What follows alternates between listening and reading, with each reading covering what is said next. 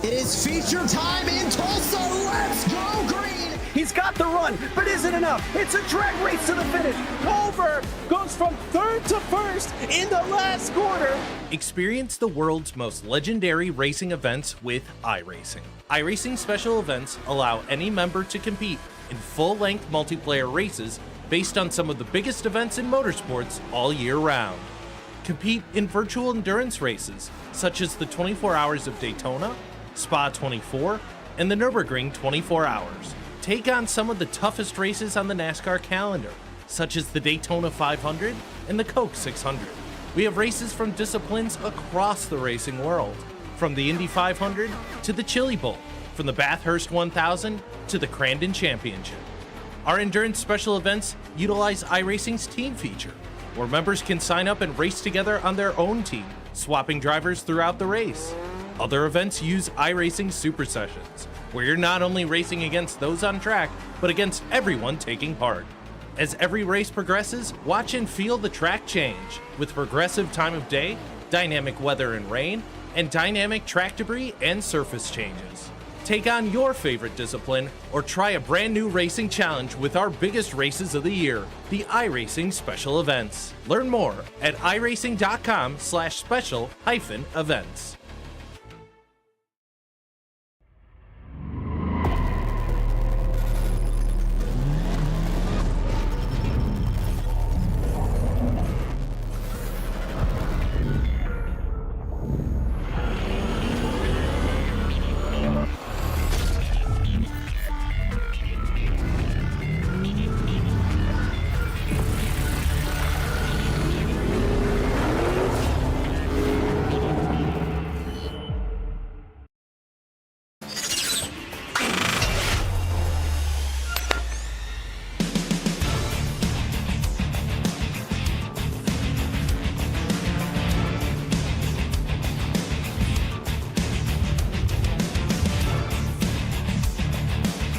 It's that time of year once again where we turn our attention to the iRacing Nürburgring 24 Hours, twice around the clock at one of the toughest challenges in global motorsports, and to do it in teams across 5 different classes. We're in for a treat on the iRacing Esports Network and live on Racebot TV. Arjuna Kayapati alongside of Lewis McLeod as we kick off the action here. And Lewis, you and I, we've called our fair share of races here at the Nordschleife together, but I think this one's going to be quite an interesting one. 24 hours, but it's always more of a sprint in the iRacing special events. Yeah, but still, you got to keep your nose clean across the 24-hour race, obviously, especially that opening portion where so much drama happens. You've got an insanely high strength of field. The GT3s have already finished their qualifying session, and they're separated by around 3 seconds from front to back of that field, which around here is insane. Let's take a look at the 2025 special event schedule. We'll get back into the race in just a moment's time. 3 endurance special events in June, all building to another 24-hour special event in July as well. We'll head out of the Green Hell and make our way over to Watkins Glen for the 6-hour for next month, as mentioned, Spa 24, but also 2 oval special events, the Firecracker 400 and the Brickyard 400. Lewis really showcasing the special events. It's all about the different things you can do on iRacing across the world of motorsport. Yeah, I do like myself a little bit of the Brickyard 400, taking to the iconic Indianapolis Motor Speedway, but in NASCAR instead of IndyCar. Those that have done it over in May with the 500, I'm pretty sure will be heading back over for the 400 also later on in the year. Bathurst 1000, you know, for me that's a big highlight. Do like that one. There's obviously those oddities, though, that are in there. That obviously things like the Chili Bowl and the Winter Derby later on in the year. You've got the Formula Ford Festival as well, making its return again for the 3rd year. We had a good fun on that last year, didn't we? Yeah, no, there's a few that came in last year that returned for a second go-around that I'm hoping maybe I'll even jump behind the wheel of. That's a scary proposition, not for me, but those that would be in my respective splits, because let's not forget that's what makes these races so special. Not just the top split which we're broadcasting, but every other split. I saw 6,000 plus drivers ready to go this morning as we take a look at BOP, and changes are plenty, except in the 2 classes where there's only one choice of car. The Cup and M2 machines are unchanged, but GT3 has a raft of weight, power, and fuel adjustments, as to GT4 and TCR, Lewis, all looking to balance the cars out. And if you can't make sense of any of this, we cannot explain it to you because there's a lot of stuff going on in there. Obviously, yeah, you can read it. Power being taken down, fuel being changed there, pit stops are changed. Obviously, waypoints being added. It's a very complicated system that a lot of people have worked hard for. And it's something we'll touch on, I'm sure, as we get into the night hours. Let's run you down through the starting grid. It's Redline that lock out the front row, looking to try and replicate victories in the past. It's Ariel and Koiter, a tenth and a bit between them. Tight margins, given that we're talking about an 8-minute lap time. Sanchez and Kalpanen. It's Mustangs and Porsches at the front with Apex and Drago row 2. And then BMW M Team BS Plus competition alongside of Williams Sim Racing and Sammy Matty Trogan. BMW M Team Redline, not just Mustangs, rather Porsches, but it's a BMW entered for Redline too. They're alongside of the Williams Gaming Club and Sotomuto. Shezzy Esports, Falcon Sim Racing make up the rest of the top 10. It's Scherer and Veloce Thrustmaster 11th and 12th positions, with Drago, Scuderia Ferrari, HP Esports team, the Mahler Racing team, and SDR Sim Racing Lewis making up a 16-car GT3 field. Into the Porsche Cups, and it's the Coanda team starting from pole position alongside Grid and Go in their 001 Cup. Impulse will be starting on the second row alongside Lewis Bilicki in the Apex Racing Team car. The second of, I think, 3 Coanda cars will be starting from the 5th position alongside Martin Kadlachik in 6th position. Then we get the third of those Coanda cars starting from 7th spot. Drago Racing starting from 8th. And we've got Grid and Go, we've got Shezzy Esports, and of course the Team 75 burn up by SimRC. GT4 strip even more downforce, make these even more like the road-going counterparts that you'd see on the everyday. Gridandgo.com up front with an 843.414, 6/10 over to Was Cooking Racing Adventures, hoping to get back to the front of the field. Williams Sim Racing Placey and Grid and Go 3rd and 4th position, with TC Esports, a debut for them in the iRacing special events. Thibaut Courtois' esports team alongside of Door. Fiercely Forward, Effect, Hydrarace Geodesic, Arctic Sim Sport by Drop, and Maniti Lewis as we head to the TCR. Yep, indeed. Still 2 categories left to go. The GeForce Racing WSR Esports car, Ross McFarlane starting from pole position with Sherra Esports alongside Luke Manska Racing Esports starting from 3rd position with one of the many fiercely forward cars we've got out on circuit. Then it's Delta, then it's Spin and Tow starting on that 3rd row of the grid. Sim Racing Grid will be starting from 7th position with the TSRC Esports team. Then SAR XMC, I can read, it's fine. We're starting from 9th position with the Bike 500 Black car, and then SimCity starting from 11th. Quickly through the M2s because we're getting ready to go. Maniti Racing Purple and Simufy on the front row. Grid and Go and BS Plus behind them. FTW and Delatraz Automotive by Majors row 3. And Team RSO, GDC, WSR Esports, and the Nürburgring Esports team alongside of Sheza round out the 11 cars. Some of these faster than the TCRs. Lewis, I want some closing thoughts from you, though, because there's already been some drama. We've seen the pole sitter, and in fact, a whole raft of cars, both Redline machines, towing to pit lane.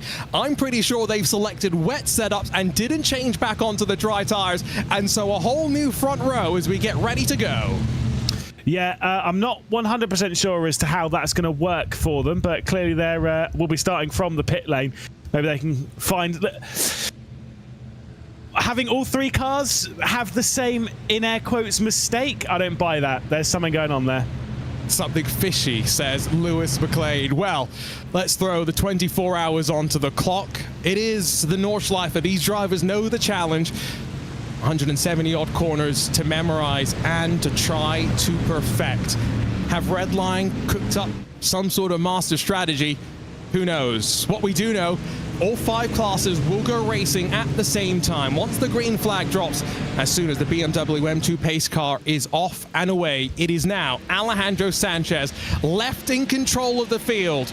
We're green for the iRacing Nürburgring 24 hours presented by Thrustmaster, and an odd sight with Redline sitting on the pit lane. Ford Mustangs 1 and 2, but the challenge instantly from BMW M Team BS Plus competition. Felix Quirnbach now on the outside, down through the chicane, as here come the Porsche Cup cars, already single file, albeit with Coanda Sable under pressure from Grid and Go and Adrian Greiker. The GT3s work through the Grand Prix loop for the first time though, Lewis. And again, remember, all 5 classes underway. Here come the GT4s to the line. Yeah, exactly. It's thick and fast as we're going racing. And once again, those Cup cars got single file pretty quickly. Let's see what's going to happen with the GT4s. And then, of course, with these TCRs, there was a bit of battling in the GT4s a little bit further back with TC Sports that were going side by side slightly with, I think, the fiercely forward pink car. Dura Esports now the one that are left side by side in the background with them. The TCRs beginning their race down into the first and very, very awkward section of corners. Update on Redline, by the way, they have still not been released from pit lane, and I can see them up on the jack. So maybe this was intentional, but this is going to cost them at least, I would say, a minute or two, remembering they're going to have to carve their way through the traffic as well, while the rest of the field is going to have an opportunity to avoid that situation. The BMW M Team Redline machine is off and away, Lewis. The Porsches are still there. I don't think this was planned. Look, all 3 of them being returned to pit lane, there was definitely some form of plan. You wouldn't have all 3 cars come back into pit lane from one team and no one else on the grid. So there has been some form of plan or attempt of something from Team Redline there that is clearly at this point not worked out. Whether it'll work out in 24 hours time, we'll have to wait and see. Look, clearly they were attempting something, and clearly we're in the dark about it, but they are right at the back.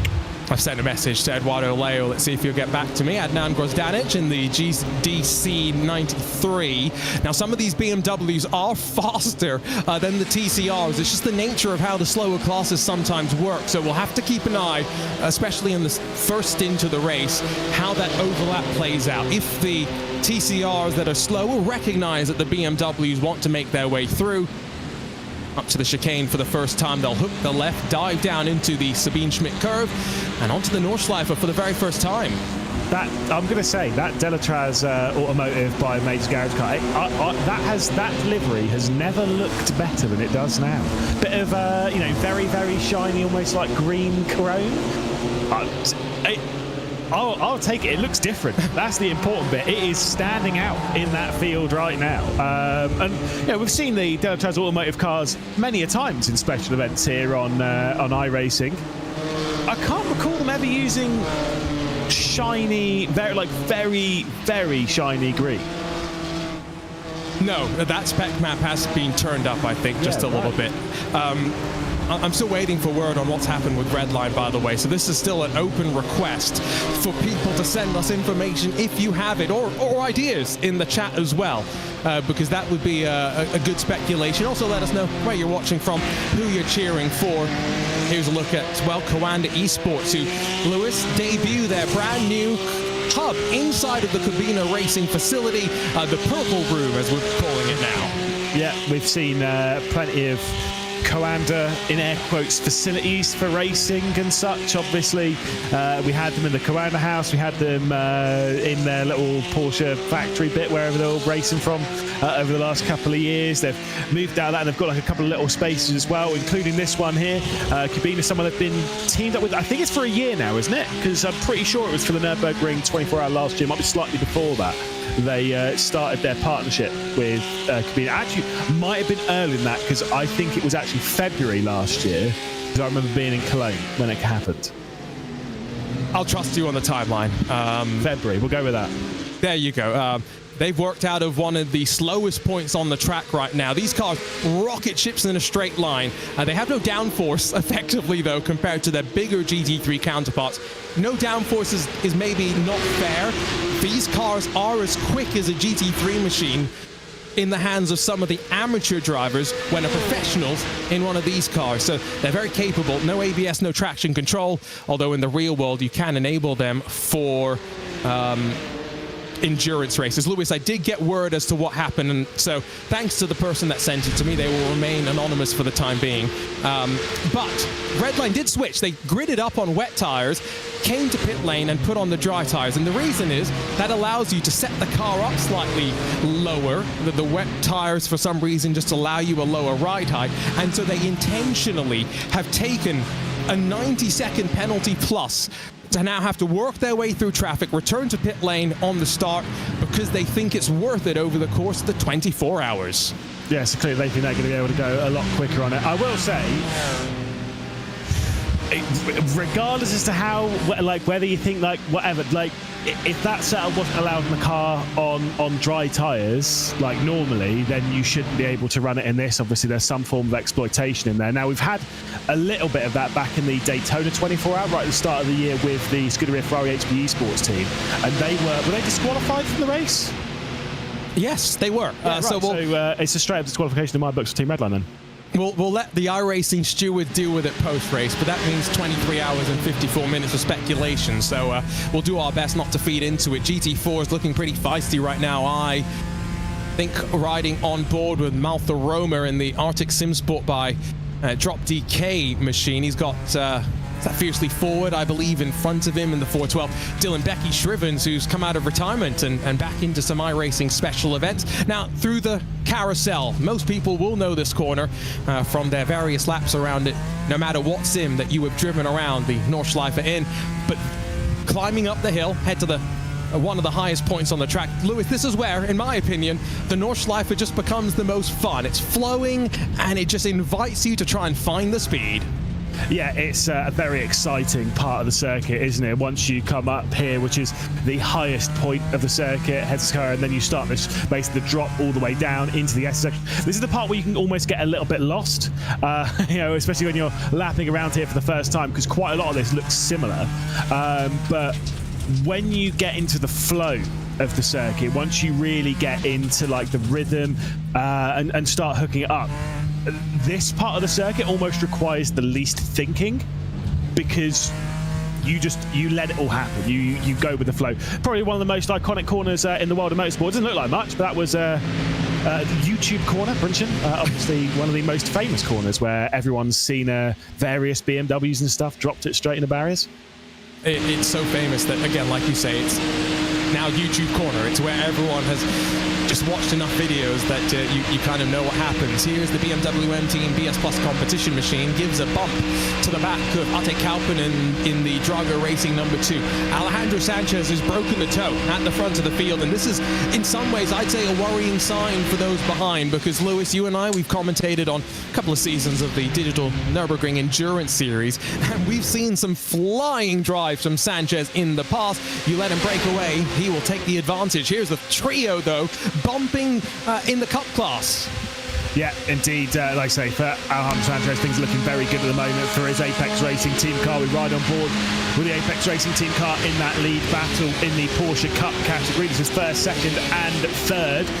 The one missing from that were in the opening Porsche race that qualified in third is Impulse. They've dropped back a few spots in the race. They did qualify in third position in that category. They are behind the Coanda 81 car, so not 100% sure as to what happened with Impulse there on the opening lap, but they have dropped back regardless. Let's see if we can grab some replays in a few moments. The first lap's coming to an end, and we've burned about 10 minutes off the clock or so. Redline have now carved through the majority of the TCR and BMW pack. They've just got a little bit more to pick their way through, out through the Tiergarten and the GT4's bounce. Again, remember, these machines are a lot more similar to the road-going counterparts than the GT3s that you see at the very front of the field. They still have ABS and traction control, but much more simple in many ways. More like a road car, just with a roll cage strapped into it as well. What's Cooking Racing Adventures. That's pressure, and Jack Cedric's really going to have to be careful, because David Bosco wants to fight his way forward. Abel Torres not going to join. He's just watching from behind, and they'll slot in. Is Cedric going to try and cut back underneath? Well, we'll see. At the moment, having to remain behind at present here in the GT4 category. Of course, What's Cooking Racing Adventures, someone who we do actually expect to run quite strong around this circuit later on in the race. We know that they're a very solid team. They are a mean team, as you can tell by number 1, the livery, and number 2, the name. But it's a team that we always see taking part in these special events. They are not a slow team. They might be a mean team, but they're a team that can genuinely win. Hey, they're not a meme team. They've got some very serious drivers, okay? They're a meme team. I've got to be careful. Mike Spangler holds my career in literally his hands, Lewis, okay? So, yeah, just got to be careful. It doesn't hold mine's meme team. Fair. A little bit of a slip up behind as the BMW on the inside has got TCRs on the outside. This is the crossover that we're talking about. Grid and go, bang doors with Simufy. And now the TCR behind just watching as the PS Plus M2 sneaks its way on forward. This is where it's so difficult, Lewis. A slow TCR just trying to stay out of the way, and BMW's trying to take advantage. Yeah, of course, these are two different classes. There was definitely a little bit of contact there between the Simufy and the Grid and Go car going through the Dunlop curve. And so it's Grid and Go and the 003 car that will hang on. That is second position in this category in the M2s. The M2s and the TCRs run pretty much roughly the same speed around here, but the way they get that speed is very different, and how they are over the stints is very different, and how long they can look after their tyres for, how long their fuel mileage is. All those things are very different, but speed-wise they're pretty similar around the circuit, as was proven in qualifying, to the point where I was almost looking at it being like, those two classes should have really started within themselves. That's not, you can't do that. Like, it's either all the classes are separate, or you're starting in full qualifying order. But from that, for those TCRs and the BMW M2s, they're that close on paper. They should have started amongst each other. It's what makes actually the real racing at the Nordschleife so different than what we kind of have in regards to the start here, because they have starting groups which kind of mix up the classes.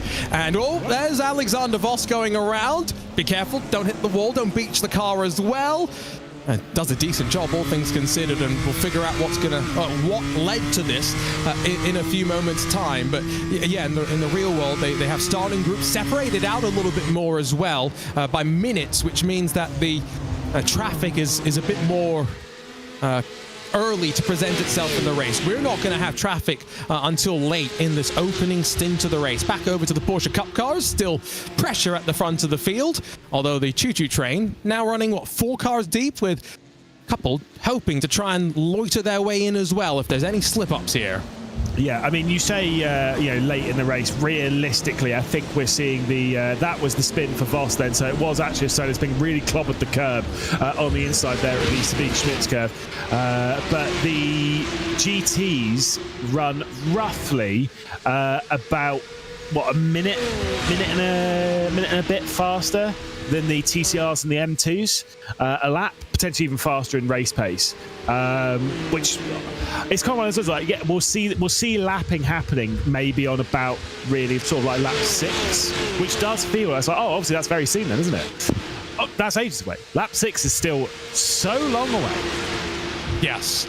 I actually did one of the Nürburgring Endurance Championship races on iRacing, a 4-hour race, totally solo. And boy, did I find that more physical than I remember it being. It was tough, so tough that I actually had to quit 20 minutes left to go, because I was destroyed physically, mentally, and every other way that you possibly could. The Nordschleife beats you up when you aren't ready for it. Hopefully these drivers are. Most of them will be doing this as 3- and 4-driver teams. Some brave souls might do this as a 2-driver lineup. We have seen, on rare occasion, this race done solo, but your reward for doing this race solo is you cross the line, see the checkered flag, and instantly get disqualified. There is Tristan Iglesias. The cool thing about Coanda launching their new purple room, although it's not very purple from this particular angle, so they have to work on that, Lewis, is that the drivers have flown in from around the world. I saw Michael Jani's flown in from the US, so it's nice for them to be able to get together. And you were seeing it yesterday. They were cheering on their Porsche Coanda teammates in the world of ESL R1. Yep, it's just R1 these days, don't worry about it. I will say also, yeah, right, yeah, you're getting in big trouble. Obviously, they've also announced a couple of new partnerships as well, Subout being one of them, obviously, with the Command team. But yeah, no, it's always good to get everyone, like, in person. We always say this with endurance races. The perfect way to have an endurance race is have all your teammates basically in one place. You get that camaraderie, you go through it. We see this a lot with the Apex Racing team. There are a few teams as well that still race in person also, but Coanda and Apex, generally speaking, were the more like obvious ones of those, but there are still the odd team that kind of does it. I've had a few races where we've done it all in person and not necessarily at like a LAN event. You're still doing like an online race of this, but you're kind of in the same area, same room, same house, whatever. It does make a difference. It means, when you have one of those big crashes, which we normally would have because we're not very good. You have one of those big crashes, but you're all in the same house. And you're like, well, obviously we're going to keep going. Whereas if we're online, I'm like, mate, I'm bidding this off. I want to go and watch Brooklyn Nine-Nine. That's actually a good point. By the way, update on Atte Kauppinen in the Drago Racing.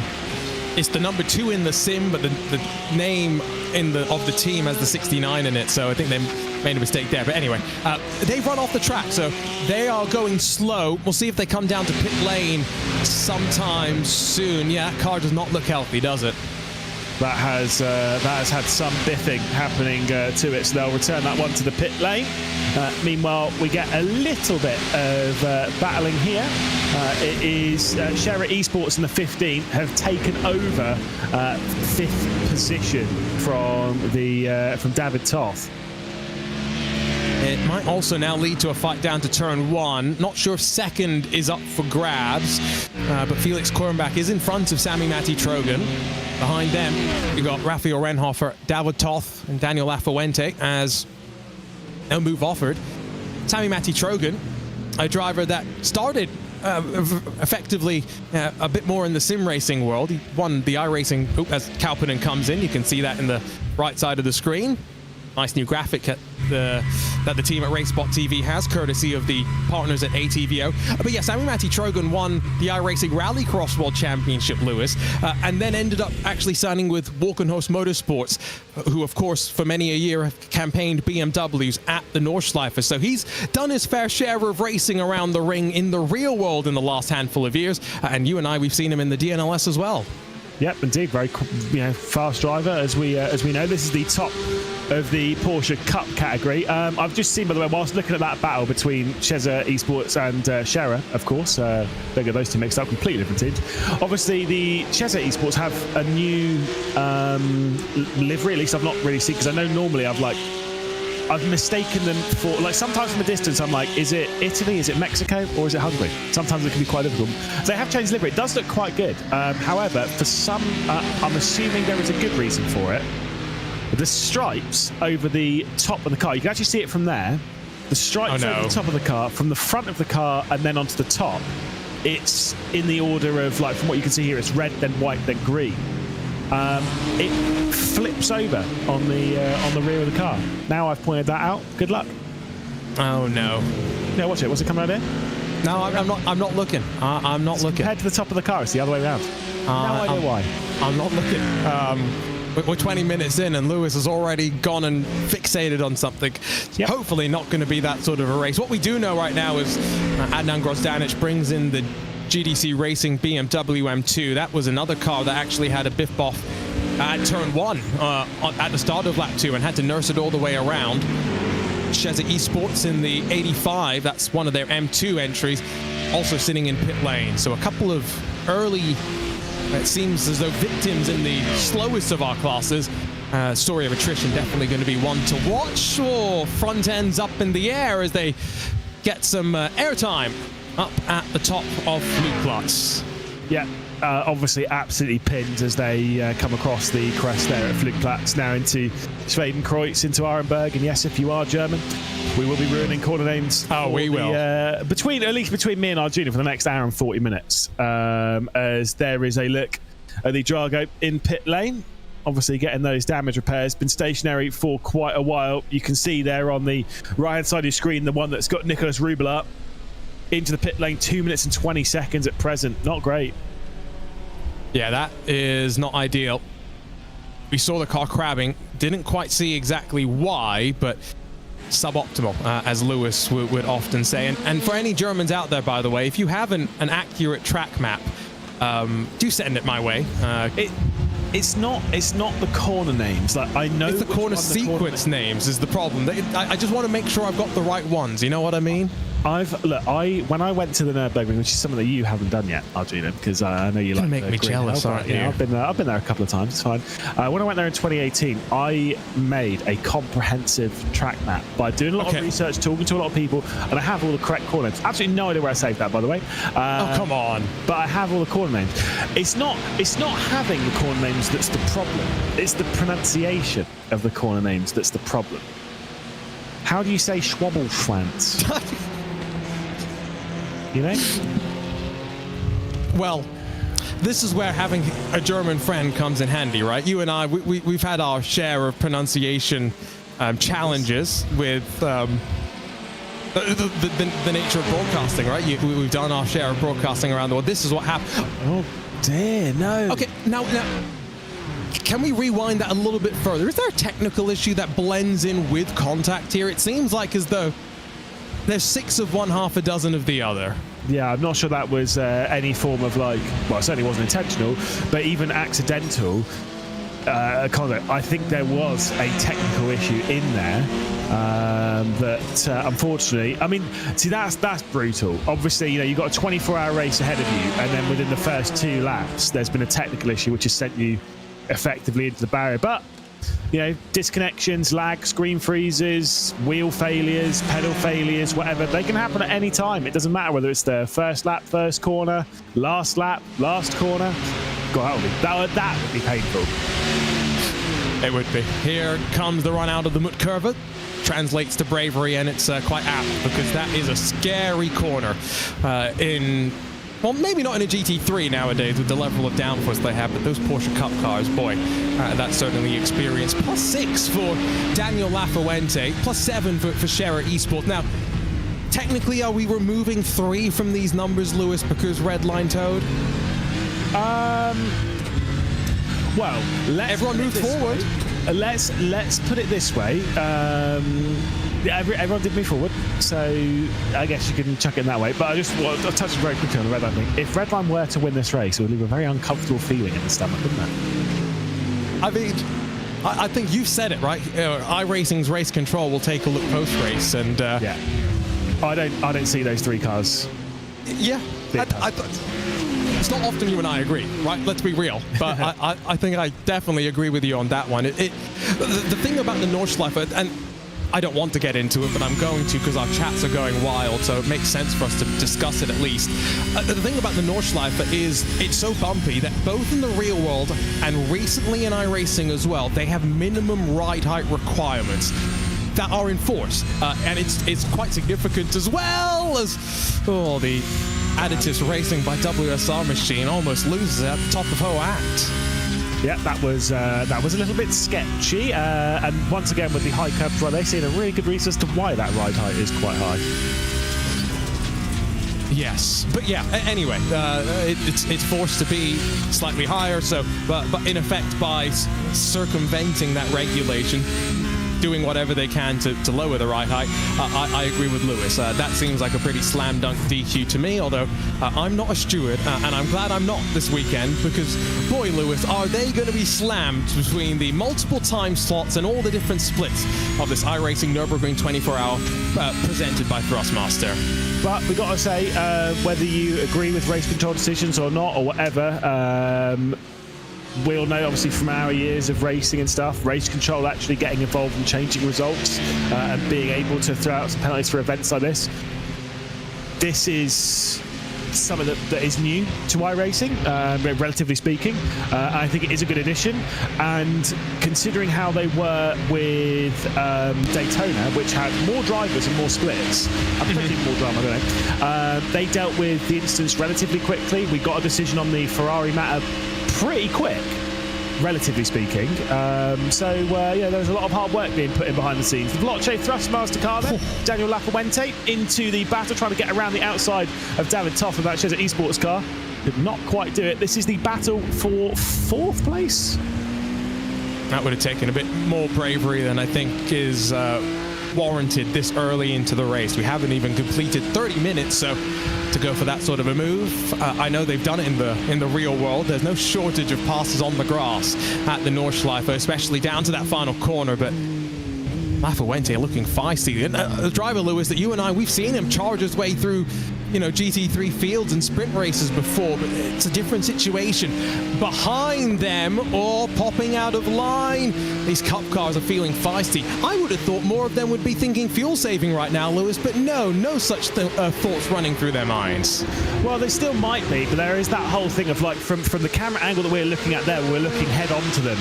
a lot of the time, especially heading into that final complex of corners, and even like, basically any heavy braking zone, you'll almost see them all like fan out and go all over the circuit. A lot of the time, that's just making sure that if you get your braking zone wrong, you're kind of like, you got a little bit of margin for error. See, like what we just saw there from the grid and go car, it pulled out to one side and then got on the brakes still even earlier than our race leader.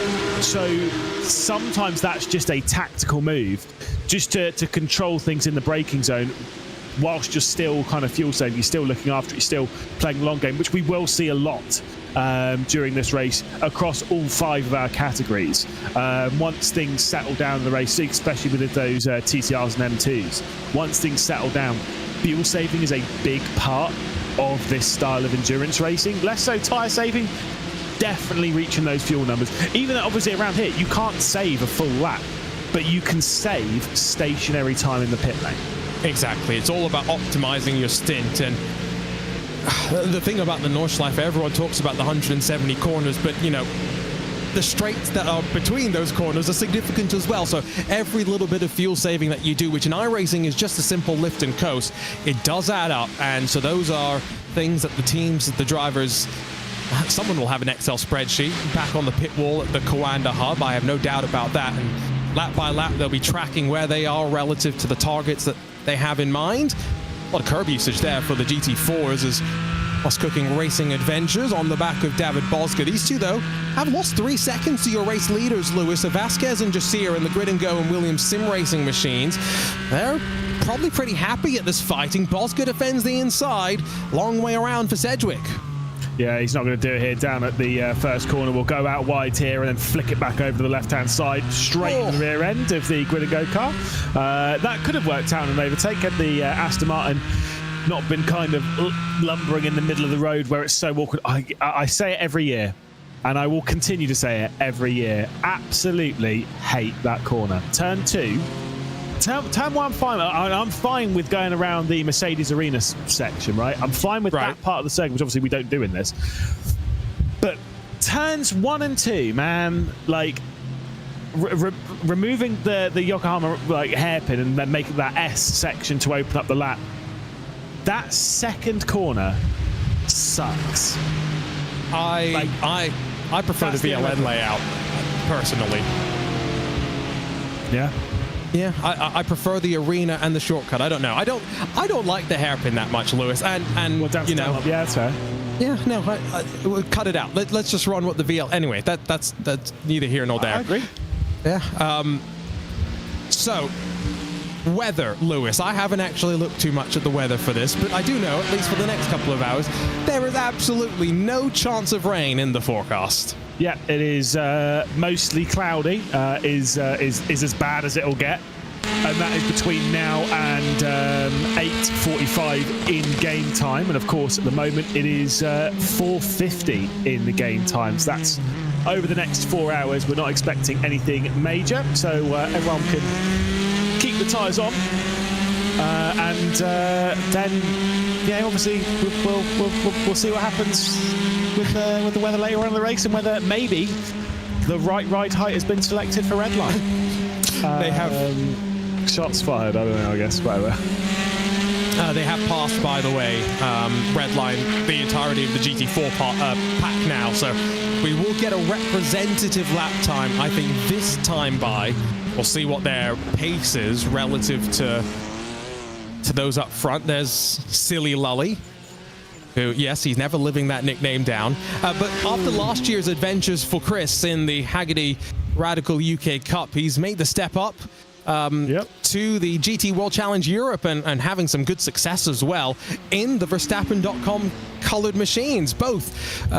Is it an Aston Martin in one and a Ford Mustang in the other? I forget off the top of my head. I think so. I mean, look, it's great to see Lulham racing up there. Did see him racing a fair amount last year as well in those radicals. But no, honestly, it is great to see because he is a very good talent for the world, not only of sim racing but in motorsport as well. And it's kind of one of those ones where we get to see drivers kind of build their way up, move their way forward, and you know, have a little bit of a show in real world racing. Quite a jump though, isn't it? going for some radicals straight in the GT. He made the jump very well. He was very quick at the start of the season at Paul Ricard, I remember. I mean, just to go straight, he had done some real racing before, but Yes. he basically went straight into the radical as well, right? And not into the base SR1. I think it was into like the SR3 or the SR8, so a little bit faster machinery as well. So, you know, he's made those steps, and you know, we know that sim racing can be a good platform to just continue developing your skills. One of the youngest competitors at the 24 Hours of the Nürburgring in the real world is Harley Horton, who is someone that we've commentated on in the sim racing world a fair bit. He'll be back out for the 24 Hours coming up. And Lewis, as we watch the GT4s, this is the leaders. Beckham Jasir right behind Aaron Vasquez, who has a ludicrous 12,772 I rating. We're heading into a very, very busy period in the real world, and that means busy for iRacers as well, both because they want to sim race, but also watch that real world racing as well. 3 consecutive weekends with 24-hour racing. It's going to be wild. Yeah, which, you know, I remember when I first started in the world of sim racing, I didn't really like 24-hour races at all. I didn't like the idea because I like to sleep. I'll be completely honest. Even as a driver, I don't gel so well with a 24-hour race as a driver. Watching those commentating on that, it's always good. It's a very different experience. Drivers, there's a real juxtaposition between the seriousness and level of focus, and then like because that almost gets turned up to 11 on a 24-hour race, but then also, as is the fun and banter, they both rise at the same level on an endurance race. It's very bizarre, but it is it's interesting. Marcos Saavedra is at the tail end of the GT3 pack as they run right now. I sometimes stumble when I say GT3 because my mind wants to say SP9 as they refer to it in the real world. SP9 just being the designation of the class in the racing, but not really closing up right now, indicating he's got a fair bit of downforce. Veloce Thrustmaster have passed Sheza further up the queue, and wheel to wheel, you can see them run. It's Falcon Sim Racing and the Mahler Racing team all squeezing one another. Lucas Herman has to give up, and it's Damon Woods that grabs 9th. Yeah, indeed. We are half hour into the race, so yeah, we'll be closing in on those pit stops. One thing around here that's kind of been alluded to a couple of times, whilst there is a lot of corners around the Nordschleife, there's also a lot of very fast bits as well, where fuel saving can be a little bit difficult. There's plenty of places to save fuel around here, but because of that, you don't typically see super long stints around here. It's very hard to get them because the average speed is so high. The more you're on throttle, the more you burn the fuel. Crazy that. Also, a little bit of undulation. The hills around here really don't help that either. You know, you're climbing for such a long part around the back end of the circuit. You burn so much fuel in doing so that fuel save can be rather tricky. So I wonder if anyone's going to be able to go much further. Typically speaking, around here, everyone's going to pit on the same lap. You won't see someone going a lap longer. That does not happen really around here. No, at least these drivers didn't have to do a full formation lap like they do in the real world. They started on the Dodinger Hoa, less time to burn fuel, which is going to help them slightly with the number in this first stint. We're on board with the Scuderia Ferrari HP Esports team. Wasn't sure if we were going to see them in too many of the non-prototype events, but I'm glad to be proven wrong as they jump into the Ferrari 296 that did win this race in the real world a couple of years ago, partially because of the ability to quickly change the rear end. Went on fire at one point, and what was it, a 2-minute rear end change, Lewis, which is quite remarkable. And it shows why when manufacturers are building GT3 cars nowadays, there's so many things that they're thinking about, right? It's not just speed, because they know BOP is going to help them slightly. It's about fuel economy, how quick it is for the mechanics to be able to work on, how easy it is for the amateur driver to drive, how expensive it is to run. All these things are things that the teams are weighing when they pick their GT3 cars a lot of the time. Yeah, and I remember being with Peter Mackay and Paul Smith, and we were out in Monza a couple of years ago for the 24-hour series Creventic, and it was the first time that I'd seen a 296 drive round in person. Of course, do get to see the odd one now with British TT and Lights, but They are like, they're built more like a prototype than your typical GT3, and part of that comes down to things like how the rear assembly is. If you want to change parts on the rear end, say for example on the BMW M2 if they had a similar problem, that is a far larger problem on the BMW M2. Changing the rear wing, for example, like if you get a broken like rear wing part and you need to change the rear wing on the M4, that's actually hard. That can be hard work depending on how it's broken. On the Ferrari, you can literally just take off the whole rear end and just put a whole new one back on, much closer to like what you would see in the prototypes, like in hypercars. What we saw, it was an LMP1. It was one of the Audis back in the day. I think it might have been Loic Duval, might have been driving it. Had a whopping crash coming into Indianapolis, and I remember being sat in a chat with a load of people. We were like, "That car's out of the race." Within 4 minutes, they'd put the front back on, they'd put the rear back on, and sent it back out. And lost one lap. I was like, that is crazy. It was back in the day when a lot of what Audi was doing was just unbelievable. And I mean that in a good way, right? Can see top right, we have confirmation that at least Adnan Grozdanic in the GDC Racing BMW is maybe done for the day. That's the only seemingly retirement that we have inside of the opening 40 minutes. Alexander Voss, who we are on board with right now, started up in, what was it, 4th position or so. He slid back to 9th. I'm not sure if this was partially Lewis because of that TCR overlap. He's right now in a pack which is slower, or rather stuck behind, I should say, a group of around 5 TCRs. The way it's shuffled out is 2 TCRs run at the front of the queue, then the leading BMW M2 Maniti Racing Purple are flying, 2 more TCRs, 3 more BMWs, and it's then mix matching from there on back. Yeah, you can effectively, at least at this point, once before we get into the pit stops and how that's all going to work out, a little bit of bump drafting attempt there happening a little bit further down here in our BMWs, which was very close to a big crash. This is between RSO, who are at the front of this. You've got WSR Esports, you've got BS Competition on their rise back up with Alexander Voss, and you've got the Nürburgring Esports Whipperman car, which is sat behind. So all switching and changing in that. But effectively, you could think of those TCRs and M2s before the pit stops, depending on how long their pit stop's going to be. They're effectively like one big class. So that's cool. And so that's BS that went from 9th to 6th on the Dottinger, right? Yeah, 3 positions. Yeah, just flew past. The problem is now is they're going to be maybe a sitting duck down in the first corner. However, Voss driving as quick as he can to this opening sector of the racetrack might be able to close up on the Delatraz Automotive car, which is the one that is currently sat in 5th position in the category. Bit deep at the first corner. I think it was more defensively to keep Voss ahead of the WSR Esports car behind. So the draft's clearly powerful in these machines. There's no question there. It's now 2 TCRs, 4 BMWs, and then 7 TCRs. So again, we are starting to see those BMWs slowly chip their way forward. Team RSO have been successful in years past in the slowest categories, going back to the MX5 days, hoping to try and recapture some of the past glories they've had in this particular event. A bit of damage on the front end though, does that RSO car. You can see that it's dented. That might have been why their straight line speed was not so great going on to the Dottinger Hoher. You can see this is what the typical front end is supposed to look like, and you can see in the background there is a bit of a dent in the middle, as if I've sat on the front end of that car. Unfortunately, not so great for RSA.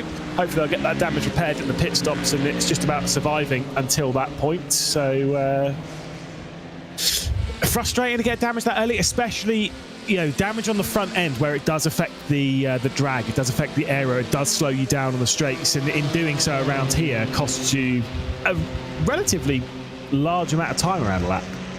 Again, the runs between all the corners are quite significant, both for speed, fuel saving as well. So it's a unique challenge, that is for sure. It's why so many manufacturers, both car, tire, and everything in between, often come here to test new components, and often the ultimate sort of a test. Although I know, Lewis, you don't think this is one of the best tracks in the world. You think Mount Panorama is the best track in the world. Whoa. Just to clarify, you said I don't think this is one of the best tracks in the world. I do think this is one of the best tracks in the world. This is in my top 5. It isn't the best track in the world. It's the second best. Okay, it's second on your list, okay. But yeah, it's always been second on my list. Bathurst is number one. It's Bathurst, then this, and then it's a little bit controversial past that point, so we're not going to go into it. Fair enough. I've seen lots of chat support for Ayrton Routman, so in the Bike 500, number 500, that caught me for a second. Say hello to chat. Apparently the best name in the grid right now, Lewis. It's a solid name, that's for sure. What, the team name? Bike 500? No. Driver name. Oh, well, I mean, it's a name, isn't it? I don't know what more they want. But I'm waiting for chat right now, just so I can I see. Respond to them. I see. Well, whilst you're doing that, we'll give you the mid-race red line update. Mid-race in 40 minutes. Yeah. So clearly, they're dropping into pit lane has really helped their lap times, because they're going way faster than the race leaders, and by that I mean they're not. Race leader Alejandro Sanchez just done an 8:09.8 across the line. Team Redline, the BMW M2 Team Redline is 90 seconds off of that race lead at the moment, just set at 8:11.1, so over a second slower, good sign. The Porsches behind that need to close up the number 71 is 100 seconds off of the race lead, just on an 8:10.5, so that's nearly a second slower. Cool. And then the 69 car, which needs to make up 112 seconds, has just done an 8:11.1, which is, again, more than a second slower. So the gamble's paid off brilliantly. Well done. Sarcasm dripping from Lewis. Thank you. Luke McEwen. I don't like teams taking the mick like that. Luke McEwen has rejoined Team Redline after a brief stint a couple of years ago, left the Apex Racing team. His first appearance. He's actually going to be racing a bit more for Oracle Red Bull Sim Racing, but that's neither here nor there. It is interesting, though, that Lewis, they've gone for the Porsche, which I was wondering this looking at the choice during practice. We've got a couple of Ford Mustangs, a decent number of BMWs, obviously one Ferrari in the GT3 class. But Porsches, especially in the real world, you usually would talk about them being specialists often when there's rain expected, right? So did Redline also expect a bit of rain in the forecast to favor the rear engine, putting some weight over the rear tires and getting them some more traction? Look, there's potential. I don't know what the forecast is looking like for the rest of the 23 hours, but of course we know over the next 4 there's no rain. But you know the weather forecast around here changes pretty rapidly and dramatically, so the chance of there being rain over the 24-hour race would surely be relatively high. Maybe they've gone for that. Maybe they're playing a long game. Maybe they're going better on fuel. Who knows? I will say one thing though. Livery does look good on the Porsche. That I can't like that. I'm more than happy to. It does look damn nice on that Porsche. Maybe trying to work out if it's my favourite of the red. Oh! Mini carousel almost catches grid and go out, but they tuck back into line behind TC Esports after almost being tossed off the track. It's a track, Lewis, that bites you back if you ever let your guard down. Yeah, I know. Obviously, the Klein's carousel, the mini carousel, there certainly not a corner that you want to get tossed off into the barrier. But right now, for grid and go, I say that was probably more of a wake-up call than anything else, and they'll be refocusing themselves back into the race. The 01 TC Esports car was able to work its way through on that one. Very curious to see how the TC Esports car actually gets on during this race. Of course, Thibaut Courtois, team owner. They've got Abel Torres behind the wheel, who we've seen race quite a lot in years prior for teams like Fordzilla. Obviously, a very young driver is Abel Torres.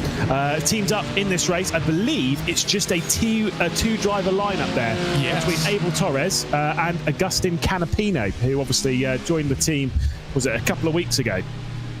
Wow. I'm not saying wow because of Canapino. It's more the wow because of the two drivers, which I think is a bold call for a race here at the Nordschleife, because all it takes is one driver having a technical issue, their internet dropping out, and the other driver's in for a long day or night, whatever comes, right? So that's a bold call, if you ask me, but maybe that's how the iRatings kind of fared out to drop them into this particular top split. Lewis has been seeing some of the black and gold racing in R1. Yeah, I caught myself. Caught myself. I also got to see the team racing out in the real world. They've been racing in Formula 4, Prodigy Racing League stuff as well. So it's really nice to see them venture out a little bit more into iRacing, and expecting Thibaut Courtois, who you don't know, goalkeeper for Real Madrid, to maybe do some streams on iRacing. That would be quite cool as well. Jump into an official lobby with him. Lewis, there's another driver that we saw in some official lobbies on iRacing earlier this week. Yeah, obviously all this talk of, I know a lot of people have been talking about Max Verstappen being a part of Team Redline, of course, and maybe he would appear in this race. He's not appearing in this race, nor is Oscar Piastri, who also has been driving on iRacing over the week. Maybe you could say he's a better driver at the moment. He was certainly doing a very good job at his causing some banner in iRacing, and I did enjoy watching him race. I'll keep my opinions as to who I think's better at the off the table. That's fine. Moving on before I dig a hole for myself and everyone gets really angry in chat. How many cars do you reckon on this grid, this 60-odd car grid, are going to be racing with just 2 drivers? Any guesses? Oh, that's a good question. I'm not looking. Obviously 1. That's for sure. Obviously 1. Obviously 1. Well, the other question I have now is there any team that's brave, silly, bold? There's some other adjectives to use as well. Crazy enough to do this race with just 1 driver. I'm maybe not in this top split. I'm going to go 3, Lewis. 3 of the 60. 4. It's 4, and none of them are in the GT3 category. So you've got Chesa Esports number 26 car. That one is running around in just 2 drivers. Of course, that would be Porsche Cup. You've got TC Esports, as we just discussed. You've got the legendary Byte 500 Black and the FTW Motorsports car, which is in the M2s, all racing with just 2 drivers. That is yucky. 3, what's it? How many teams are racing with 5 though? I think 1, 2, 3, 4, 5, 6, 7, 8 are racing with 5. As there's a little look at what happened to Nicholas Rubelar. Well, this is actually one of the things that happened to Nicholas Rubelar. It doesn't actually show an incident where he took out a BMW M2, the Chesa Esports number 85 BMW M2 as well. So it's not been an easy race for that Drago Racing machine, has it? Also an update, Was Cooking Racing Adventures. They had a bobble on the exit of the Hudson back. This is what happened with the BMW. Can we watch this once more from a little bit further behind, on board with the Ford Mustang, Mr. Producer, please? Because, Lewis, I'd love your opinion on this one. Poor Hugo, he's getting all of the... He's literally sat there being like, fine, go on then, 1 second, give me a moment.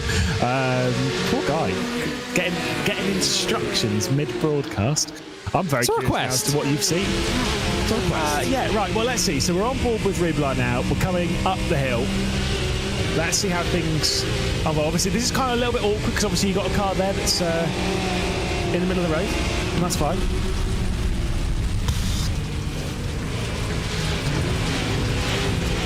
I mean, it's a tough one. It happens very quickly. That's traffic at the Nordschleife, right? Yeah. Which direction do you go? Like, yeah. I don't know. I don't think there's a right answer in that situation. It's kind of one of those ones. Neither driver realistically is at fault because that is part of what happens when racing around here. You've got to be aware that there's kinks. So if you are going to blame anyway, it would generally lean towards Rubelar. He's the one that has to lap cleanly, and if you're coming up to those kinks, better to lift off slightly before it, get back on the throttle and get past them afterwards, right? And there's a lot of things. How patient do you have to be? And if you're in a battle like this, for example, how patient can you be when there is a car directly behind you? We're on to the 7th lap, by the way, of the race at the front of the field. So we are probably on to the lap where GT3s will come down to pit lane. I still remember when I started doing a lot of racing at the Nordschleife on iRacing, someone once told me, you need to be thinking about traffic and how it's going to be working 4 or 5 corners ahead, because by the time you're in the corner, it's too late. You've already kind of lost your chance to make a decision, and now you're just reacting. So traffic management here, we always say it's a skill that you learn by doing. Well, if you need to do thousands of laps at the Nordschleife to learn traffic, well, you only have limited opportunities to do so, and that's why in the real world, the licensing system, even if you are a Max Verstappen, is strict. You're not going to be allowed to just jump into a GT3 car and go out and race. No, you've got to do effectively around 14 laps, I think it is, I think it can be a GT4 car, but in one of those machines, just about squeeze it into one race if you want to. And so if a certain Formula One World Champion were to get suspended before the end of end of this current month, we're already into June, well, then there is an opportunity, Lewis, on the British Grand Prix weekend for Max to go off and do his laps at the Nordschleife during the NLS Lights weekend. Yeah, but I mean, look, who knows? Never say never. But look, it would be interesting. I'd say that. But it is, the main thing that's very interesting is, like you say, there is a very kind of strict approach for drivers when it comes into this race that you've got to have, like say, that mandated amount of practice around the circuit when it comes to that lap travel, because it is, I wouldn't say it's so different to every circuit that we'd visit, right? Because it's not mind-blowingly different, but it's subtle enough. And it's the thing is, especially when it comes to the real race around here, or even here in this, where you got to imagine the pace differential between the GT3s and the M2s is obviously insanely high. Now in real life, it's even more so.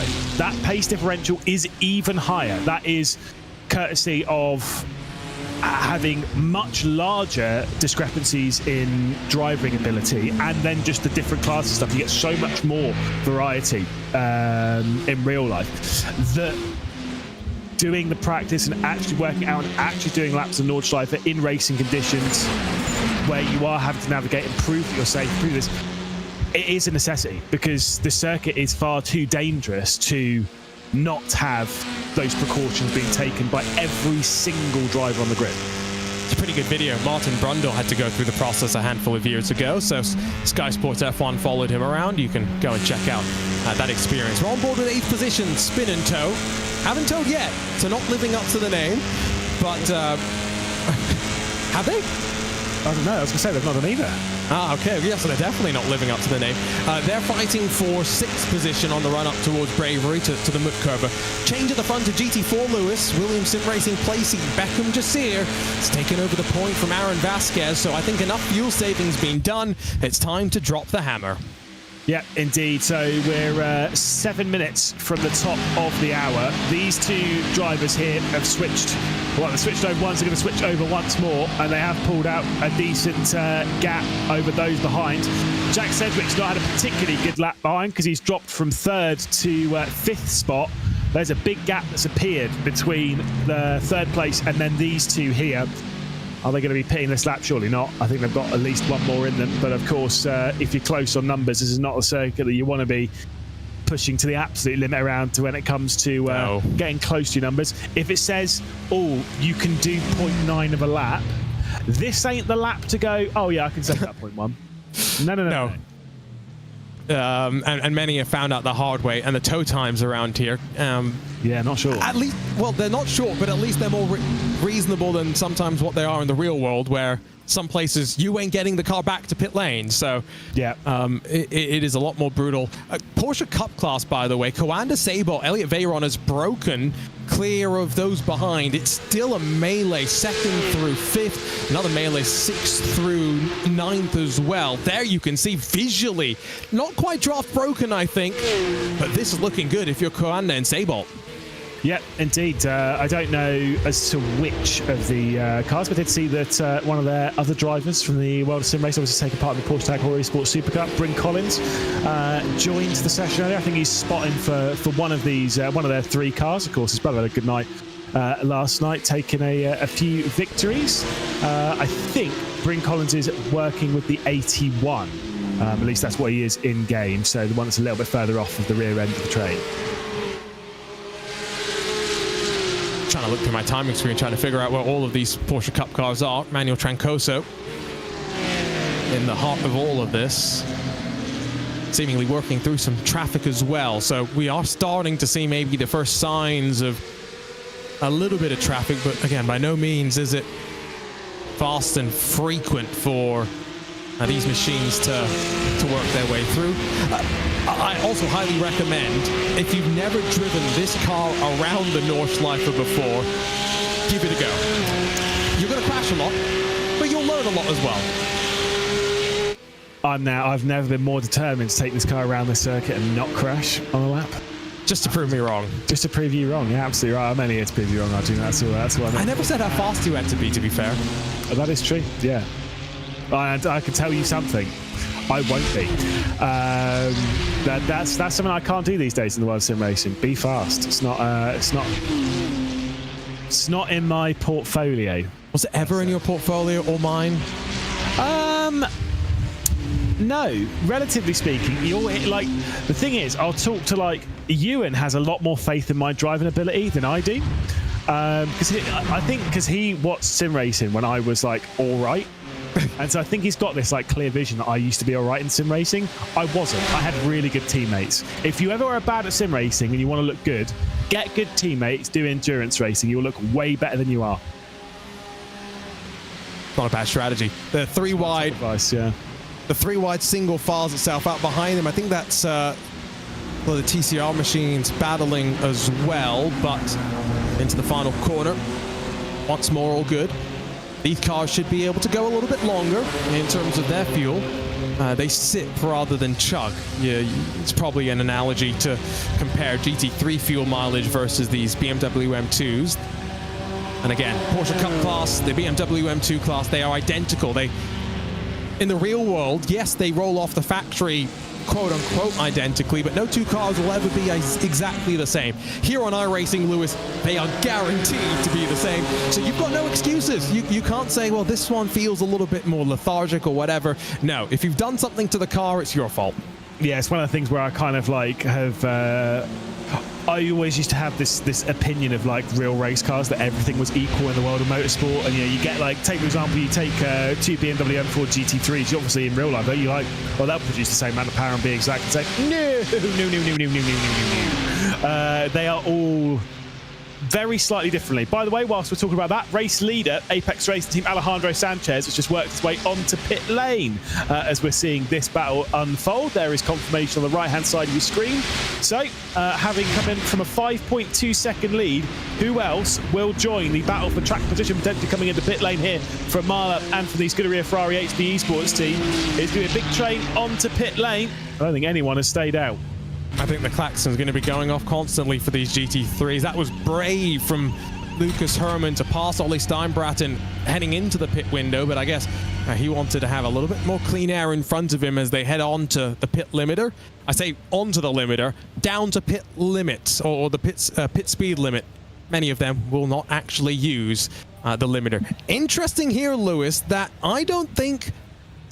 No, maybe that's just the Drago machine that's towed that's in the way, and the rest of the cars have gone up on the jacks, but it seems as though for a second there was no tires at play, at least for one car.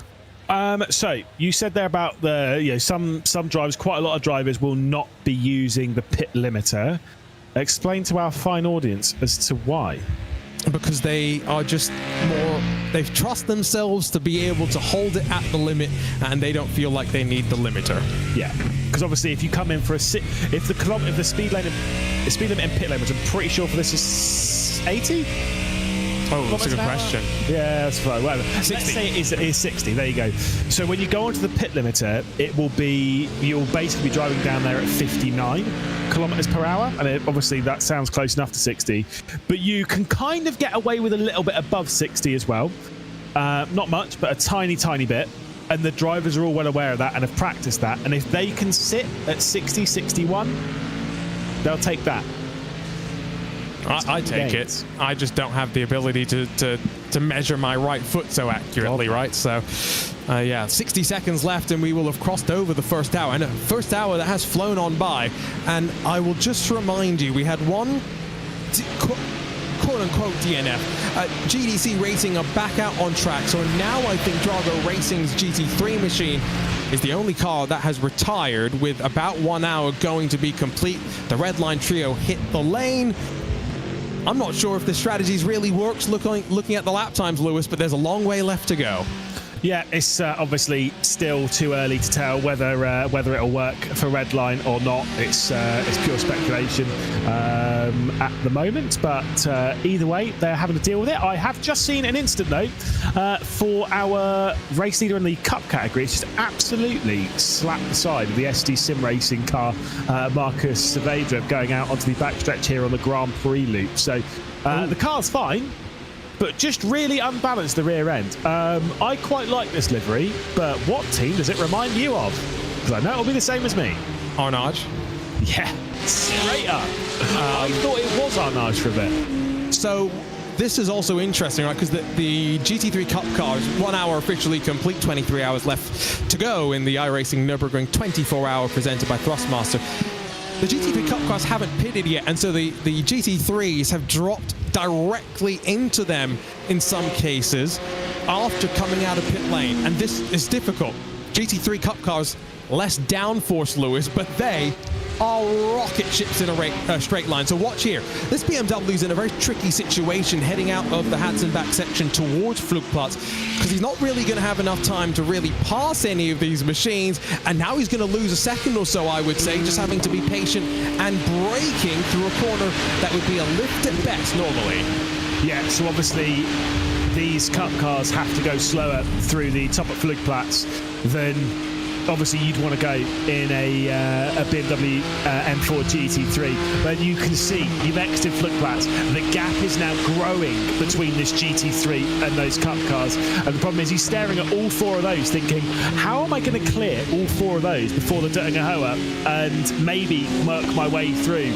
Because that climb up the hill is a bit off the road. Goes the Apex Racing Team car in this battle. So the 199 going off the road ever so slightly. But yeah, if you're sat behind, how do you get past? You're going up, rise up towards Mutko, and they're just going to get back through on you. So you kind of have to just sit behind and go, right, well, I guess I'll just save some fuel then. Maybe not the worst thing in the world at the end of the day. It's an endurance race on board with the 915. This is going to be an incident for a Porsche Cup car at the second, the mini of the carousel. And wow, that spat him out and ate him up quicker than he could even think. Yeah, have another moment down here at Dunlop as well. Going for the slide, getting onto the brakes, allowing the M2 to pass before getting back going again. As we can see, into the pit lane then comes our GT4 runners. We had GT3's last lap. We're getting GT4's this lap. I assume we're going to get our Cup runners as well in this time by. Maybe not, actually. Their fuel tank's quite big, isn't it? Yeah, depends. They could go a lap longer, but it might be a bit more tire dependent at this point. The track temperature, just quickly look that up, 30 degrees Celsius. So by no means is it balmy, but maybe the Cup cars, no traction control. I mentioned that a few times. Maybe that's something they'll be thinking about as well. GT4s, there's a couple of differences between pit stop times here, and so it's a big lead for Aaron Vasquez. He's going to be clear of the draft, and David Bolska is now going to make it a grid and go 1 and 2 with Beckham Jasir looking up the rear bumper of an Aston Martin grid and go machine, but a slightly different one now in third position. Yeah, so Beckham Jasir and the Williams Sim Racing plate seat car has dropped back into third spot. Interesting the different methodologies and approaches here, but again, what will work out for some won't work out for others. I don't know how. I'm trying to think. So they do fuel and tire at the same time, don't they? Do they still do that in? Do they do that in GT4s as well? Surely. I believe yes, but I'm almost 100% sure that it takes more time to put the fuel in than to change the tires, right? The same thing with GT3. So you can do the tires and still have a good 20-second buffer left to just sit there and add the fuel.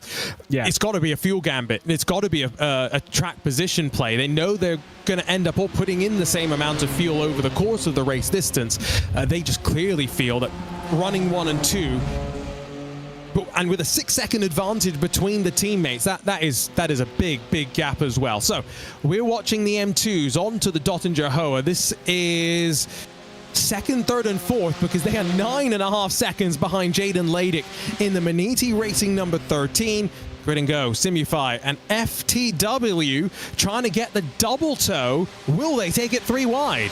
Let's see. Is there going to be the opportunity for them? going to lift out of it, I think, will Florian Durkop, and so will sit behind the other two. So he wasn't going to try and make it 3 wide. Strike Matter will drop in then behind Gary Montoro in the Simify car, which now takes over the lead of this battle. Will they head their way into pit lane? Maniti do not, so I'm assuming these lot will not be either. As you said, they don't really drink too much fuel around here.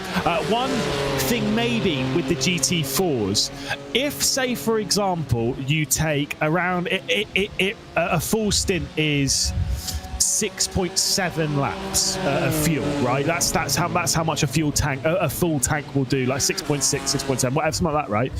It's quite hard to save 0.3 of a lap around here, at least on a consistent basis.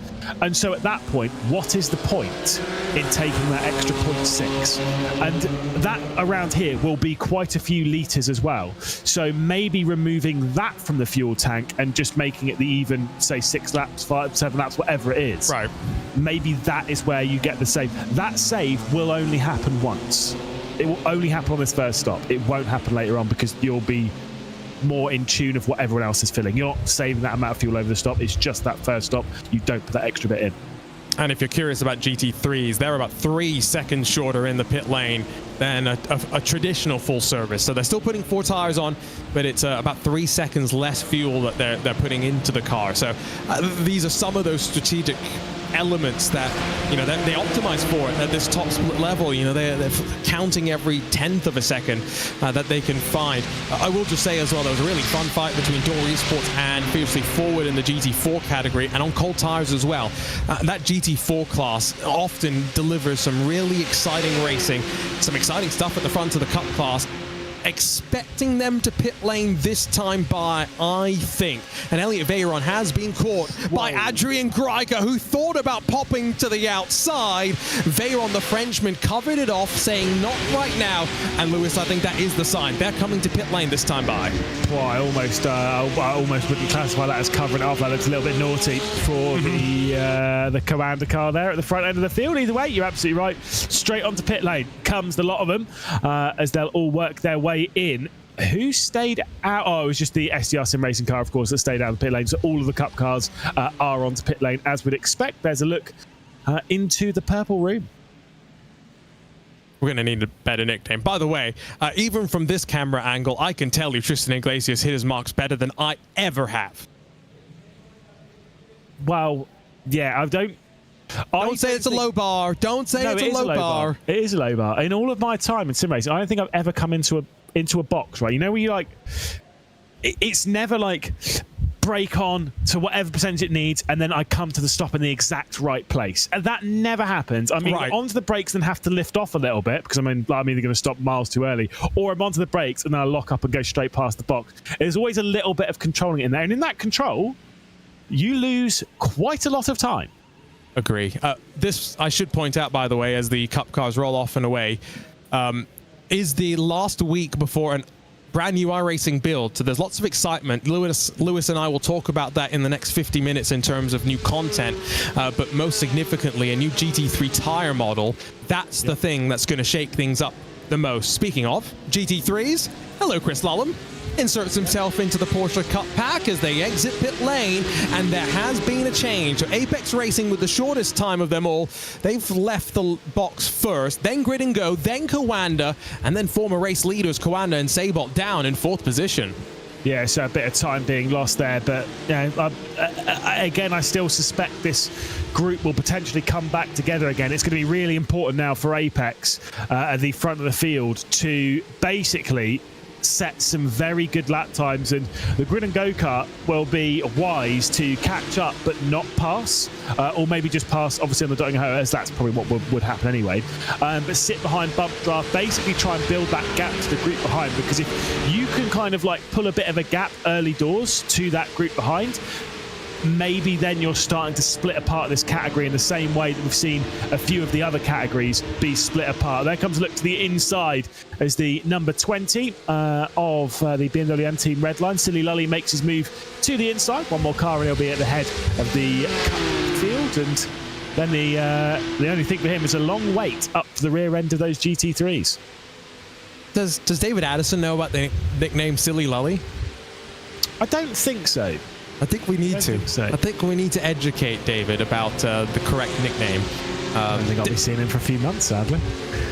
Well, David's done his fair share of sim racing commentary, including on the Porsche Carrera Cup Esports Great Britain alongside Paul Smith. He'll be jumping into the booth in a couple of hours' time, and he'll be here at the end as well to walk you through to the checkered flag. So, yeah, we have to get Chris Lullum referred to as Silly Lully on a GT World Challenge Europe broadcast before the end of the year. This is... Oh! That would have been Silly Lully. Yeah, that would have been a really silly lolly. He's going to go for it here as well. He's patient. Good for you, Chris. Thank you. I mean, I don't know if I'd say patient, but he's not passing just yet. And now he's going to have the big struggle because effectively that Apex Racing car should be a little bit quicker. He's so far under the rear wing, though. He might be able to do it here into Flugplatz. He's going to look to the inside. He's going to send it. He's going to make that move. Bit sketchy indeed. The Apex car goes out wide. He's going to be slow here. This could cost him the race lead in the Cup category. Does indeed do so, as there goes the Grid and Go car. I could see that coming from a little while ago from Lullum, but that was aggressive to say the least. I mean, you called it. I said maybe being patient. No, patient was the wrong word. Had no choice but to sit back, and you can only imagine the words going over the radio right now if you are behind the wheel of the 199. But the only thing you can do, calm down, relax. It's not the worst thing in the world. You weren't breaking away from those behind necessarily. You were still having to contend with draft. So all you can do now is sit back and save your fuel. So 48 and a bit minutes left to go in this hour. We're just waiting for the TCRs and the BMW M2s to make their way to the pit lane for the very first time before first pit stop cycle will be in the books across of the field. These Porsche Cup cars, though, Lewis, very intriguing, that pit window about the change-up, the mix-up in the strategy.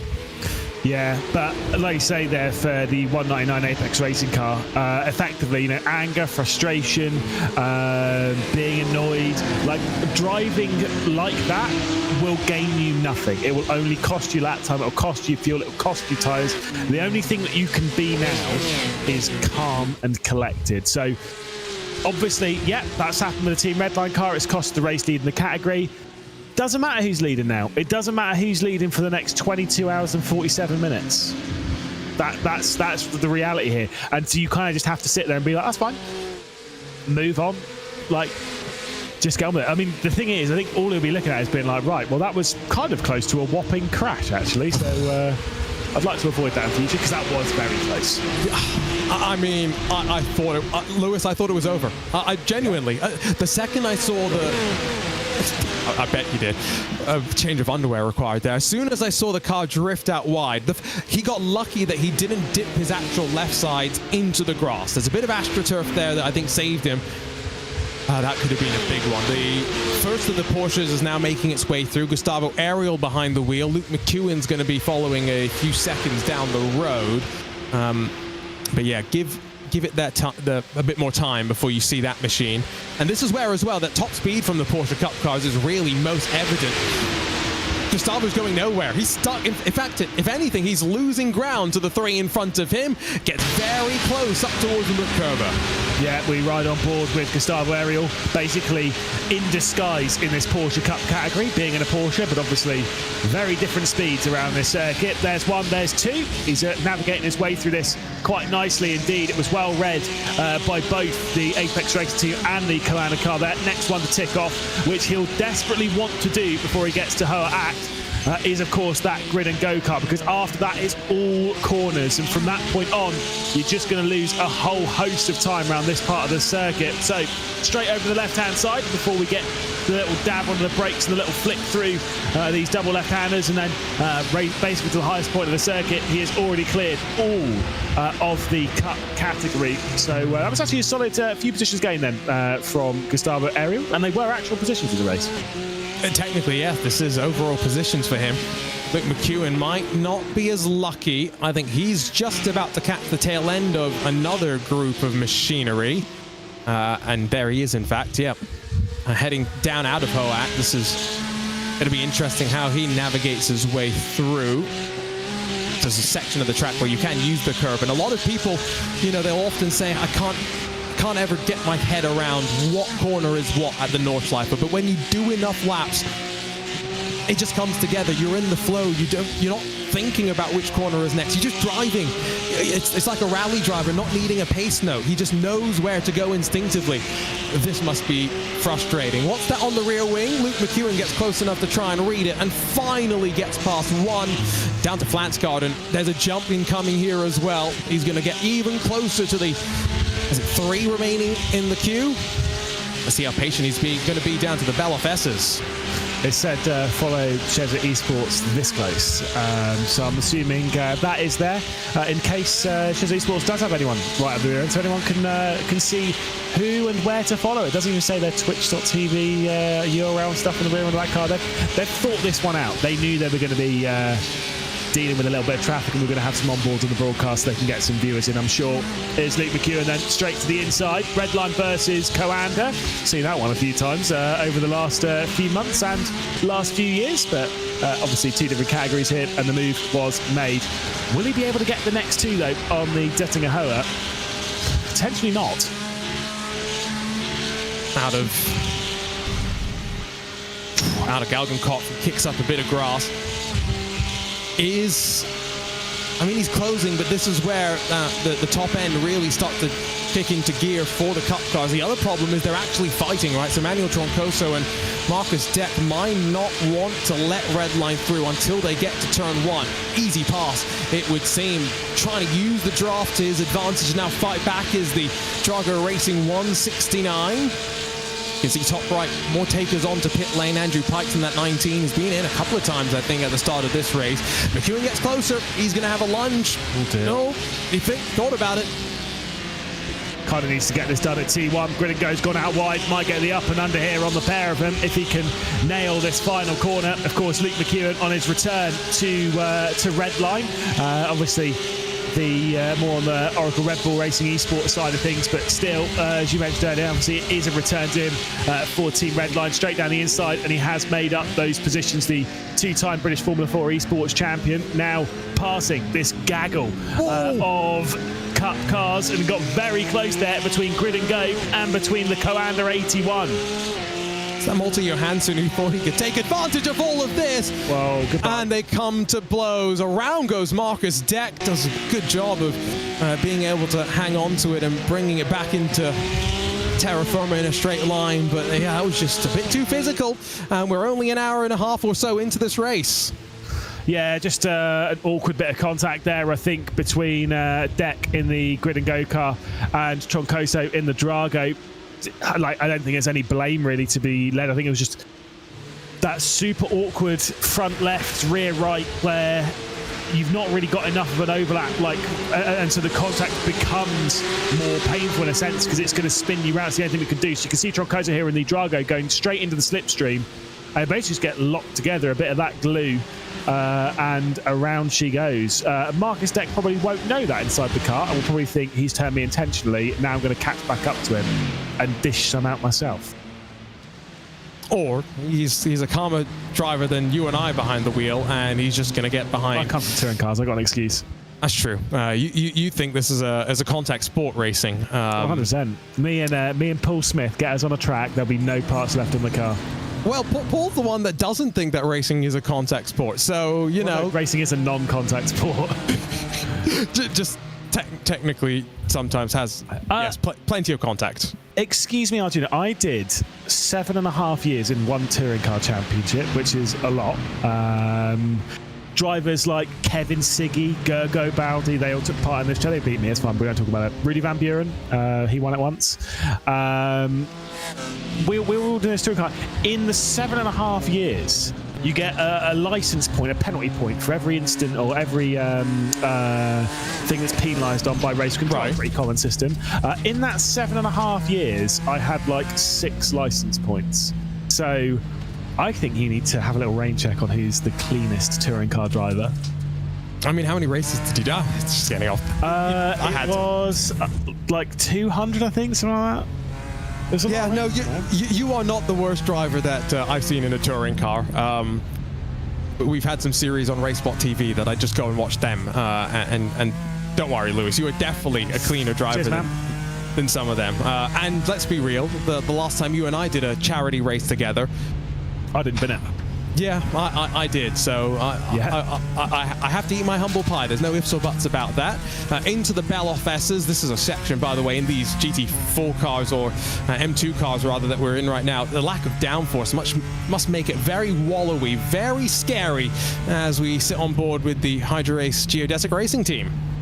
Yeah, indeed. Obviously, getting a nice view around this final sector of the Nürburgring Nordschleife. Of course, we've completed the first pit stops in quite a lot of our categories. It is just the TCRs and the M2s we're awaiting to come onto pit lane, and I don't get the vibe. I wouldn't say it's any time soon. I'm sure it has to be. I just cannot remember how far the TCRs can go around here. It should be within the next 10 minutes, I'm pretty sure. TCRs... where's the leader? Ross McFarlane in the GeForce Racing and WSR Esports machine. That's a green and blue livery on their car. Oh, there they are. I was just trying to figure out on my track map where they are. Oh, coming up towards YouTube Corner right now. So, will they be in this lap? I think they should be able to go one more. It's on the 9th lap of the stint, though, so they may be stretching the fuel.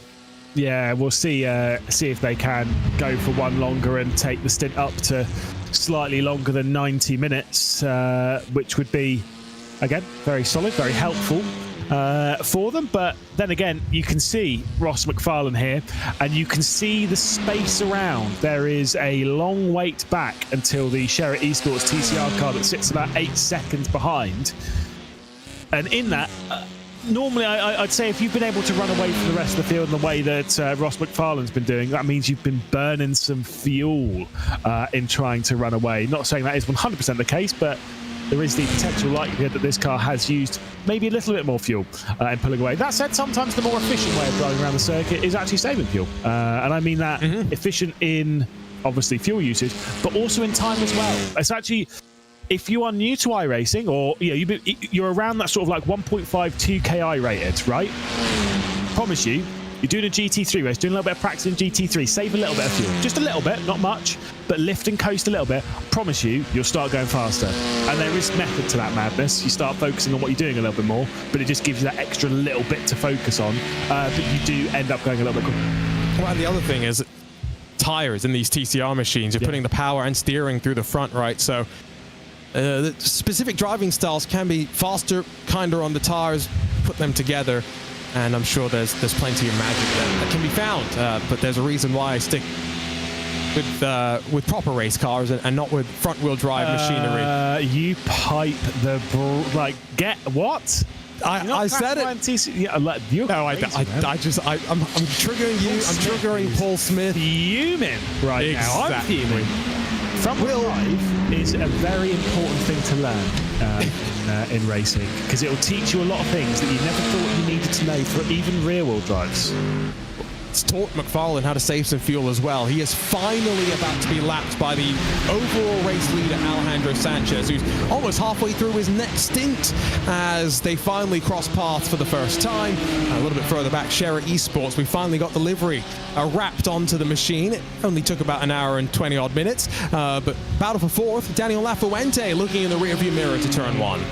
Yeah, you've got the Sherritt Esports car right on the rear end of that Veloce Thrustmaster machine. Currently sits in 4th position. Started this race in 12th, has worked its way up to 4th. Of course, 3 of those positions would have been freebies, courtesy of a donation to the grid from Redline. They've used that well, currently find themselves up the order. But of course, some of that would have come from strategy calls as well. That new pit stop graphic, by the way, I do quite enjoy that, as Jaden Ladick brings in the race leading machine. Have not seen much of the Maniti Racing number 13, but often that's a good sign when you're at the front of the field and we are not paying attention to you. I will just point out Elliot Veyron has had a slight slip up off the track. Hasn't cost him too much, but those Porsche Cup cars, they are pushing.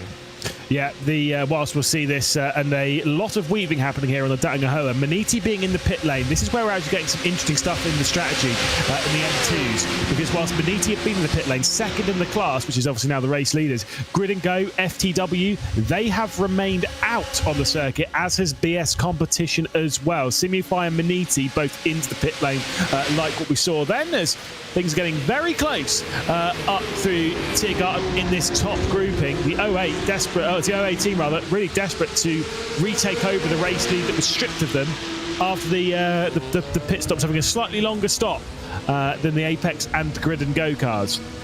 Elliot Veyron has competed in the Porsche Esports Super Cup. He's also got plenty of experience in open wheel machinery as well. To the outside, through the chicane, it's awkward on occasion, and fires it up the inside to the Apex Racing machine.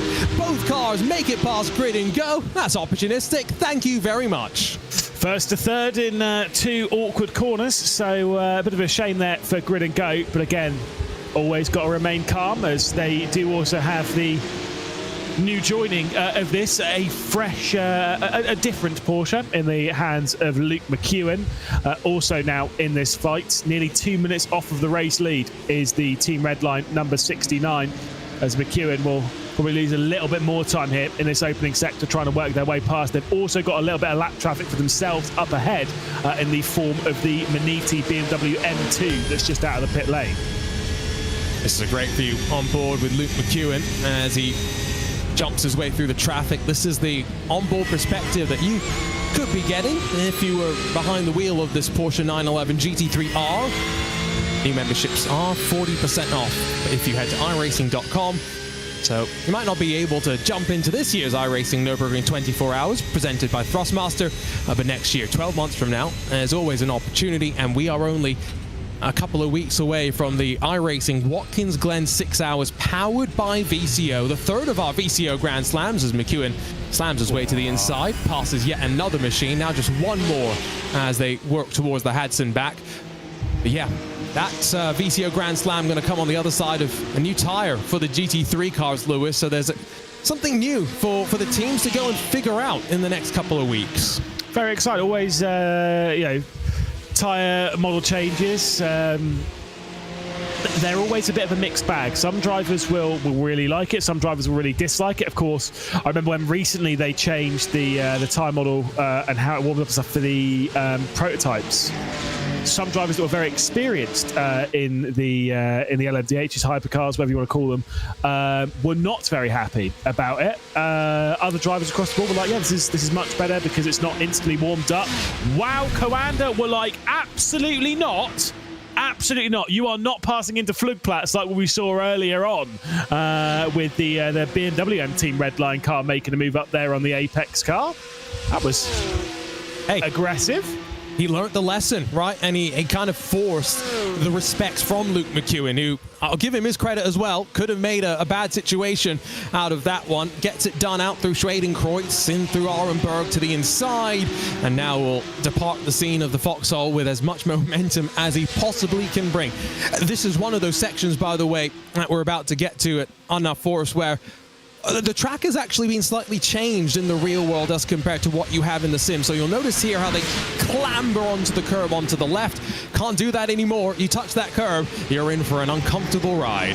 Yeah, it's a little bigger and such, but that is the odd change around here.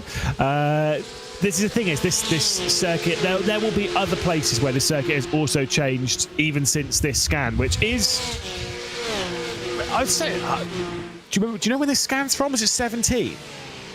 Ooh, you're testing 17, my knowledge 18? Right now. I yes. think it might be like 17 or 18. Something like maybe 16, 17. Might actually be 16, 17. I remember the Nordschleife came out on about 3 platforms at the same time, and everyone was like, interesting.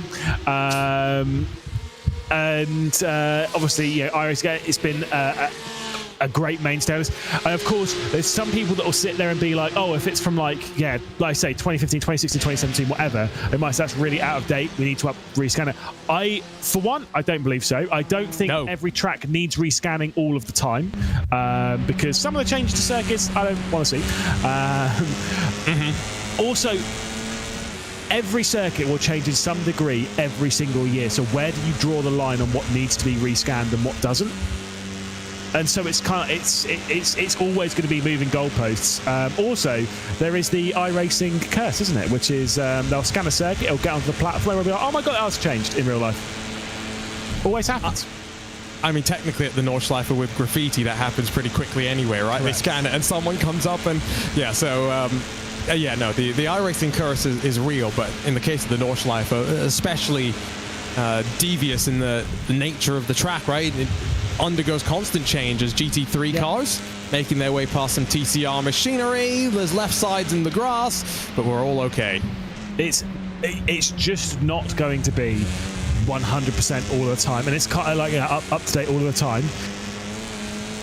Like also like the process of building it, it's not as simple as you take the laser scanner out there and like, right, okay, it's onto the platform now, off you go. If it was that simple, that'd be great. Alas, all of the artists behind the scenes, you know, all the people that bring this, the modelers and stuff, it's so complicated to get a circuit onto any platform. Of course, you know, here on iRacing, people scan.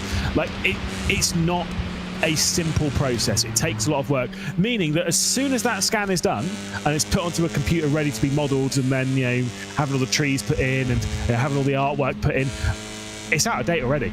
It just will be, and so you have to kind of accept that as a driver. And I personally don't think it's a problem. I almost think like it's a good thing where we get all these scans in sim racing, and having those outdated models, I think is great, because then you get that kind of look into the past. Yes. In the world of sim racing, which of course, well, yeah, a lot of these places they're lost in reality.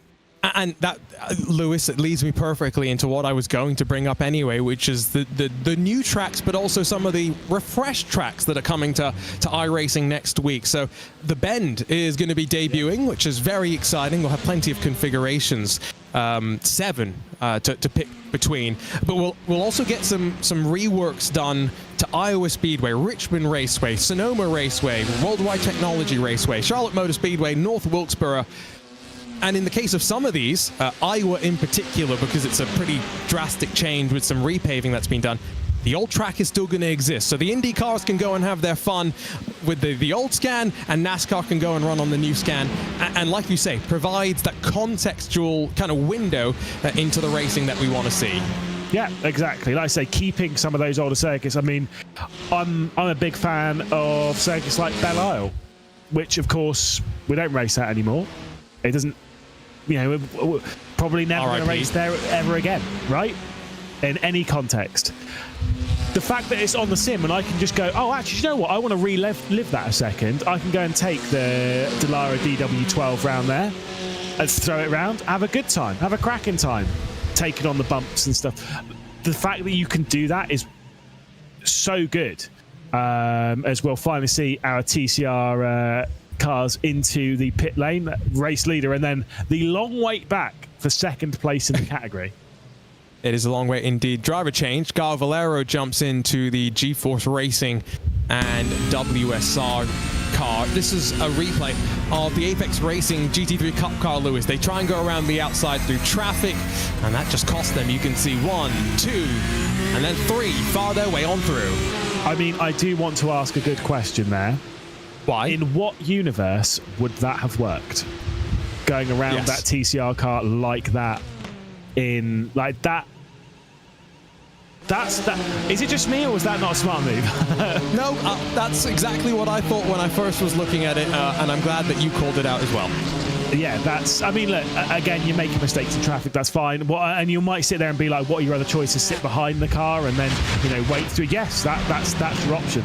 Like, going around the outside is just never going to work. And by trying to throw it in there last minute, you're going to cut their nose off, and more than likely you're going to be sent off into the barrier. So luckily avoided that one at least, and just had to accept the loss of position and nothing more so, as we'll look back at some of our BMW M2s here in this big fight a little bit further down the order. Well, we've got the Maniti Racing Red, or is this...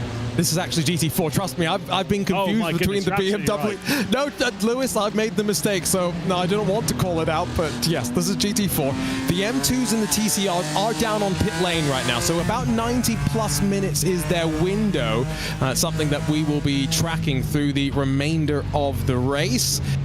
We're on board with, again, this is the new BMW M4 GT4 Evo, which to me on board, it's just very nondescript. It kind of just made me think it was the M2, but that's neither here nor there. 25 minutes to go until the top of the hour. Lewis, these slower cars, the TCRs, the M2s, they're going to be long stints if you're double stinting for drivers. It's going to be a good 3 hours you're behind the wheel. Yeah, and that's the thing. It's kind of at that point where you don't want to kind of sit behind the wheel for less than 2 hours, but you don't really necessarily want to sit behind the wheel for much longer than sort of 3, unless you're absolutely wild. 2 minutes and 22 seconds. That is an abnormal pit stop for Fabian Siegmann, I would assume. Might be joining the list of those suffering the attrition problems at this point. Sun is starting to set as well. In-sim time is just about to touch 6 p.m.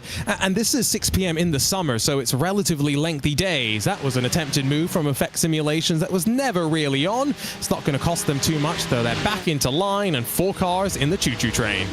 Yep, indeed. They are all kind of trying to work their way through this without any major dramas. Of course, they are sitting in the slipstream at the moment and just saving those fuel numbers, getting themselves ready for the pit stops, which for this category aren't ridiculously far away. So we'll have to wait and see how this one's going to unfold in this group at the moment.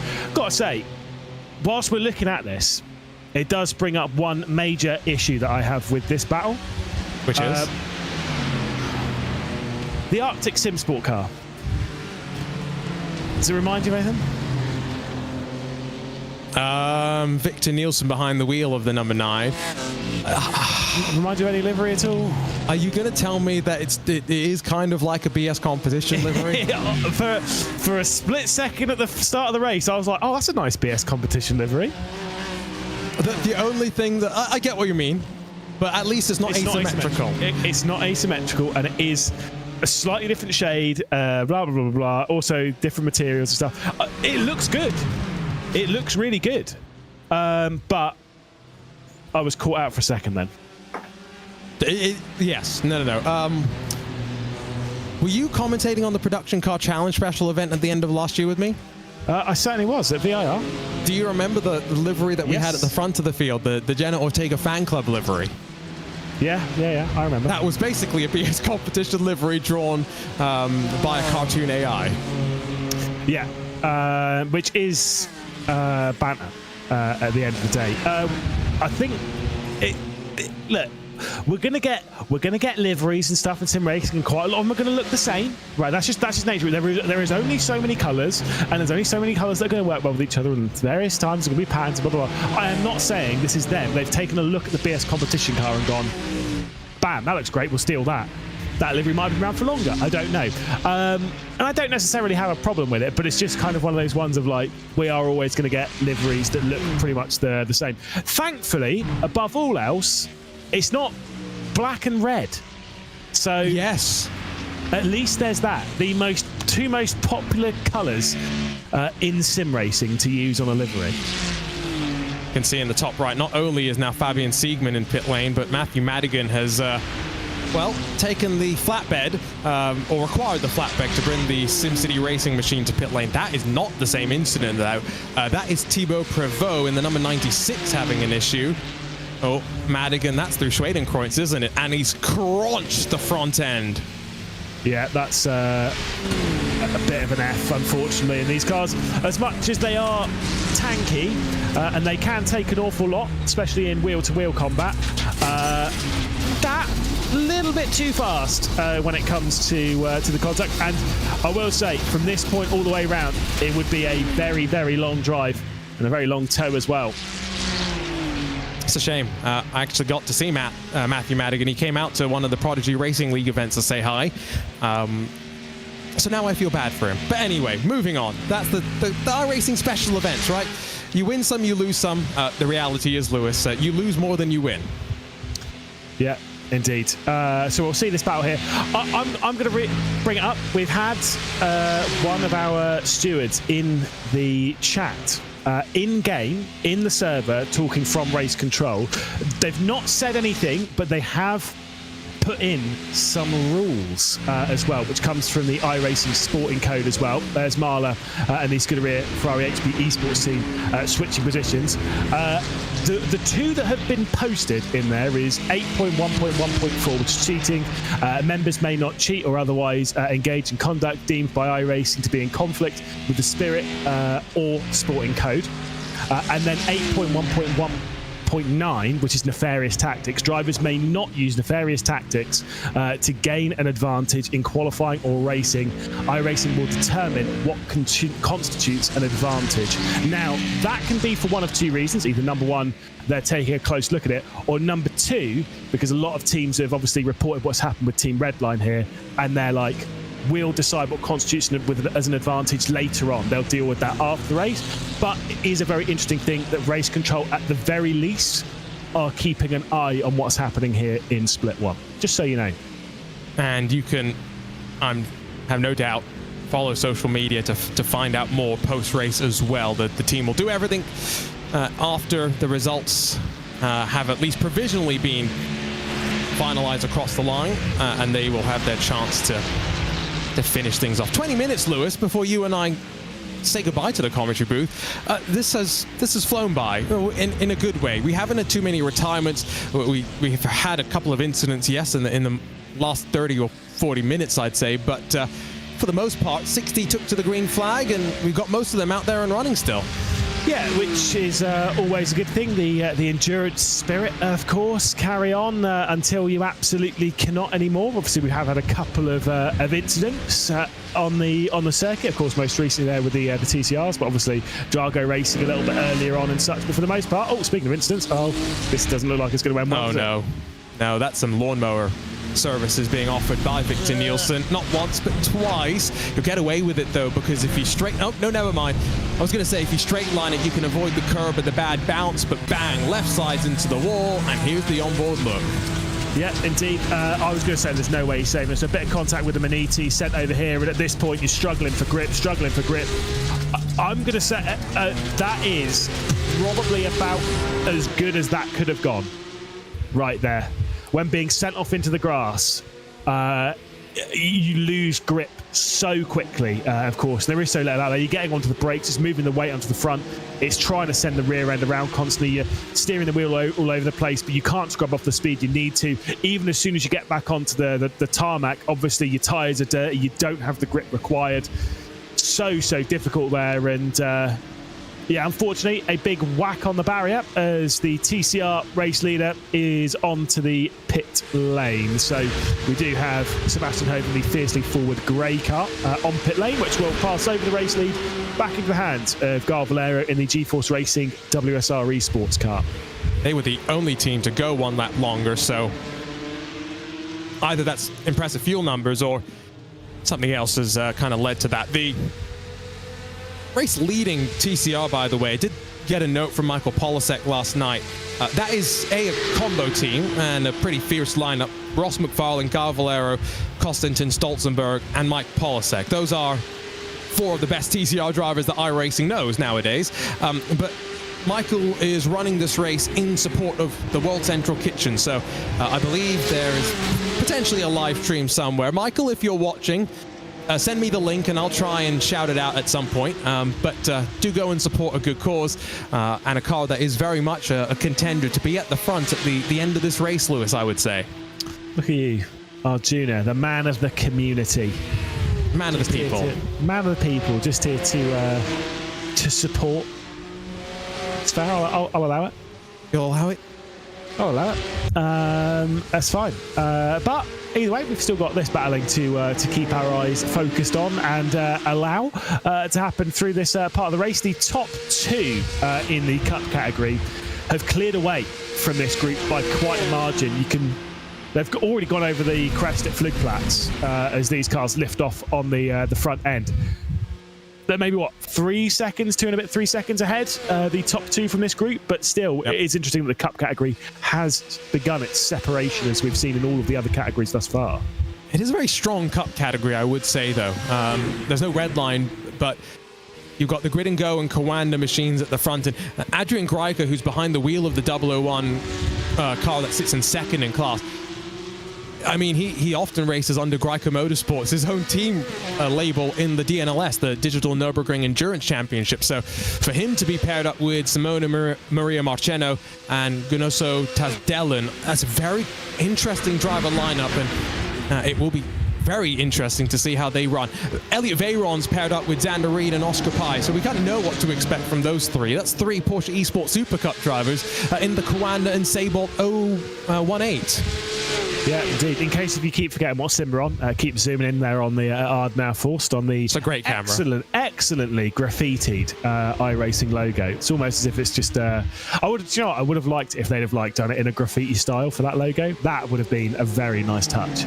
But it is just the iRacing logo on the circuit, but it fits in, so fair enough. You were wondering what was being zoomed in on there.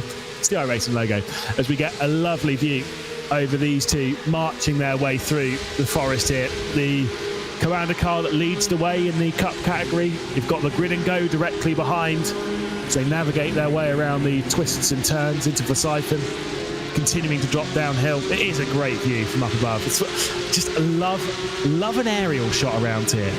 Love an aerial shot. And I do feel as though, technology at the track has been improving so rapidly in recent years, right? So they've added all sorts of repeater stations around the track to facilitate onboards being transmitted back to the TV, hub a little bit quicker. I feel like they've done a great job of camera shots, heli camera shots, especially down the Dottinger. You think of all those passes in the grasses, Lewis, down the end of that, heading into the final complex of corners. The greatest camera shots of them are the ones in the air where you can see just how crazy the drivers are when they're doing 240-odd kilometers an hour and saying, you know what, let me put two wheels off to the grass. Seeing a lot more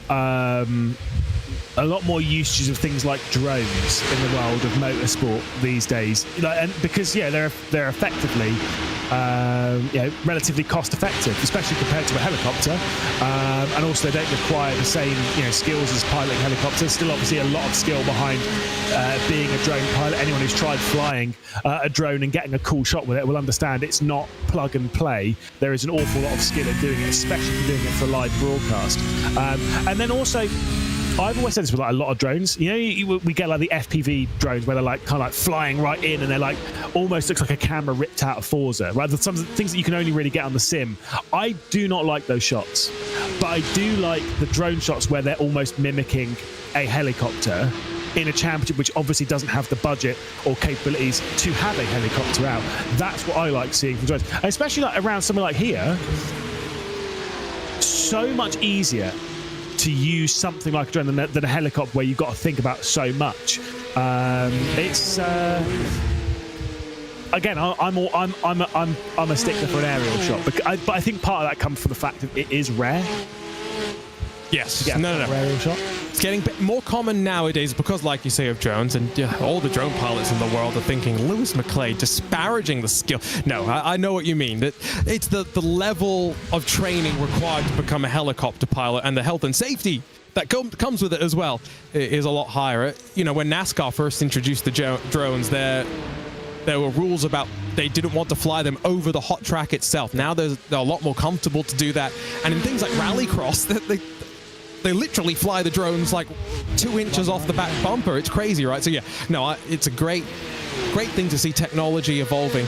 I will just say that, Lewis, we are spoiled in the sim world, as that's an uncomfortable line down to the Belloff S's, maximum commitment from Grid and Go. we sit here in the virtual world and we have so much data, right? Our timing screens, the ability to go and rewind to all different incidents and figure out what happened that maybe in the real world they miss because there's not cameras and stuff. Commentating on a race here in the real world, it seems like a much harder challenge than what we have here in the sim. Yeah, I mean, real world stuff, it is just from a broadcast perspective, or even like from a race stewarding perspective, for example. A lot of the time, like with an incident, you'll get like a certain amount of cameras, right? If you're trying to adjudicate a certain incident, you will get like onboards, you'll get some TV cameras and maybe some circuit CCTV, which can actually provide surprising amounts of information. But that's it. That's all you get.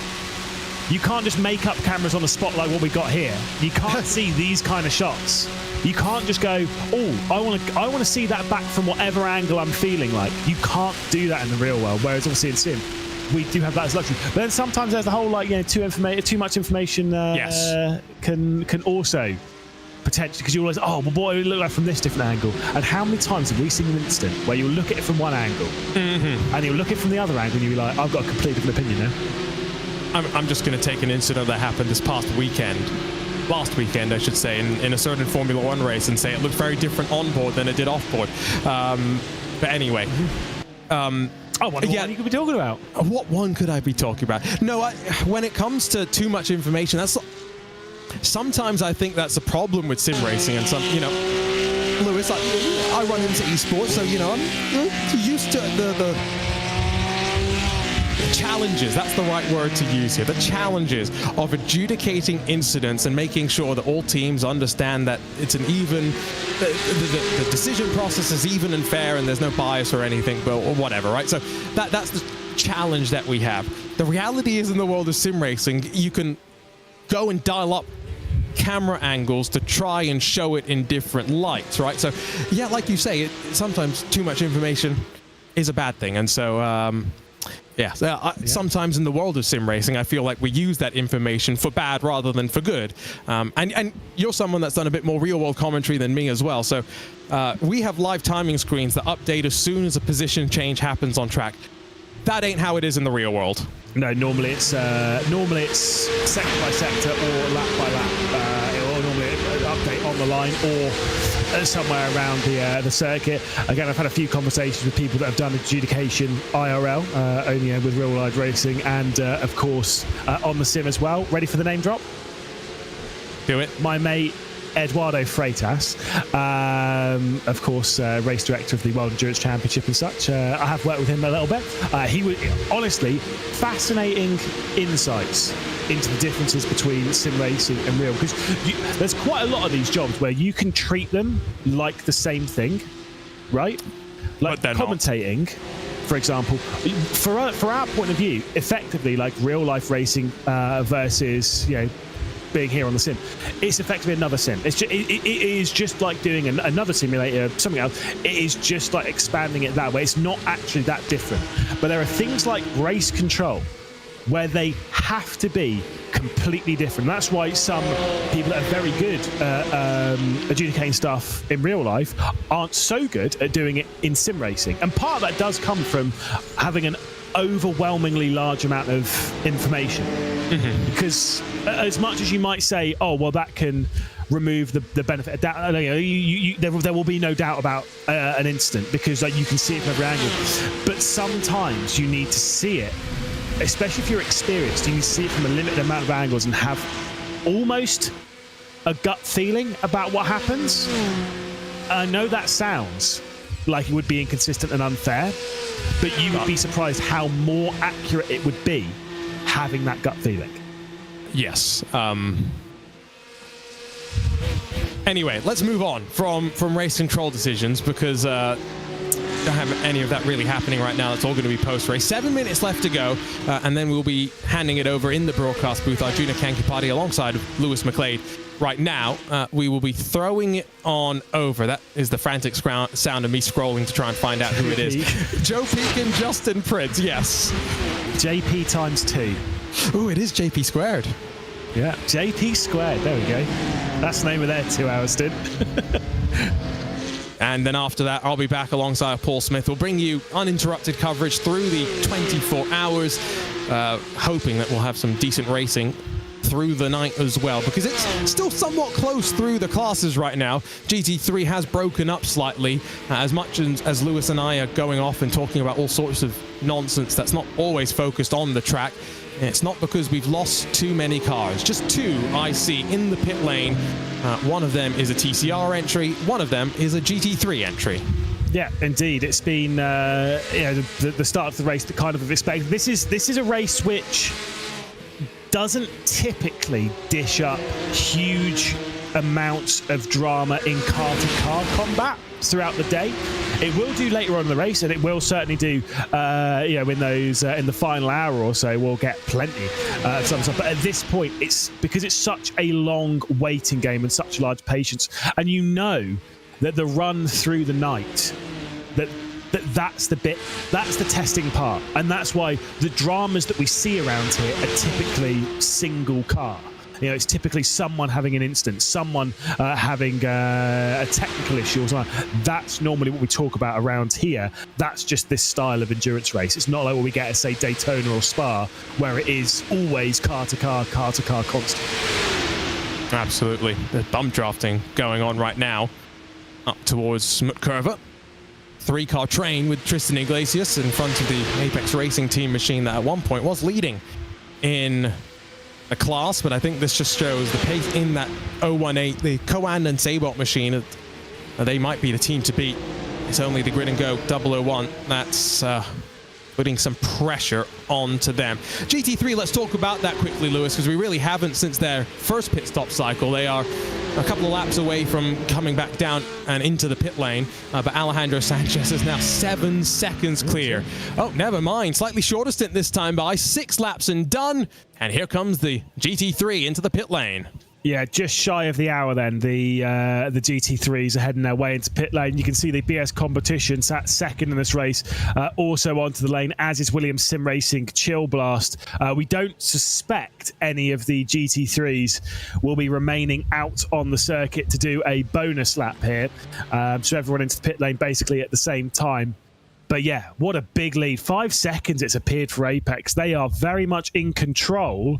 Will it be the case now that Alejandro Sanchez has passed over to the still very, very capable Luca Kita? Very rapid. Rainer Talvar in the 89 is going to take over from Felix Quirmbach.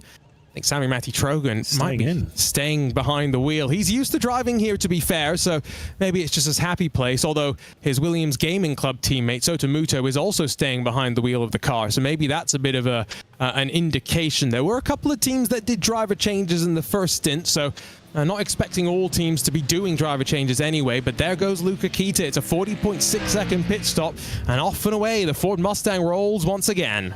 Yeah, Lafuente also staying behind the wheel of the Veloce Thrustmaster car, both releasing at the same time. The car driven by Lafuente, and of course now the car for Sherritt Esports driven by Julian Reimer, who's taken over from Raphael Renhofer. So that's the Sherritt Esports car that we can see there.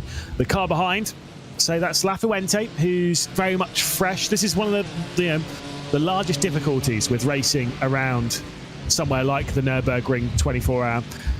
Obviously, you've got a scenario like this where you've got a driver who's been in it for 2 hours and is very comfortable with how the car's feeling around the circuit at the moment.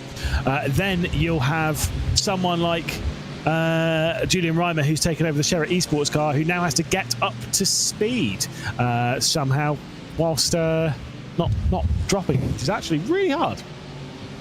Much more difficult than sometimes you'd think, that is for sure. Although cold tires aren't as bad here as they are some other special events and in some other classes, right? At least for the time being. The GTP class, for example, very much both in the real and virtual worlds, with the lack of tire warmers, has become known for tricky conditions when you head out there for the very first time. Redline doing driver changes, I think, and that's why the pit stop time is frozen. So don't fear, they are indeed taking on their service right now. There you can see off and away goes Chris Lullum, so he's actually stuck behind the wheel. Just a graphic that's frozen, unfortunately. And he's got teammates closer to him now, Lewis, so I wonder if they've slightly short-fueled or played around with when they left the pit stalls, just to make sure that they're all with each other, and now with about 2 hours complete. The 71 has been closing up to the rear end of the BMW M2 red line car. Gustavo Ariel remains behind the wheel, but there has been closing coming in from that Porsche onto the rear end of the BMW. So I think that's the one that's been closing up. The 69 still finds itself a fair way off, having just left pit lane. Sam Coitet's just taken over the wheel from Luke McEwen. Meanwhile, we look at the battle between Veloce Thrustmaster and Sherritt Esports, the battle for 4th position, as it has been for a fair while. Another driver, by the way, who's just joined in the in-game. Not as a driver, I'm pretty sure he's not slated as a driver for Drago Racing, but Formula 2 Championship leader Alex Dunn, keeping a close eye on what's happening here as well. The Drago Racing team signed a handful of real-world drivers, Hugh Barter as well. Who's the third one that I'm missing right now, off the top of my head? You're on your own, mate. I don't know. I'm on my own, apparently. I'll go and look at social media later on. But yeah, no, I was just looking to try and see if Alex was registered as driver, and the answer is no. So we won't be seeing him, and to answer the question as well, because it's come quite a lot. No Max Verstappen as well, unfortunately. He'll be on the Team Redline stream talking, but not out on track racing wheel to wheel. Certainly not. Well, it's nearly the end of the second hour of this race. It's been very exciting, and we've had a lot of fun here, haven't we, Arjuna? We have indeed. Well, I think Lewis is going to step aside for a little bit of time. Joe Peak will jump in alongside myself, and we will mix things up as the Hydra Race Geodesic Racing GT4 machine goes around. Caleb McDonald behind the wheel of that number 16, and now having to do a very, very uncomfortable spin around to try and point himself back in the right direction. How's it going, Joe? Going pretty well, and excited to see how the race pans out for this one. This is definitely one of the more punishing 24-hour races that drivers can run, so this is going to be a true test. True test indeed. I think it's the hardest and best, one of the best tracks in the world. Lewis does not. He's angrily now saying that he does think it's the second best track in the world, but he can't answer back now that his microphone is muted, so at least there is that. I still can, it's number 2. There we go. Joe, the part of the race that we're in right now is also, field starting to stretch out slightly, the sun's starting to set. We're headed into the nighttime hours. Yeah, and that's going to be its own kettle of fish for sure. I mean, it's hard enough racing around here during the day, but coming into the nighttime is going to be very tricky. It'll very much require you to be aware of the classes and how you're interacting with them. I think that's the big thing. It's such a narrow track here. Just having your wits about you of who you're around and when, and kind of making the smart decisions. It's one thing to be fast here, but being smart will do you so much better over the long run. It's crazy enough having just the 5 classes, which we have now. Remember, in the real world, for NLS races and the 24-hour as well, there's even more classes, double-digit classes, and often the quote-unquote less powerful classes are more popular just because they're cheaper to run race cars, and so often in years past in the formerly known as the VLN series, now NLS, with the way the point structure works out, the lower power classes often end up bringing out the overall champion of the series. It's just a really interesting way that this track promotes racing, because again, most of the time it's not a racetrack, it's a public road, Joe, that the average Joe, you included, could go around and drive your regular road car if you wanted to. I have been around it, actually. Not driving, unfortunately. Oh, okay. But I took a ring taxi, summer of 23. My brother, my dad, and I took a trip to 24 Hours Le Mans, and my brother asked me, is there anything else you want to do while you're over in Europe? Because it was my first time, and I said, I have to go to the Nürburgring. So, and absolutely glad we did. I still have the video, and it's one of my most treasured memories. There really is nothing like it. It doesn't even seem like a racetrack when you're there. It's just so gigantic. The scale of this place, it cannot be grasped. Even when you're there, it just seems like it goes on forever. I've walked around a few racetracks. I don't want to think about walking around the entirety of this one. Track walk here might as well be a track day, literally. Really? The Cup cars, this is still the lead. They've got a GT3 machine coming up behind, and that is Chris Lullum, which is technically, again, for overall position, but he should pass relatively quickly. The thing to just keep an eye on now is lap times between, well, the top two and then third and fourth in the class, because if Tristan Iglesias and the Apex Racing machine can start to close back up, these two will start to feel the pressure. They should be down to pit lane, not this time by, but I would suspect next lap by for the Cup cars. And pit stops are another thing. You really have to make sure that you get the strategy right. It's so much less variant than other endurance races, but it's not something that you can afford to fail on this one, especially because a tow is so costly around here. I mean, we already think about how long it takes to wait for a tow at places like Le Mans, but at this track, that's pretty much any hopes practically over of some kind of win. You have to be flawless. Probably even a podium is off the question on that one. And it's why sometimes you will suffer some quite hellacious damage just trying to bring it back to pit lane in the hopes it costs you that little less time to get repaired. Pit stops underway for the GT4 and Was Cooking Racing Adventures, former winners in the GT4 class of this race. Well, Jack Sedgwick's done an oopsie. He's sped on pit entry and he's got a black flag. Chris Lullum still frustrated into Flansgarden behind those Cup cars. You can see the top end speed that they have. Well, that is going to be a costly error on pit lane as Josh Thompson takes over the 969. And it's not something I feel like you think about as much about here, the top end speed, because it's such a twisty track. But there are so many long flat out sections that if you are lacking top end speed, I mean, that's a death knell. And it's mostly because not just the lap time that you lose, that's really the only place that you want to try and pass here other than on the GP track. So if you're lacking that straight line speed, it's going to make it a very miserable 21 and 54 minutes left. 21 hours and 54 minutes left. That still hasn't seen us hit the night hours. Remember, summerish sort of conditions in the sim means slightly longer days, slightly shorter nights, which is always an interesting talking point comparing to something like a Daytona, which is run on the total opposite end of that spectrum, almost the longest nights you can get, the shortest days that you can get. And thinking about how you pick which drivers run in those night conditions. So the trio of Porsche Cup cars that at one point were all on top of each other for third position, and they've been broken up slightly, although the Attrition Racing by WSR, number 38, onto the back of the 199, not going to force the issue into pit lane. And in front of them, the leaders have gone around for at least one more lap, Joe. So not taking their trips down to pit lane this time. At some point in this race, though, I always think it's good to try and do something different from your competitors on track.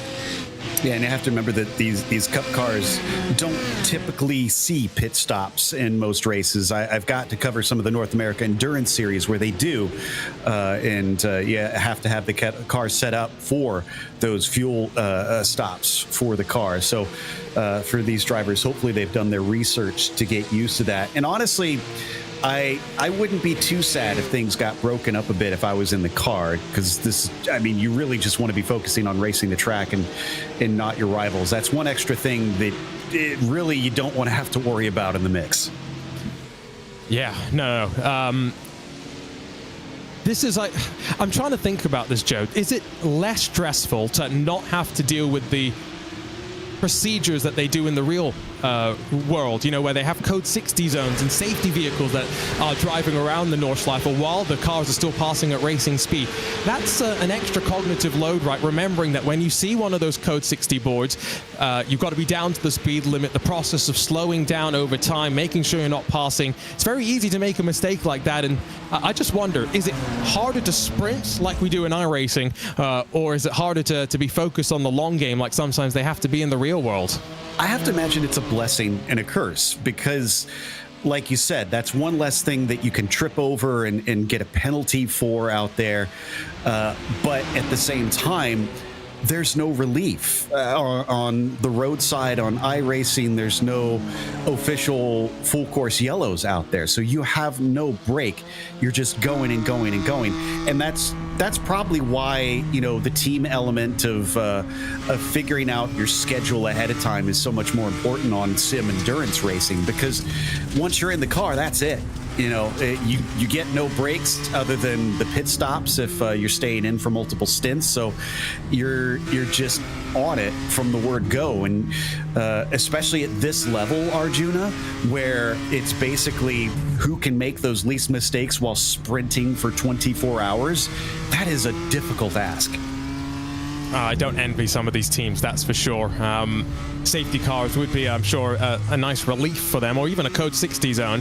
But at a track like the Nordschleife, there's only so much that really can be done to equalize the race itself. It's a very long pit stop, by the way, for Lewis Woods in the number 44 machine. So that would be the Falcon Sim Racing GT3 entry. So they're in a BMW. Not sure what's happened there. I can also tell you that Gustavo Ariel is currently slip and sliding his way off the track. So hoping that he's not gotten involved with anybody, although I think that might have been an incident that might have tangled up second place in the Porsche Cup class, because suddenly Elliot Veyron's got himself a good 6-second buffer, Joe. Here's the replay.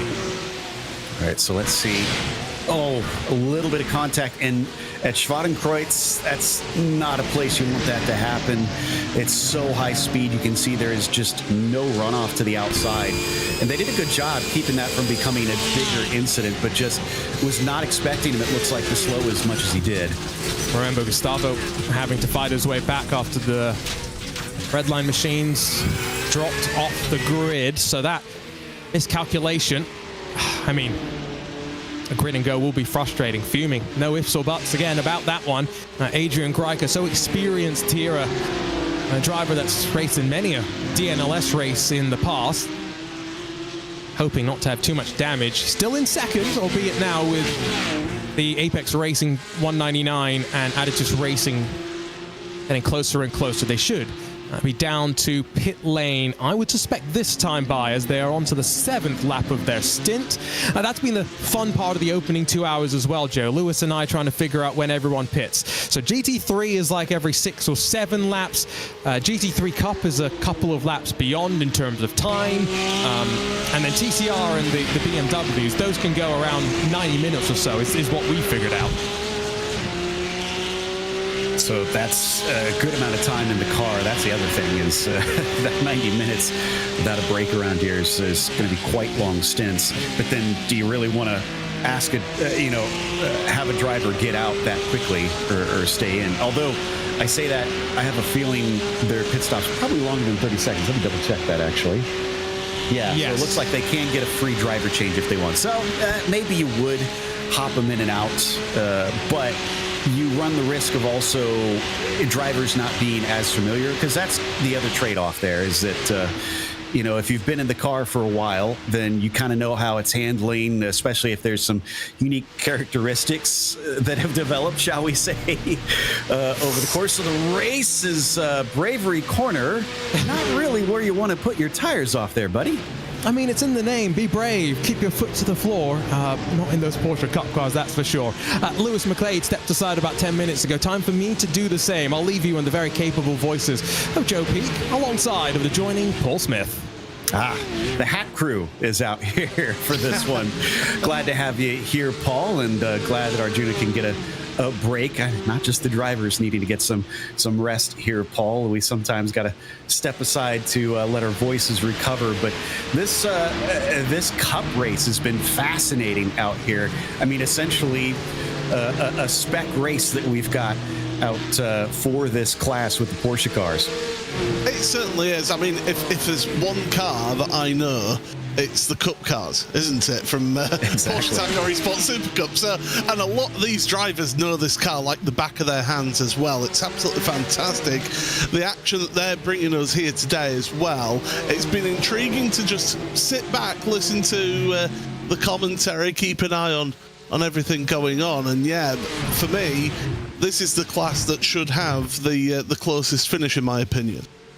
Yeah, I completely agree. So many drivers with many hours in these cars as the BMW CS machine is just trying to stay out of the way in one of the more difficult parts here, coming up into Flame's Garden where they get a little bit of air.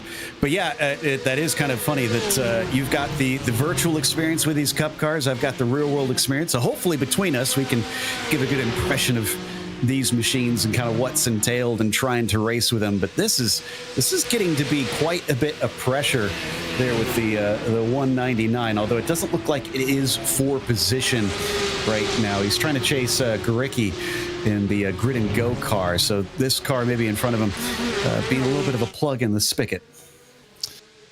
Yeah, but like they're just in front of the WSR car, so this is battling a little bit further, well, I say further down the order. This is for a podium spot, but they're going to have a nice long bit of slipstream from that Grid and Go eSports car above in front of them.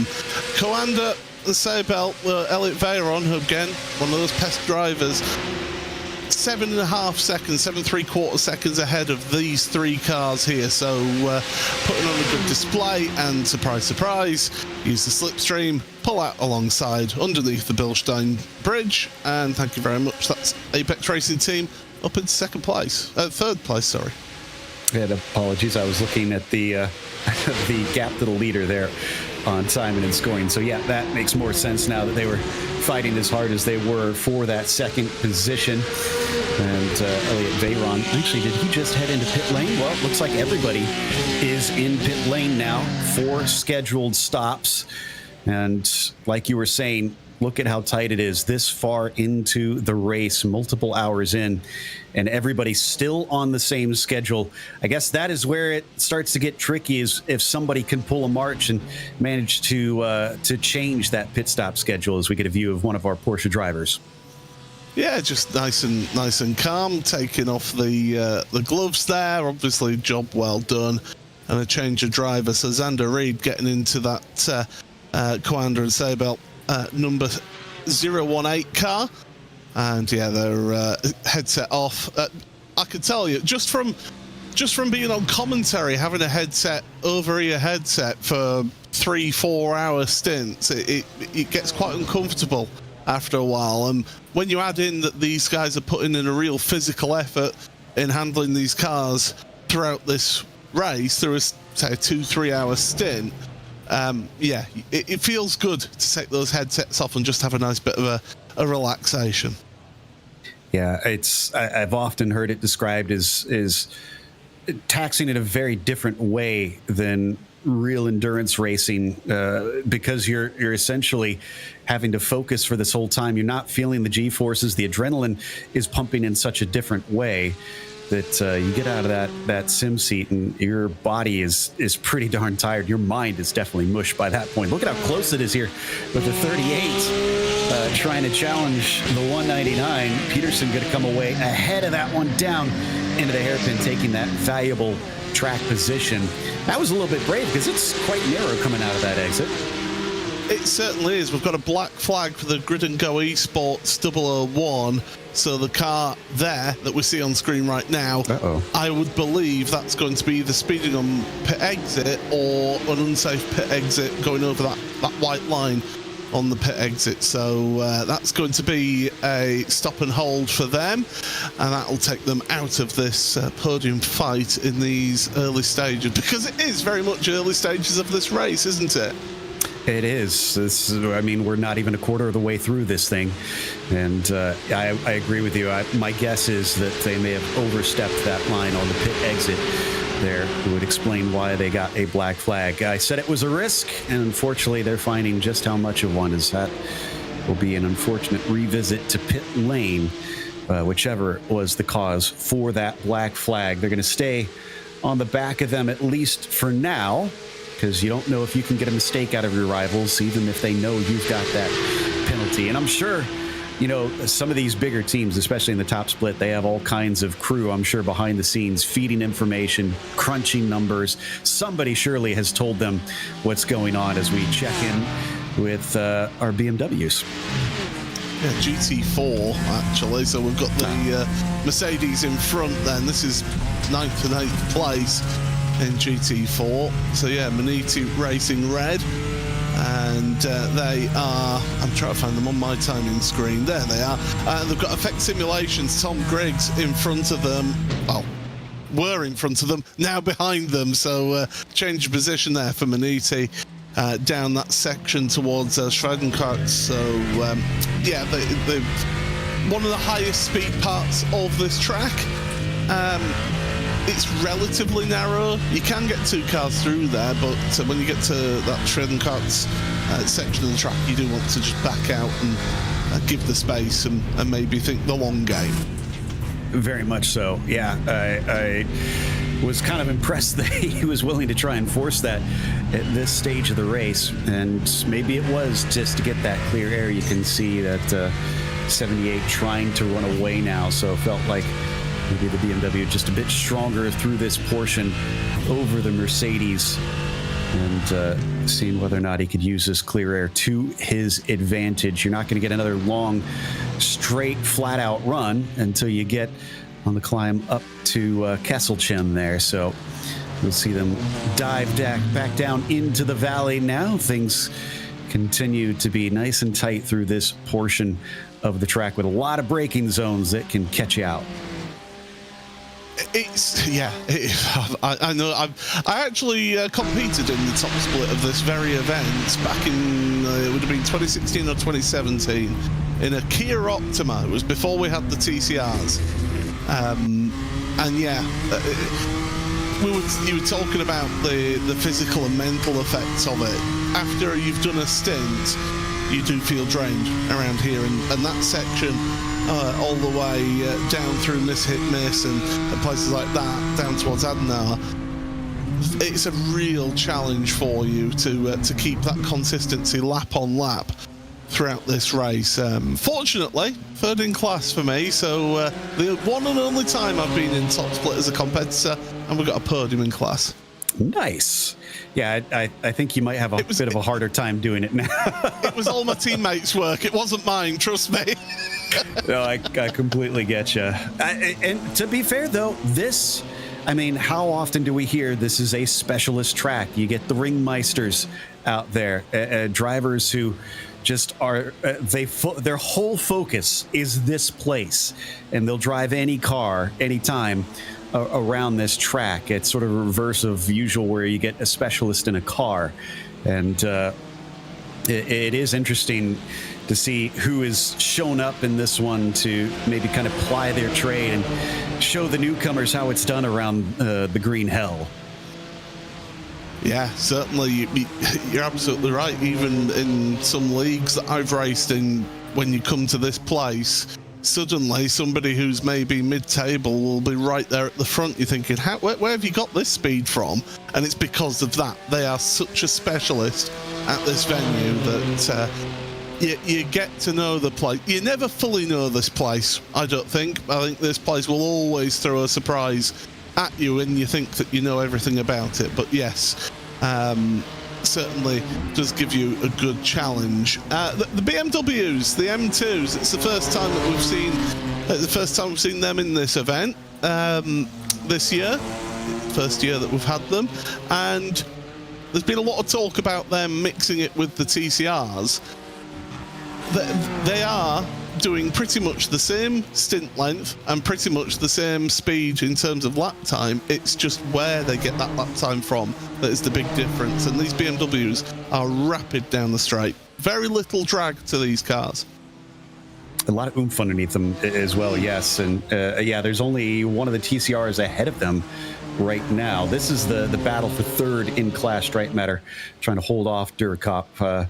But yeah, Gail Valero and his G-Force Racing 272 currently the only one ahead of these BMWs. There's Gail on screen now, racing one of the TCRs. But yeah, and that kind of touches back to what I was talking to Arjuna about, that you have to be aware of the situation. Like you said, if you're in the M2s and you find yourself kind of around and fighting with one of the TCRs, you have to remember, this is not my battle. I don't need this overall. I just need to run my own race. Unfortunately, if you keep winding up next to each other, that's a little easier said than done, but you have to learn to live together. Yeah, it's that sort of cooperation, which isn't always necessarily something that a race driver is hardwired to do. Seeing the bigger picture, you'll have an engineer or somebody spotting for them, saying, just run your own race. Don't worry about them. Run your own race, and the driver will just have the red mist suddenly descend upon them, and they're on my line. Yes, exactly. They're in my way. Get them out the way. And before you know it, you have an accident, and you think you're feeling a bit silly about yourself. So,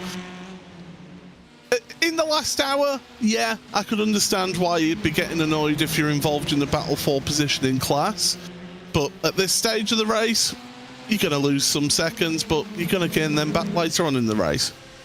Without a doubt, traffic going to be the big factor in this race as we come back to the Cup cars once again. We're going to see another swap around down the Dottinger. Looks like that's a big yes, as the 01 of Tasdelin going to try and get by Tara here. And through Antonius Beach, he is up ahead now and into third position in class. This is, again, all happening for second place. They're about 9 seconds behind Xander Reed with the 18 car of Coanda Sabelt leading this race. Apex Racing Team leading this train with Nikolai Peterson currently in that car. And are we going to see another swap as Peterson could be overtaken by the 01? He doesn't fight it too hard, although he gives him a hello coming out of the hairpin.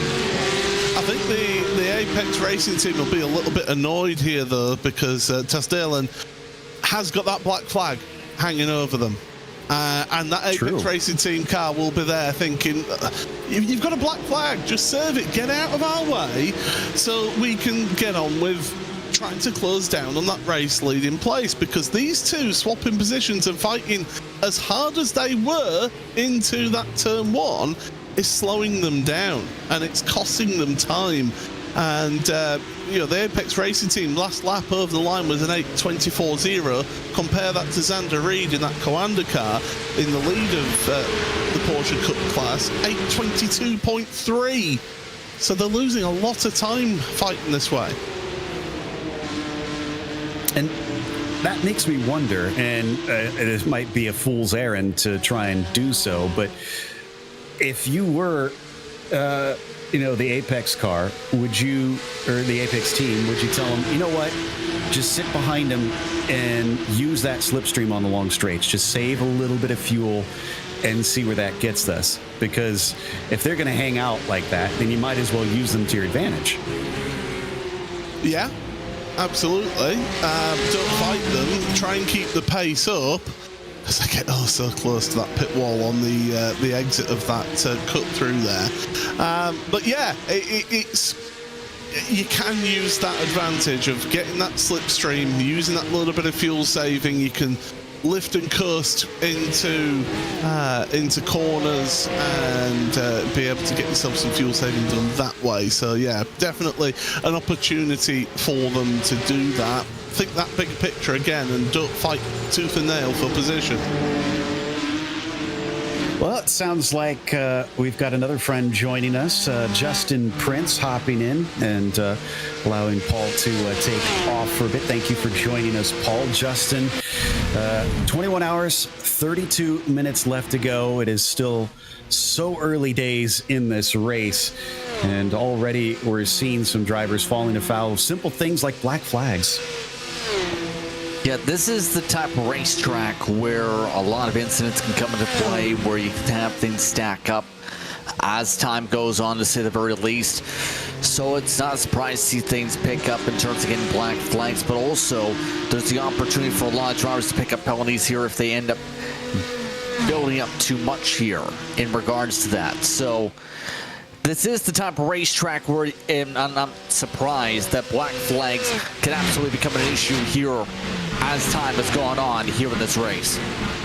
Of those just joining us, the Grid and Go Esports 001 of the Cup cars has gotten that black flag. We think, we haven't gotten this confirmed, from going over the pit exit line because they were too wide coming out of there. Otherwise, it likely was a speeding penalty, but they have not served it yet, as they continue to have to weave their way through some of the traffic here.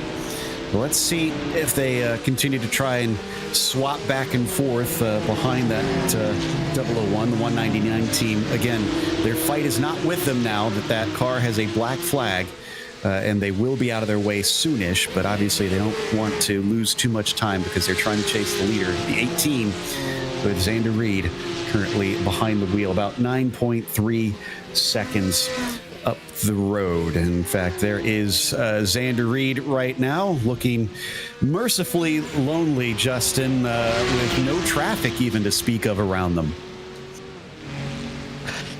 Yeah, so far, just looking very dominant, looking very consistent, and that's what could happen, of course, in an endurance race. But around here, 12 seconds is almost an eternity in terms of distance. It's going to be tricky for him to be able to close up.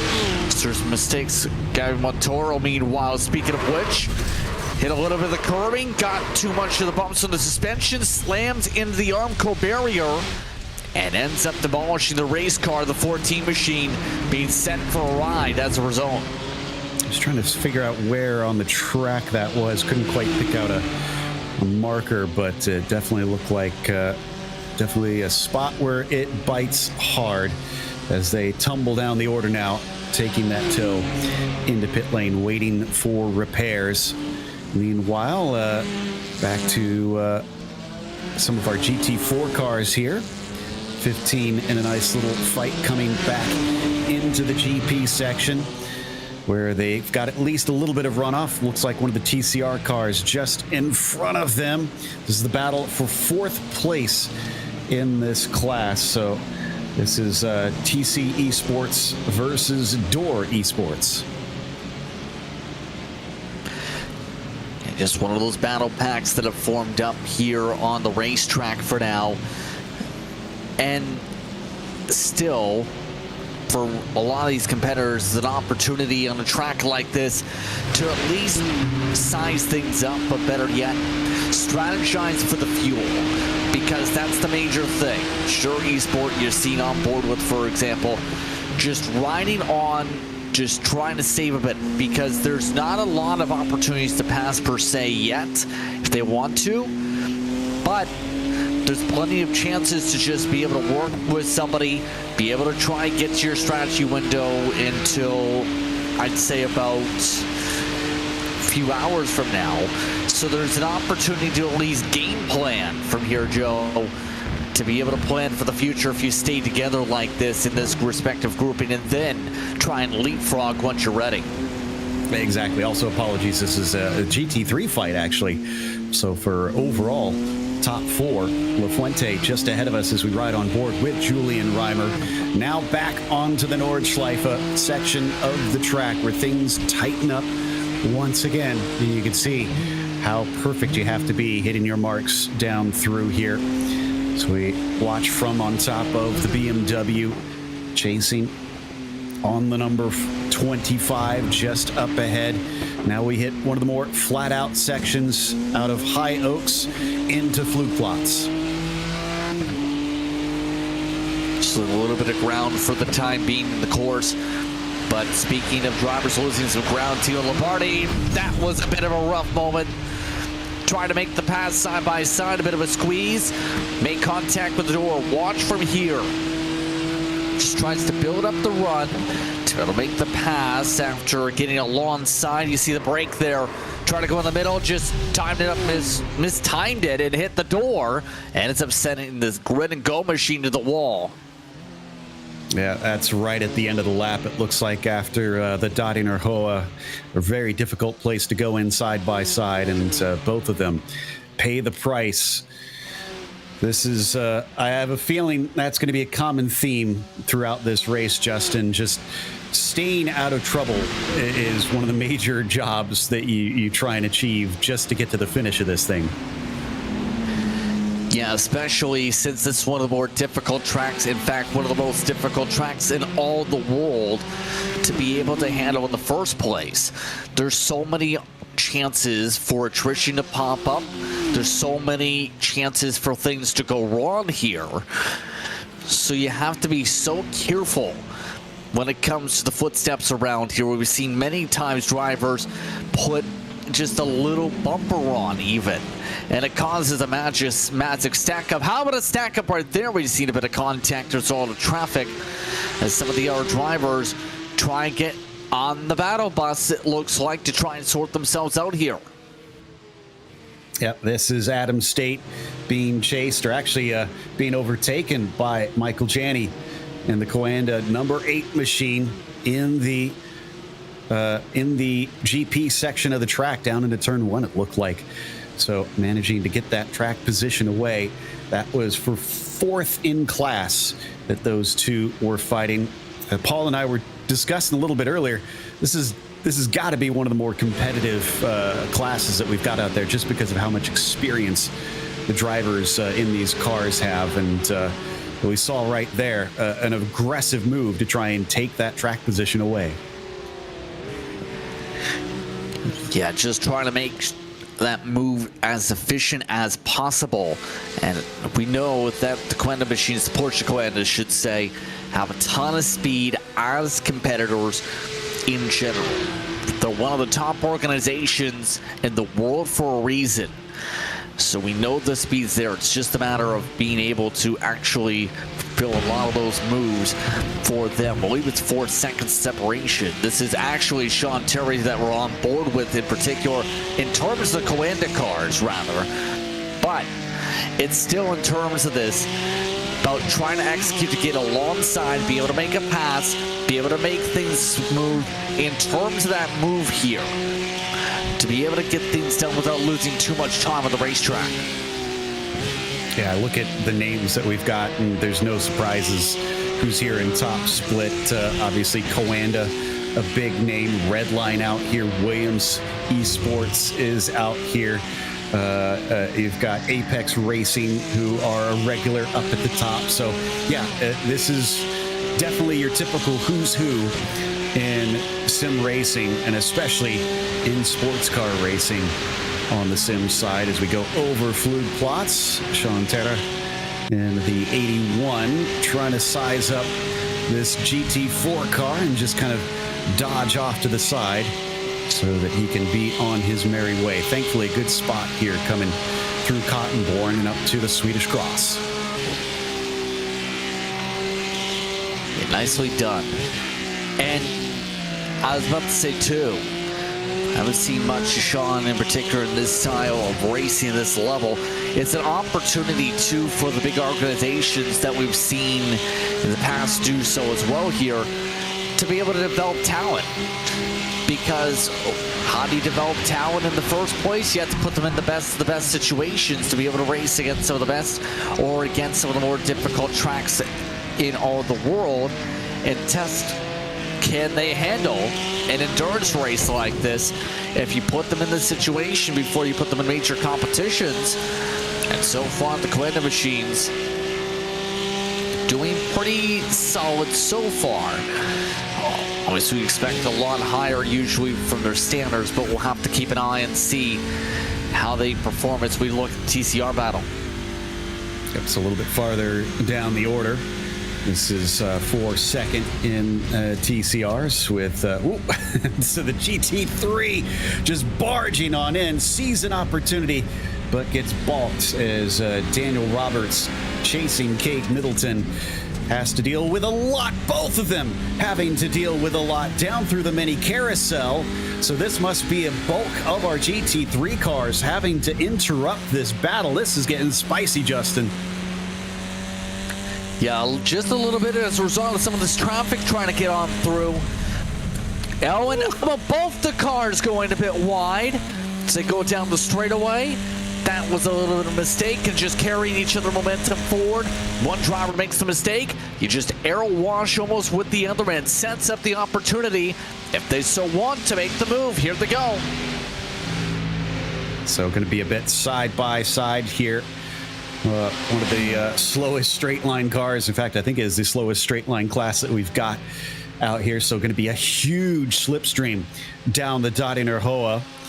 But they swap once. I don't know if they're going to be swapping again, and it does not look like it. So they'll stay as they are in this battle for P2 and the TCRs with Roberts ahead of Middleton. Great job dealing with all the unexpected friends joining them. And also Sebastian Hove behind them. There's also 4th position there in the 97 that you could see in this train. Very similar to what we have with the Cup class, where it's a battle for best of the rest right now in the TCRs. So back into the Grand Prix course we go once again. Oh, very, very wide, though, by Roberts there coming into the hairpin.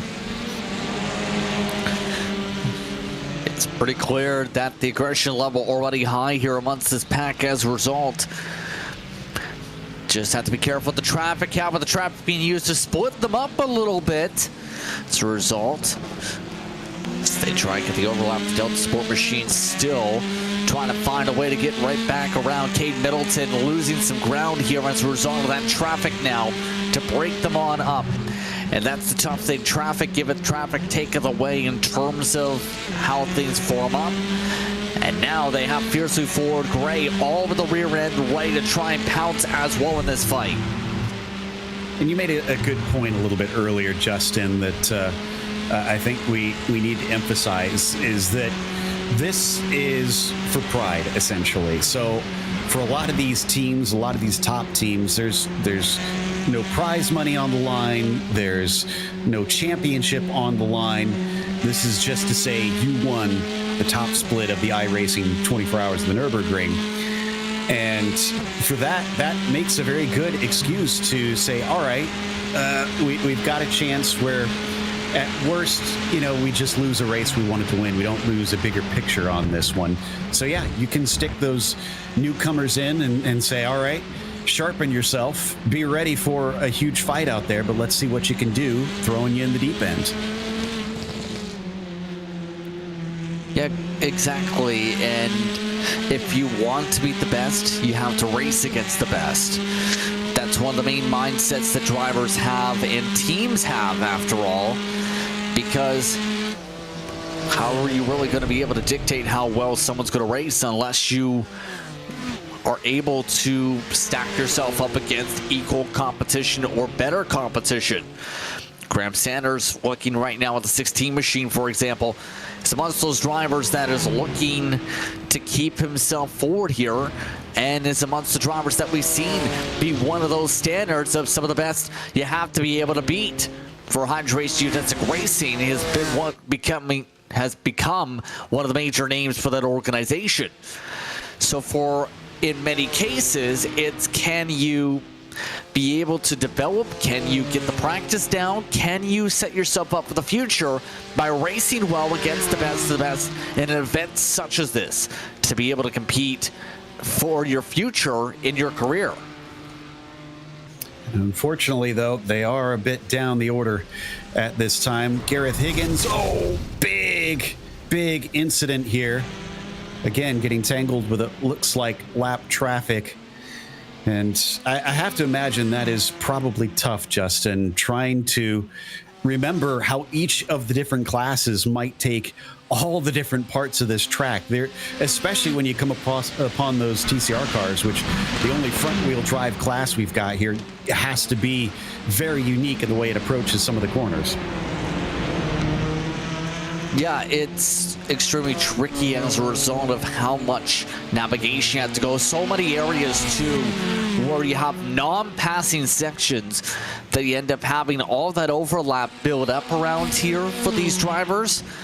And it's basically making sure, can you be aware of the situation on what your surroundings look like, but also how you're supposed to attack the corner of the TCRs with the front wheel drive.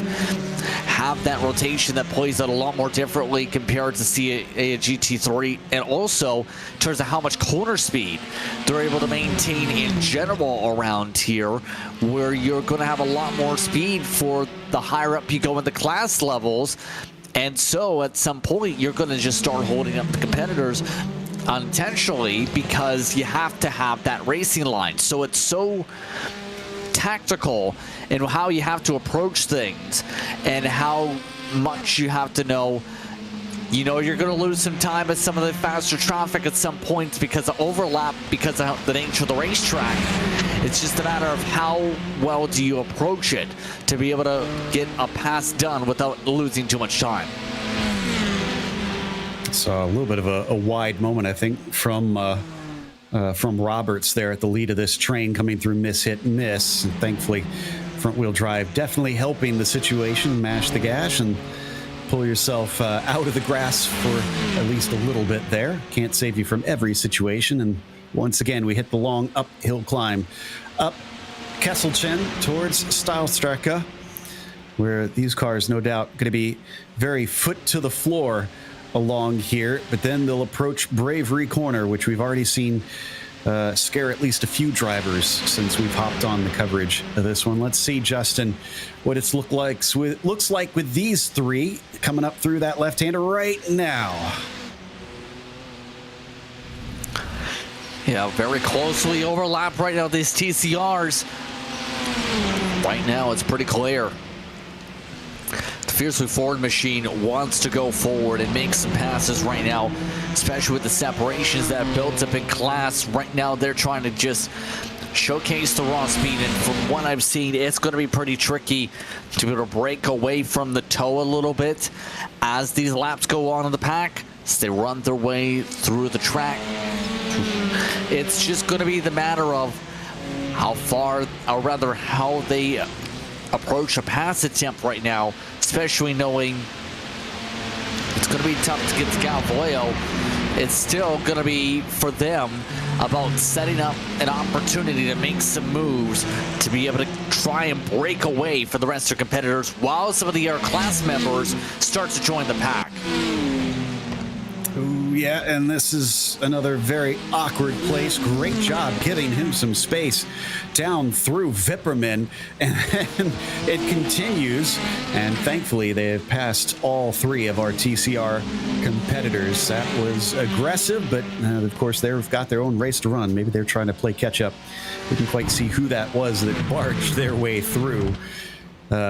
Really, honestly, there have been situations like that have been pressed me here, Justin. It is top split, but not everybody always plays nice in top split, especially in multi-class and unique multi-class compared to what many other endurance racing that is part of the special event schedule here in iRacing. That they've played very well together most times, considering how many dangerous situations they've had to be put in. Yeah, and that's part of the mindset of how you attack the track, but better yet, just some of the requirements of racing is you have to be able to respectfully compete against your competitors. You can't just say, time to make a pass, I'm going to use the door, move you across the track. How about you hit the grass? That's not good. Your competitor's forced to scramble as a result. Big mistake in the corner, big slide, and it looks like all the TCR survive. Whew, great heads up by all involved. So Hove comes out ahead of the group now. Roberts goes to the tail. Middleton stuck in the middle appropriately. But Hove moves up into P2. Everybody going to have to calm themselves down, and they'll have the dotting their Hoa straight to try and do it. Let's watch Daniel Roberts here to see what kicked this off. Just gets a little loose coming through Swallowtail, and it's that curb. Cars, I mean, these curbs here are, look at how tall they are. Not surprised that this car bottomed out there. Yeah, also kicked up a little bit of sand. Doesn't help the issue either. Very lucky that they were able to get a lot of checkup from the drivers behind who were able to respond in time and be able to avoid contact. That worked well for Fiercely Forward in terms of the overall positioning. Now, overall time, not so much. Back onto the main straight into the GP course once again. Getting close to the 3-hour mark into this race. Get a little cloud cover. So we'll see the drivers just try to use that to their advantage, taking some of the cooled track to pick up a little bit of pace here. In fact, almost pick up the rear end of that Elantra up ahead as Daniel Roberts wants that position back after his mistake. I mean, may as well try and go for a battle. They've lost so much ground as a result of that slide, at least 6 seconds lost fiercely forward from that situation. Now, the tough thing's going to be actually making the move. Roberts had been a bit on the back foot previously with some of the slides, and now the tough thing is, seems pretty equal in terms of the momentum now. Just cannot seem to find a way to poke, but it's better yet, able to at least be able to get back into a rhythm at least, to be able to keep up, stay in drafting distance, and try and go forward from there. It's hard to be able to recover from a massive slide like that in some cases, where if you make the mistake, it can end up snowballing. It's about making sure it doesn't turn into an avalanche. For sure. And coming around onto the run up to the last chicane. Already, look at how far back that car behind them is already flashing its lights. So they want to make sure they are well aware they are going to be trying to lap them, as Roberts is going to get that position. Nice move into the chicane, just as the Cup car says, excuse me, pardon me, coming through. Baez, that's red line. It's running right now 14th, surprisingly for them.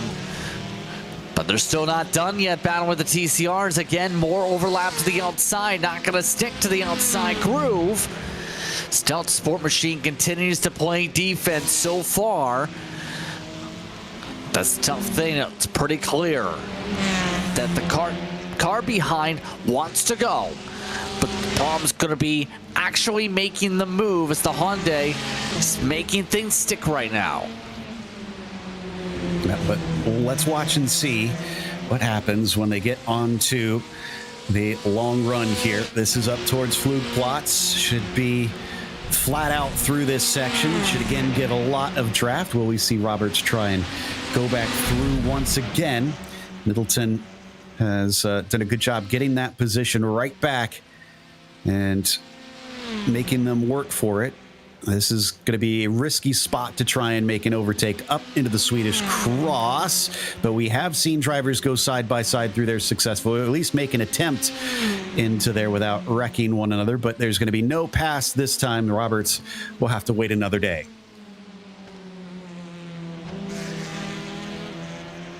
Yeah, well, if you wait another days, if you're taking the literal sense, then miss an opportunity. If you take the opportunity right now, well, it's still a little bit of an overlap opportunity to make some moves, but your contact, it looks like, trying to make the send. Roberts still not able to find a poke. He seems to have the speed down these straightaways to be able to at least equal, if not be a little bit quicker than Delta Sport entry. The tough thing right now is actually getting alongside in an area where it's not a single file section, and there's a lot of those right now where they're out of the racetrack right now, where you have to wait for passing sections for a good couple minutes. Yeah, patience is so important in this race, and drivers will be trying to exercise that as best they can, but sometimes the red mist can come over you in races, even such as this, where you know coming in you're going to have these sort of things unfold where you just have to sit and wait and let the race come to you. Back to the Cup cars. Once again, battle for P2. Michael Janney versus Nikolai Peterson. And the 08 holds the advantage with that second, checking in with his webcam. Very powerful cars. You can see just a little leap over Flugplatz. I'm sure these things get scary as they get light over that crest. Yeah, especially with the weight change that you feel in the car, that can cause you to just snap around if you aren't prepared or have the skill set to be able to know how that car's going to feel, how that car's going to grip up once you land in some of these areas where you absolutely jump up on the racetrack. It takes a lot of practice to be able to know how this car is going to feel in those exact areas for that reason, to be able to handle the bumps efficiently and know what line you need to take best to be able to make sure you maximize the time here at the racetrack. Yanni doing a good job right now in this battle for position with Apex at the moment. Just being able to maintain a small buffer in front. You know, Yanni, for many years now, has been a driver that's been very good in these endurance races to be able to make his way through traffic and be smart on when you make some moves. He's been a gold star driver for a reason for organizations as they reach the traffic. Oh, this is going to be interesting, especially on this part of the track. Oh, it's a very short spurt down into here, and the BMW does not want to give way. The 01 says more important things to do now. He gets the launch, and he'll be able to leave that M2 car behind him and actually use it as a great separation, a nice little buffer, at least for the moment, keeping him away from Apex's Peterson. Just trying to slip on through without any problems right now. There's that traffic separation building up. And now this is going to be important in terms of this fight long term. Got to plot and plan as things go on, as there is a pit window open, by the way. GT3s on the other side of the racetrack have started peeling on in, so should see a wave of cars start to come on in pretty soon. Yeah, it looks, oh, and there you go. There's your wave of cars. They're all barreling down towards their pit stalls. Naturally, everybody taking tires and fuel. Some, those disappearing cars that you see, if you're new to iRacing, that is drivers hopping out and their teammates hopping in. So the car just disappears temporarily. It hasn't changed. It's still the same car, but as a new driver gets into the car, they'll have all of the bells and whistles that their teammate did. They virtually strap in, and then they're on their way, as you can see, already exiting. Now, it does take 30 seconds at minimum if you change drivers, but each of these classes do have more than 30 seconds for a standard full stop. So I think the only time that's going to be an issue, Justin, is if we get to the end and anybody needs a splash and dash. And that's part of the strategizing in a race like this, I think, here, because when it comes to fuel mileage, it's about trying to stretch out as far as you can, try and get someone to save that extra gallon and a half maybe per run, have the fuel mileage stack up over the course of a run. Now, if you're forced to come in like a lot of these drivers just did a little bit earlier than the hour mark, then that's a little bit of a problem for the equation for drivers later on, as it looks like there's the overlap for the TCRs to be able to go side by side here to make that pass easily down the straightaway. Now, the tough thing is going to be for those cars is, will they be able to get to that hour mark, at least equalize for later on in the race? That's going to be where their teammates going to have to work very hard to be able to get to that mark and save that extra minute or two per run, you would have to say, to be able to stretch forward here and get to the equalization point at the hour mark, make it a lot more comfortable for the rest of your teammates as things stack up by the time you get to hour 24. But side by side down into turn one. Audi gets it right back. That's what he's been wanting for quite some time in this TCR battle for P2. So that is going to allow Roberts to finally move ahead. Actually, battle for P3 now, I should say, as looks like Sebastian Hove has moved ahead of them and started to run away since we had that incident for Roberts. Got to remember, he's down a couple spots from that one, and they've lost touch with Hove, who's about 3 seconds up the road. So he's got some work to do to try to run him down at this stage. Back to Tom Hooper in the Cup class. This is the battle for for third place, it looks like. No, it says P3. Oh, that's number 3. Hooper up 1. This is the 199. Oh, that's not a... I'm trying to figure out. Yeah, that is for second place. That's Michael Gianni. There we go. Nikolai Peterson in that car. I was going to say, I didn't see Nikolai in that machine at this time, so confusion cleared up.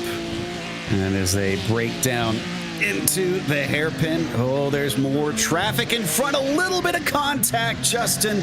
Clearly, Peterson not afraid to get his elbows out. Yeah, just a little bit more deeper into the corner than I think the car was expecting in terms of the send from behind. Peterson now is going to have the tough thing, though, in trying to make passes on traffic from the outside and getting squeezed by the looks of one of the TCRs. Yes, so that's going to cost them all that ground they had picked up just like that for now. More overlap for them to deal with, though. It's going to make things tricky right here. Apex Racing Team seems to have a decent amount of pace right now. It's just a matter of actually making something work to go side by side in these sections as they keep on staying grouped together. And it's done a good job keeping with him here, Peterson. Not letting Michael Gianni get away. Definitely a warning shot across the bow there. That little touch coming through the opening hairpin.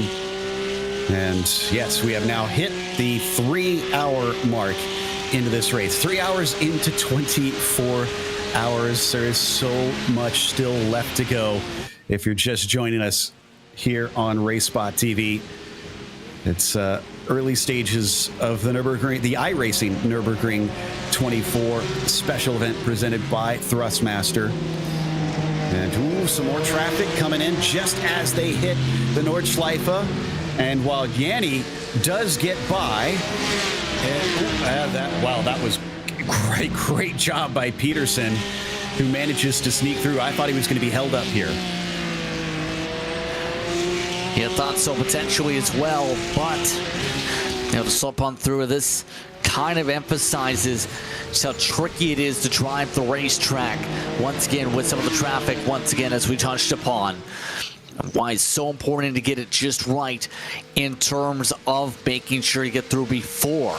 Get some of that side-by-side that builds up, and some of these areas where you get single file as a result. A bit of the area going light right there we're talking about for the Apex machine. Lost a fair bit of ground as a result. Near 2 seconds lost to Coanda as a result of traffic.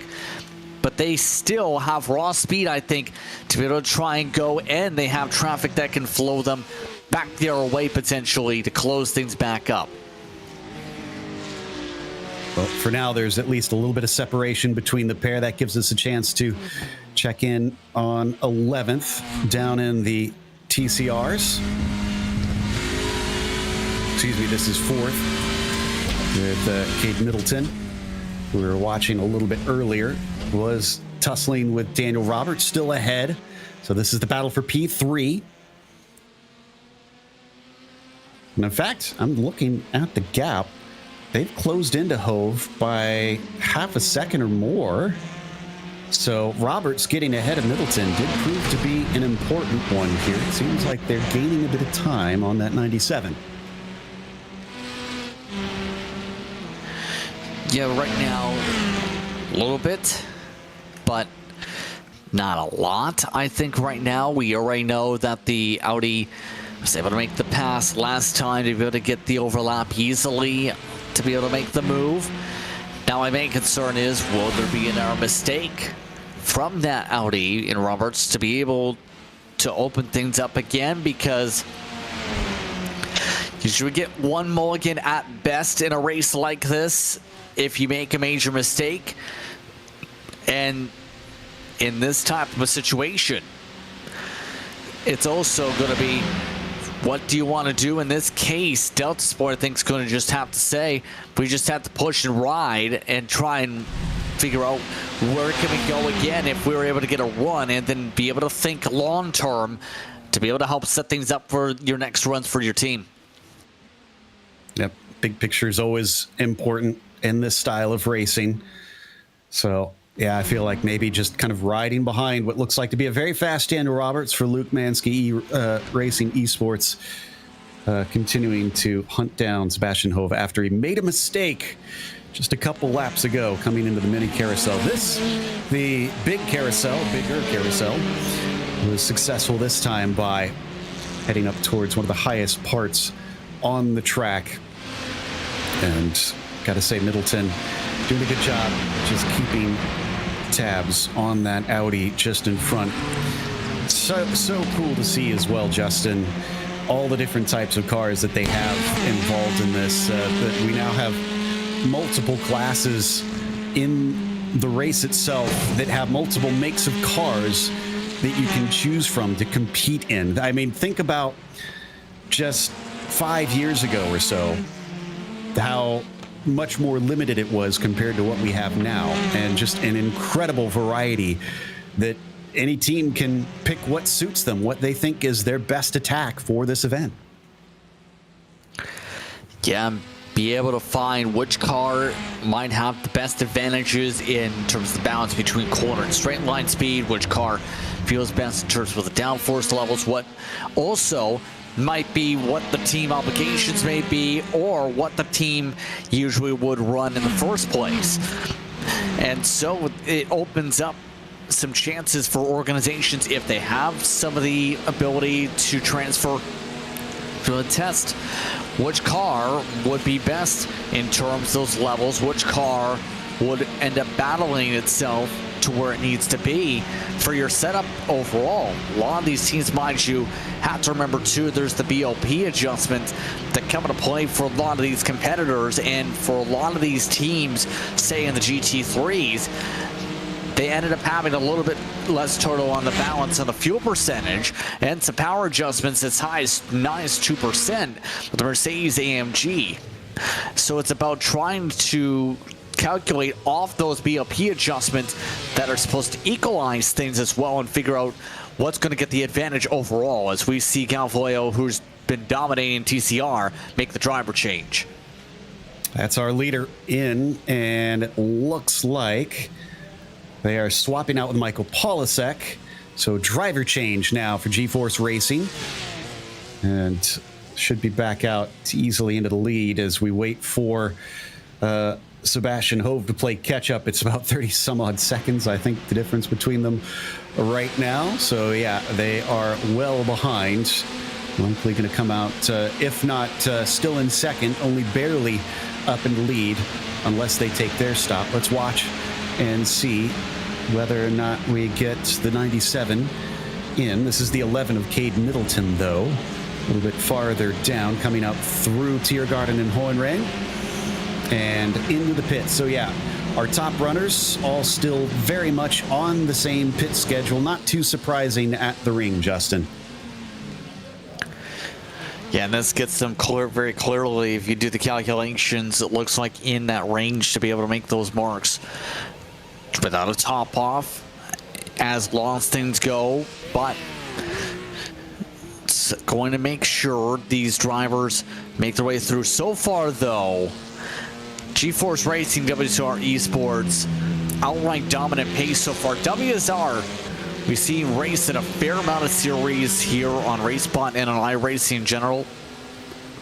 They seem to have figured things out in the Honda to be able to get an advantage of the way this is on the racetrack, and be able to control things on the circuit, to be able to build up this buffer and then some, just with some of the raw pace. And you'll see that sometimes where some of the organizations that in our classes might not be the rising stars, but today WSR putting themselves up on the banner and saying, we are lightning fast in this car today, and looking very comfortable as an organization that's been able to find everything possible in this car to put the name forward and put themselves on top of the headlines. They were dominant, mind you, in the 4 hours of Druxton last week. So there's some crossover too from some of the endurance races that come on in when it comes to this style of racing.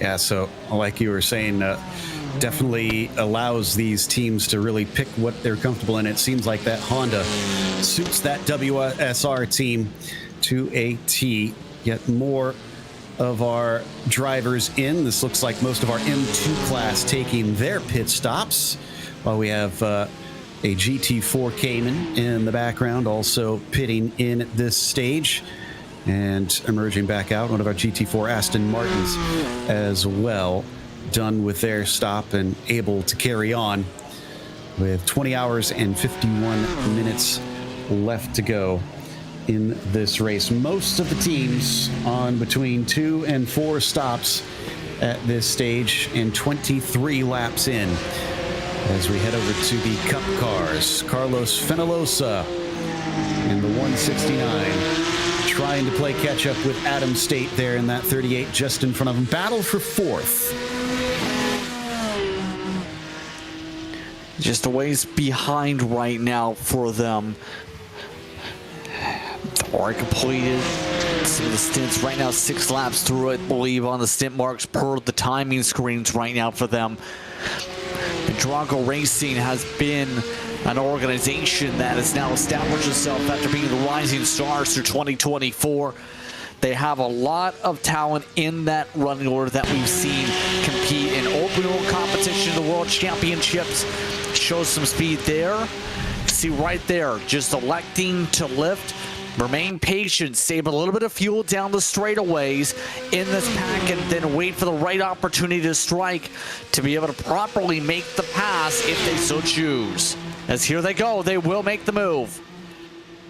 Going to be brave up into the Swedish cross, and as they cut across, they are going to get that position. Like I said, we've seen that a few times, but I think it takes a little bit of cooperation. State decided discretion was the better part of valor, gave up that 4th spot up into the braking zone. So down the hill through the foxhole and compression for these two. The battle will carry on. Certainly not going to get rid of them that easily. I have to imagine for pretty much all the classes, if you can hang on through the twisty bits, surely the long straights here, Justin, will give you chances to cling to the driver you're battling with.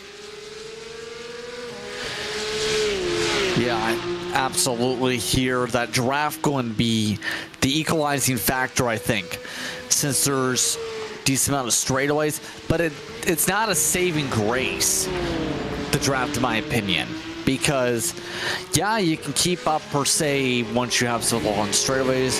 There are a whole bunch of areas that come to mind where you can set up passes if you so choose for slipstream.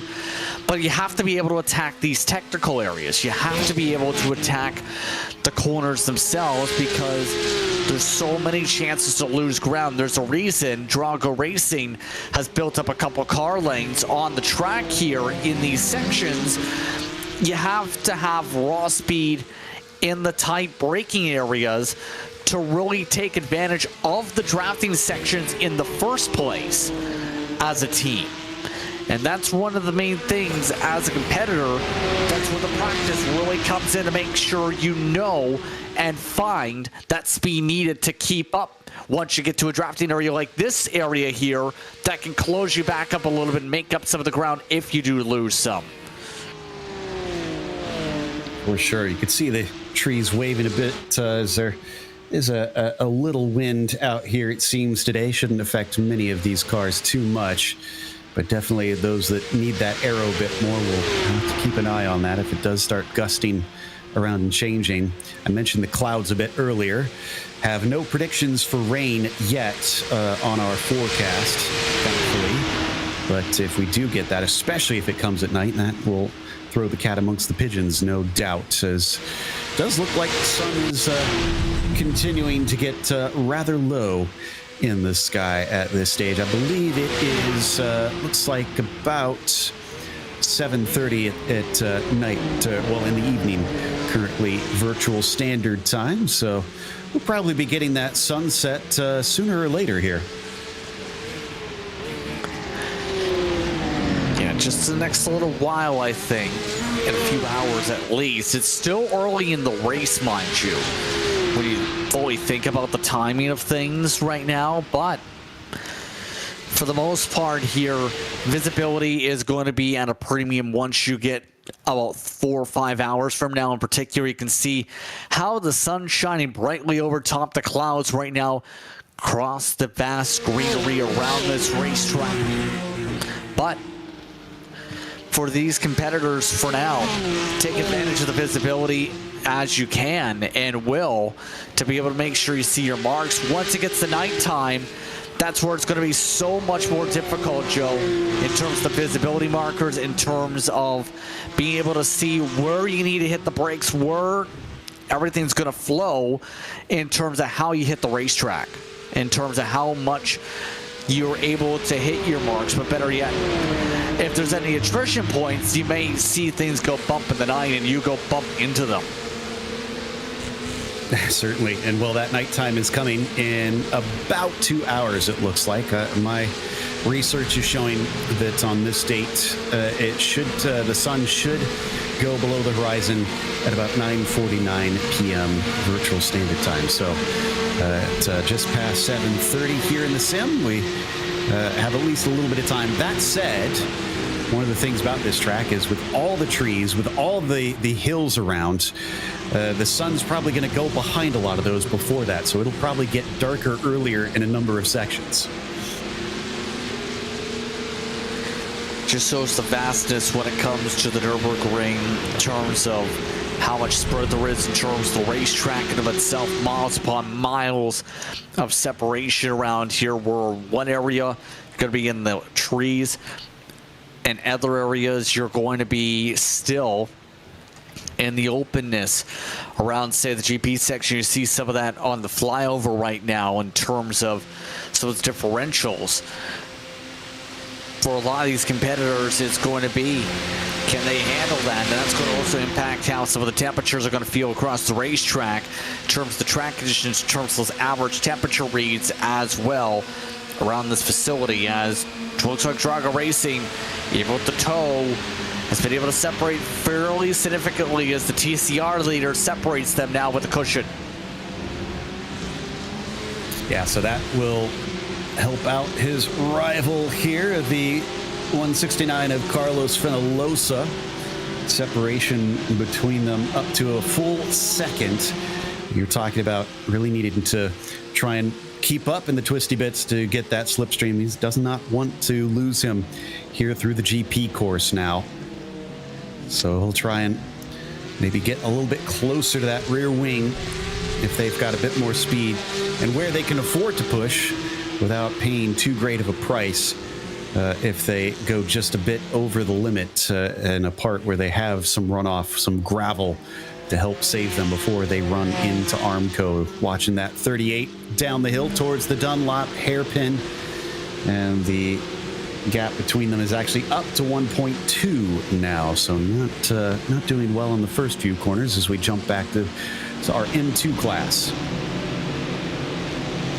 Nightfall Racing Purple doing a solid job on the close-up right now. It doesn't look like a purple race car, but hey, the primer gray making things work right now in terms of this run to the inside.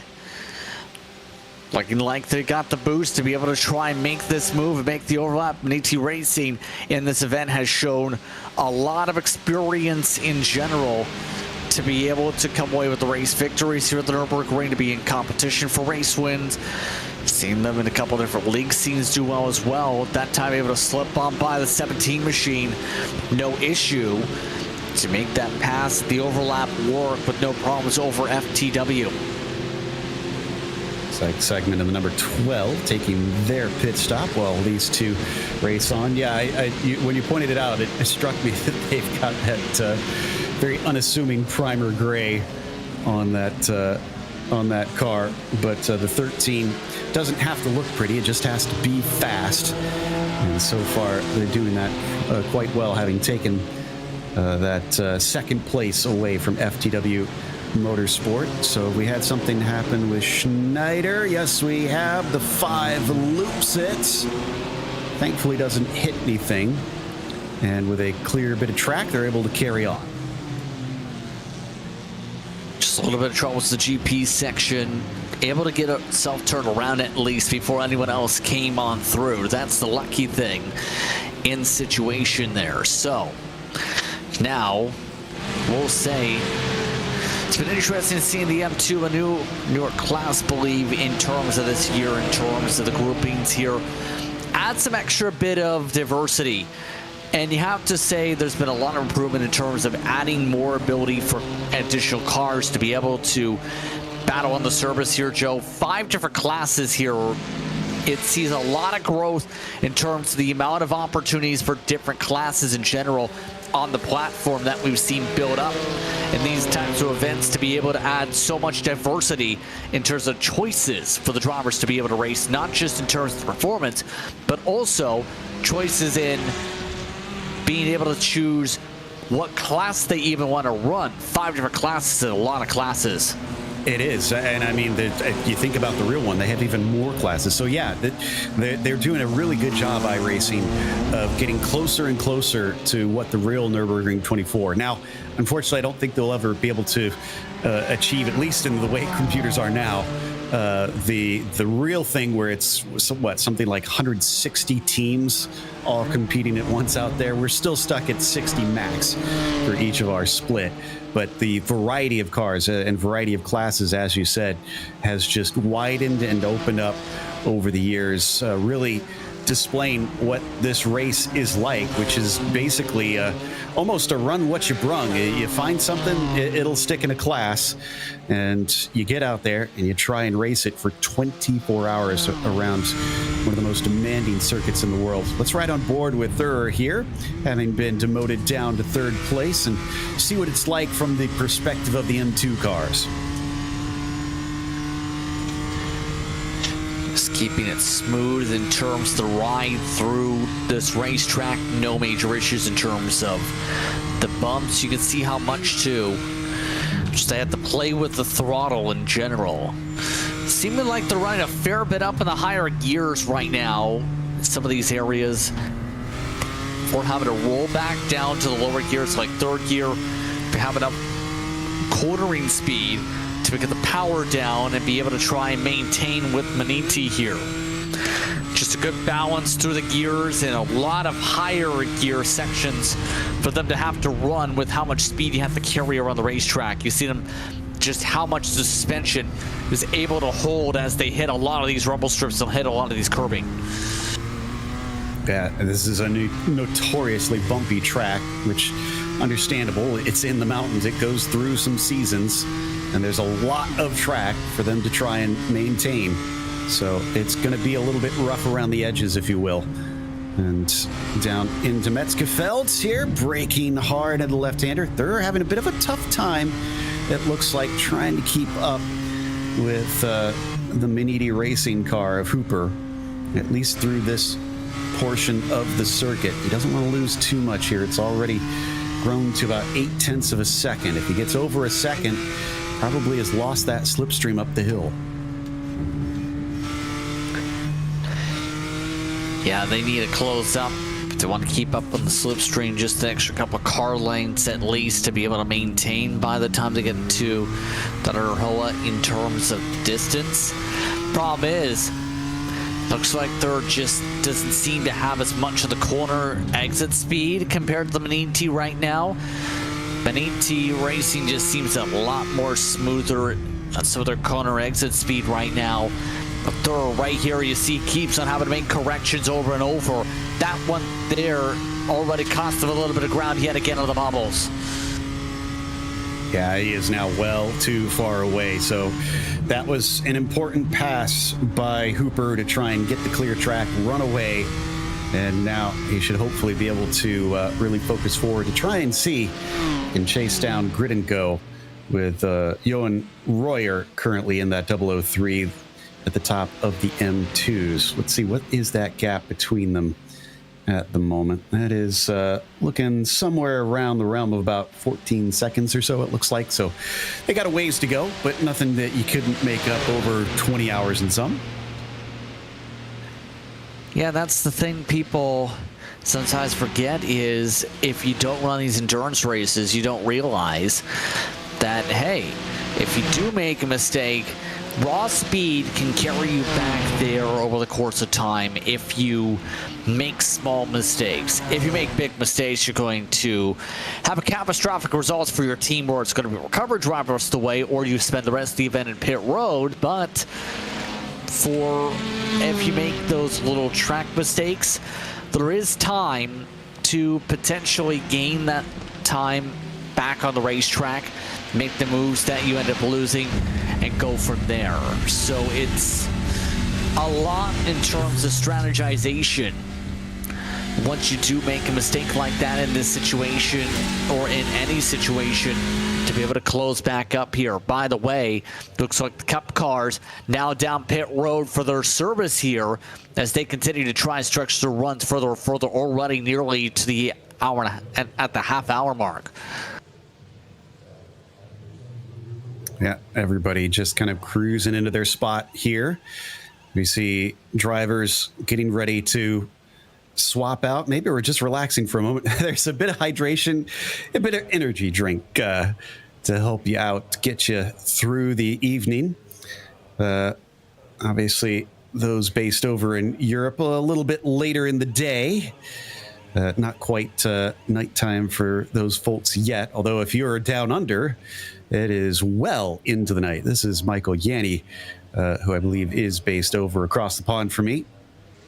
And looks very relaxed, I have to say, Justin. Just like he is on that Saturday afternoon cruise around the German Eifel Mountains. Yeah, keeping it nice and calm as the team makes sure he stays hydrated, of course, and also focused is the big thing. Always important to be able to take the hydration where you can at this point early on in this one, but good pit stop sequence for the top team in the class right now, as right now Reed joined things there overall by a sizable margin. Looking comfortable in the purple and black machine. Very comfortable at this stage with 12.3 seconds over their nearest rival. Of course, you got Ganonso Tazdalin there and the 001. A nice little fight. This is for the 4th position, Carlos Fenolosa and the Drago Racing Machine trying to give chase. Now, I believe they were swapped around last we looked at these. The red car in front of the yellow and black machine. So see if they change that once again. But the other thing we haven't talked about, Justin, is while I'm sure there's small margins between drivers at this level in the top split and iRacing special events, there is always a difference in pace between teammates when you get in the car. And that also can change the complexion of this one.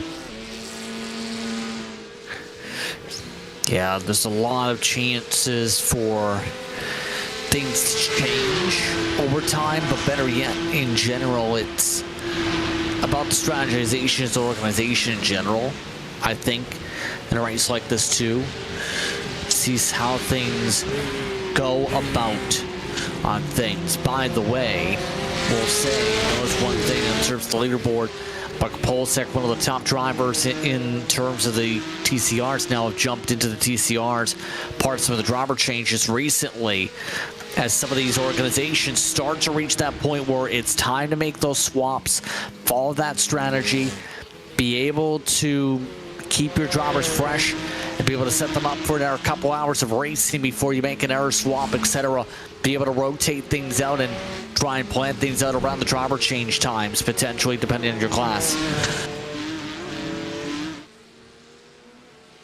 Once again, up towards Flugplatz, approaching some of our TCR. In fact, our TCR leader, I believe.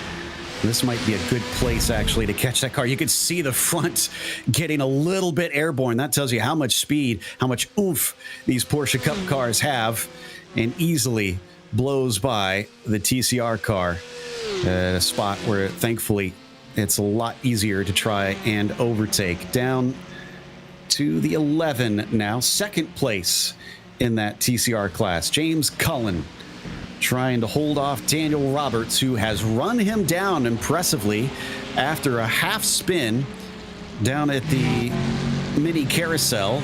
Lost about 3.5 to 4 seconds up to his rival, and has shown that he's not going to let that make him give up. So battle is on back once again, and after a brief wander through the woods, it looks like Roberts is ready to try and get back to P2.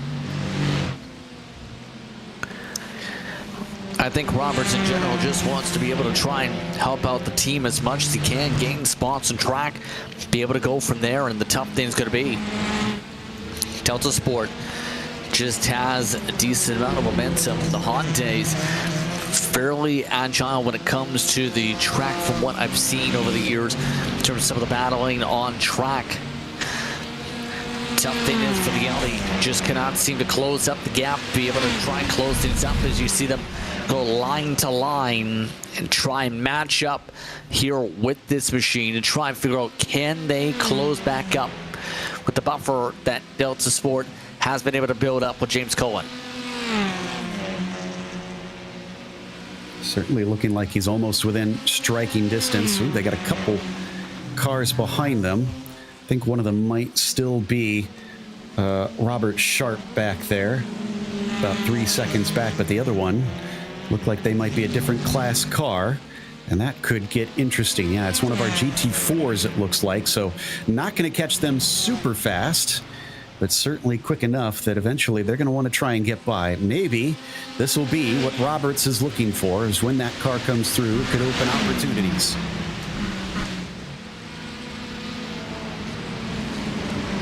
Yeah, and the opportunities, you have to be able to figure out where they may present themselves in terms of traffic, potentially, when it comes to things. There's an opportunity, depending on how things go, to take advantage of the traffic, to open up the door for you to be able to gain some ground, to be able to do anything along those lines to close back up.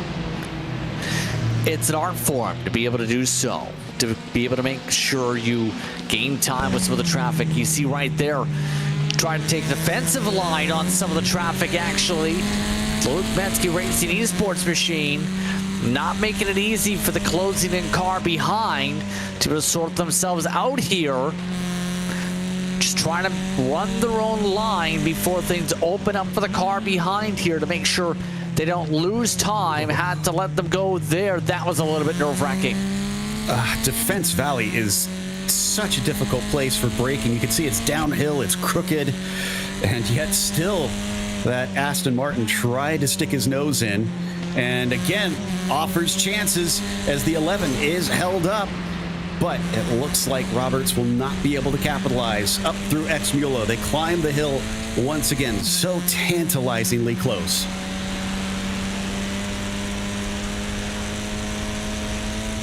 Yeah, and that's going to be the major thing around here. There's so many moments where they're going to be near door to door in terms of contact, in terms of closeness around the racetrack. And that's the tough thing, is there's not a lot of separation racing lines. It's basically too wide at most in a lot of places in terms of the overall width.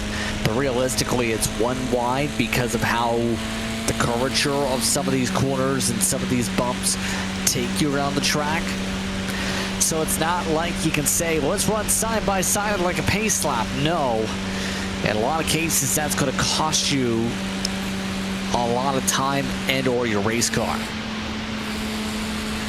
Yeah, and I mean, the last thing you want to be cost is the race car. You got to keep it together. Got to make sure that you preserve the machinery all the way to the checkered flag. It is a sprint race for 24 hours, but it is still a 24-hour race. And so you got to try and get to the end of it. How this style of racing has changed so much, even in the virtual world. Such a different beast nowadays. Very difficult to try and take these wins.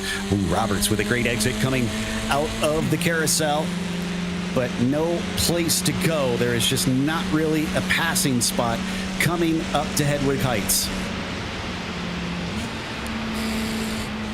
Yeah, and this is exactly what I was just talking about. You can have all the runs you can in some of these areas, but if you end up trying to make a move in some of these dangerous areas, guess what? You're going to have people yelling at you on the radio saying, why'd you try to attempt this? What are you doing? As you crash into the wall.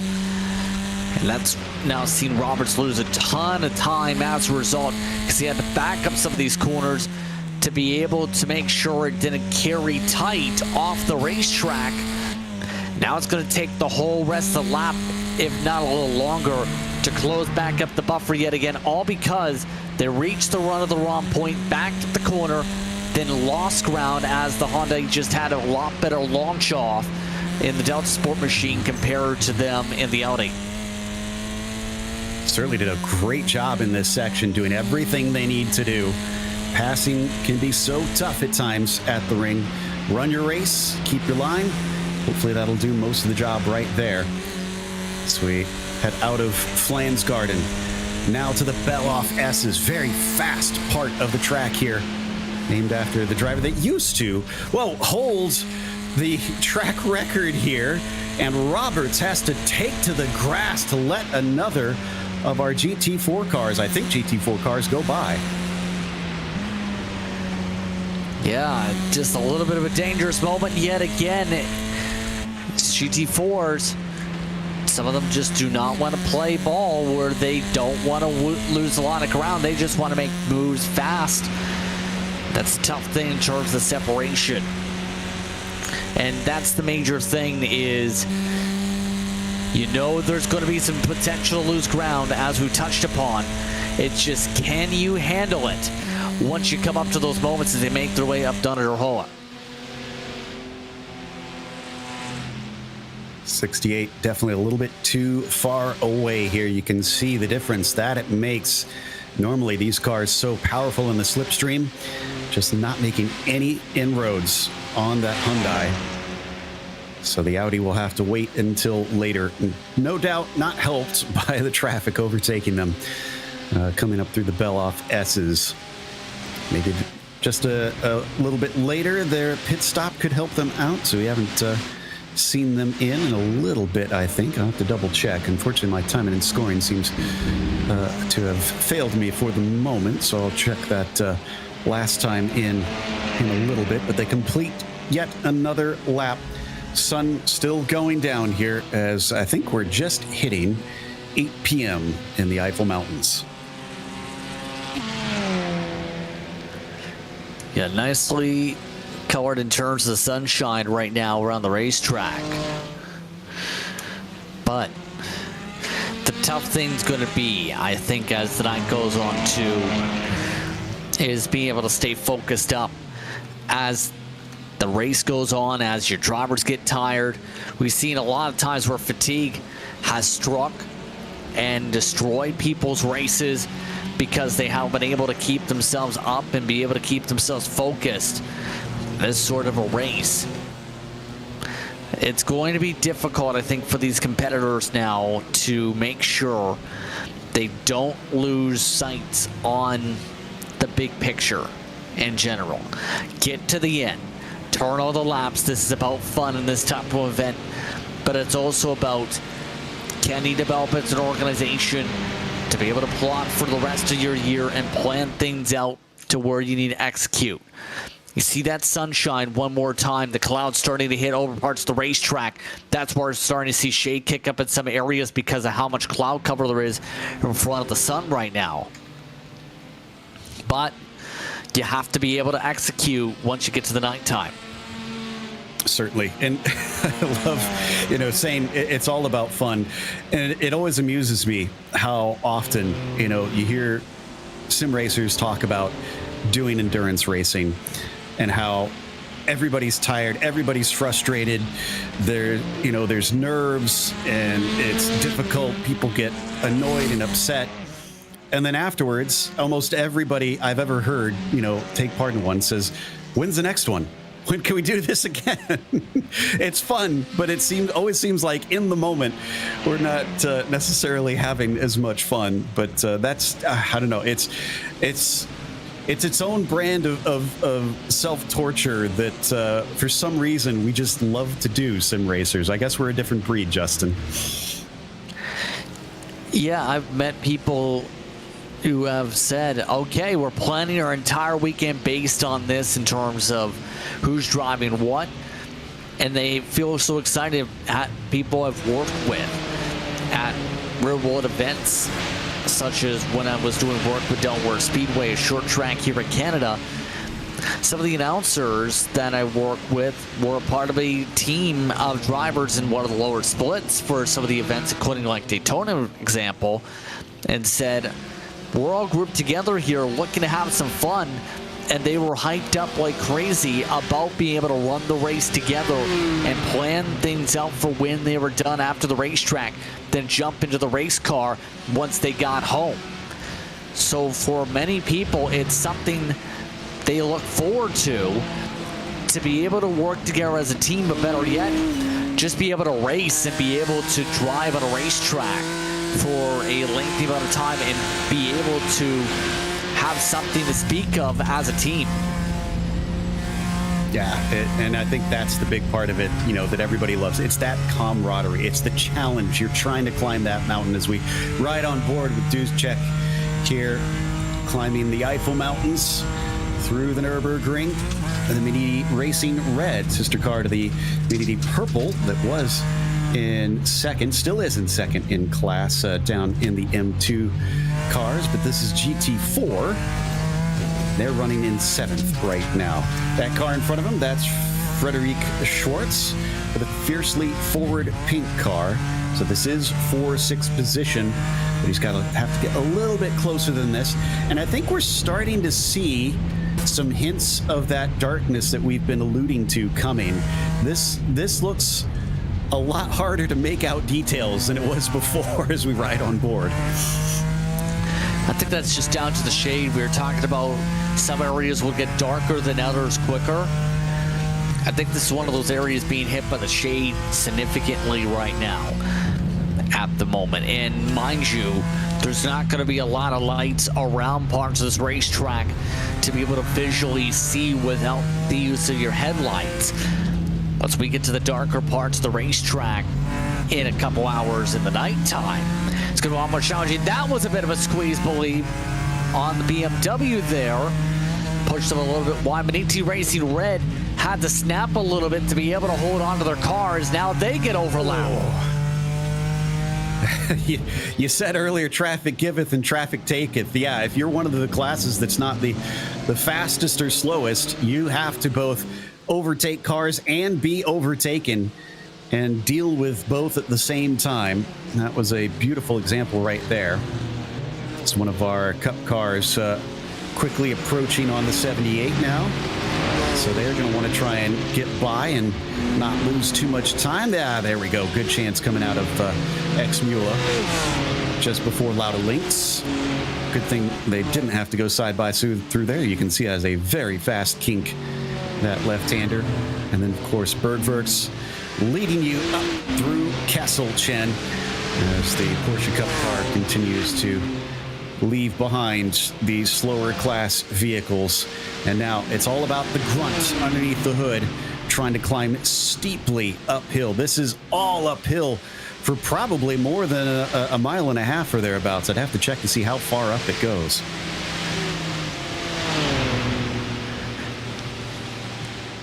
Yeah, a lot of elevation general here, but so far, seeing how things have played out in a race like this, it's been interesting in general over the years to see some of the progression as these drivers have made their way through an event like this, to be able to handle the racetrack, to be able to handle its crevices, to be able to survive these types of circuits here.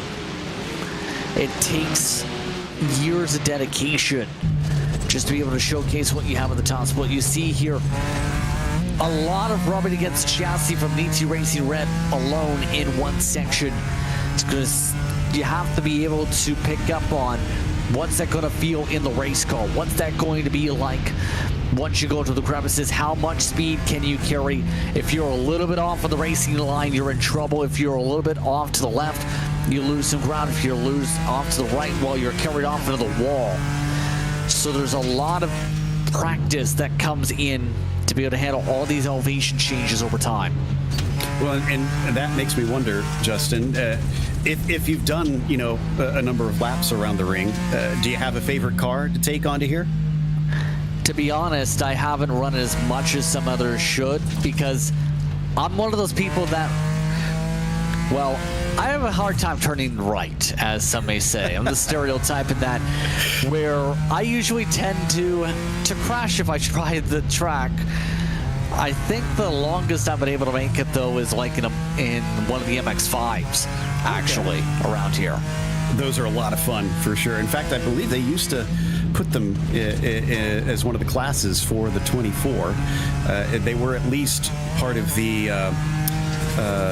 series. I think it's VLN. Is that the name of it? It's been so long since I competed in it. But yeah, that races around here, and definitely is a good time. Look at that. Really good heads up by Ducek to just get out of the way, as that is a car that is in a hurry. Without a doubt, helps them catch up to the Aston Martin. So the Miniti Red now has a good chance, because they're coming up to the Dottinger Hoa to try and maybe use that slipstream. As for me, I know, some people are going to say I'm crazy. I love the Lotus 49 around this track. It is an absolute blast. It's a classic car, right? In terms of the racing style that you'll see in an event like, in general, around this racetrack. Especially since those elevation changes, you'll take them 4 wheels completely off the racetrack we've seen for the Lotus 49s with how much they just launch around here. Speaking of preferring the circle tracks, here's some bump drafting going on, as Marlon, not interested in overtaking, is actually just going to sit behind patiently and maybe save a little bit, maybe work together to get some more speed down that long straight. GT4's not as powerful as the GT3s and the Cup cars, so could use that two heads are better than one mentality to find some more pace during those long straightaways. Another lap done for our GT4 battlers, and still remaining together as they have to overtake some TCR cars down into the hairpin. Just a little bit of trouble with the traffic right now. Here was a big crash for Robert Sharp. What happened to Sharp here? Oh, that little bit of a snap caught them in the grass. Huge into the barrier, across the track, upside down nearly. Massive accident. That was 4th in class as well. So that means that they're going to have to take some extensive repairs. That's the second time we've seen an incident coming into Tiergarten.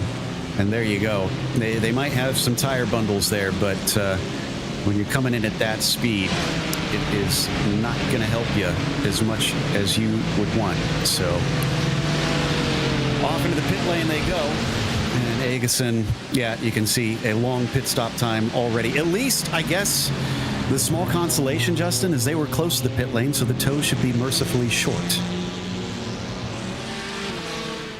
I've seen tow times go as high as about 7, 8, 9 minutes around a track like this before. So it's still going to be a lot of time. The tough thing is, I don't know if that car is going to make its way out even then with the mandatory repairs for a good 40 minutes to an hour if they let you, because here's the thing too. If your car has too much damage now, depending on how bad the damage is, I've seen it where the sim will say, no, you're not going back on the racetrack. It really depends in a situation like that on how much damage there is and how much time they are allotted to be able to then repair that car to at least be able to salvage something out of the finish.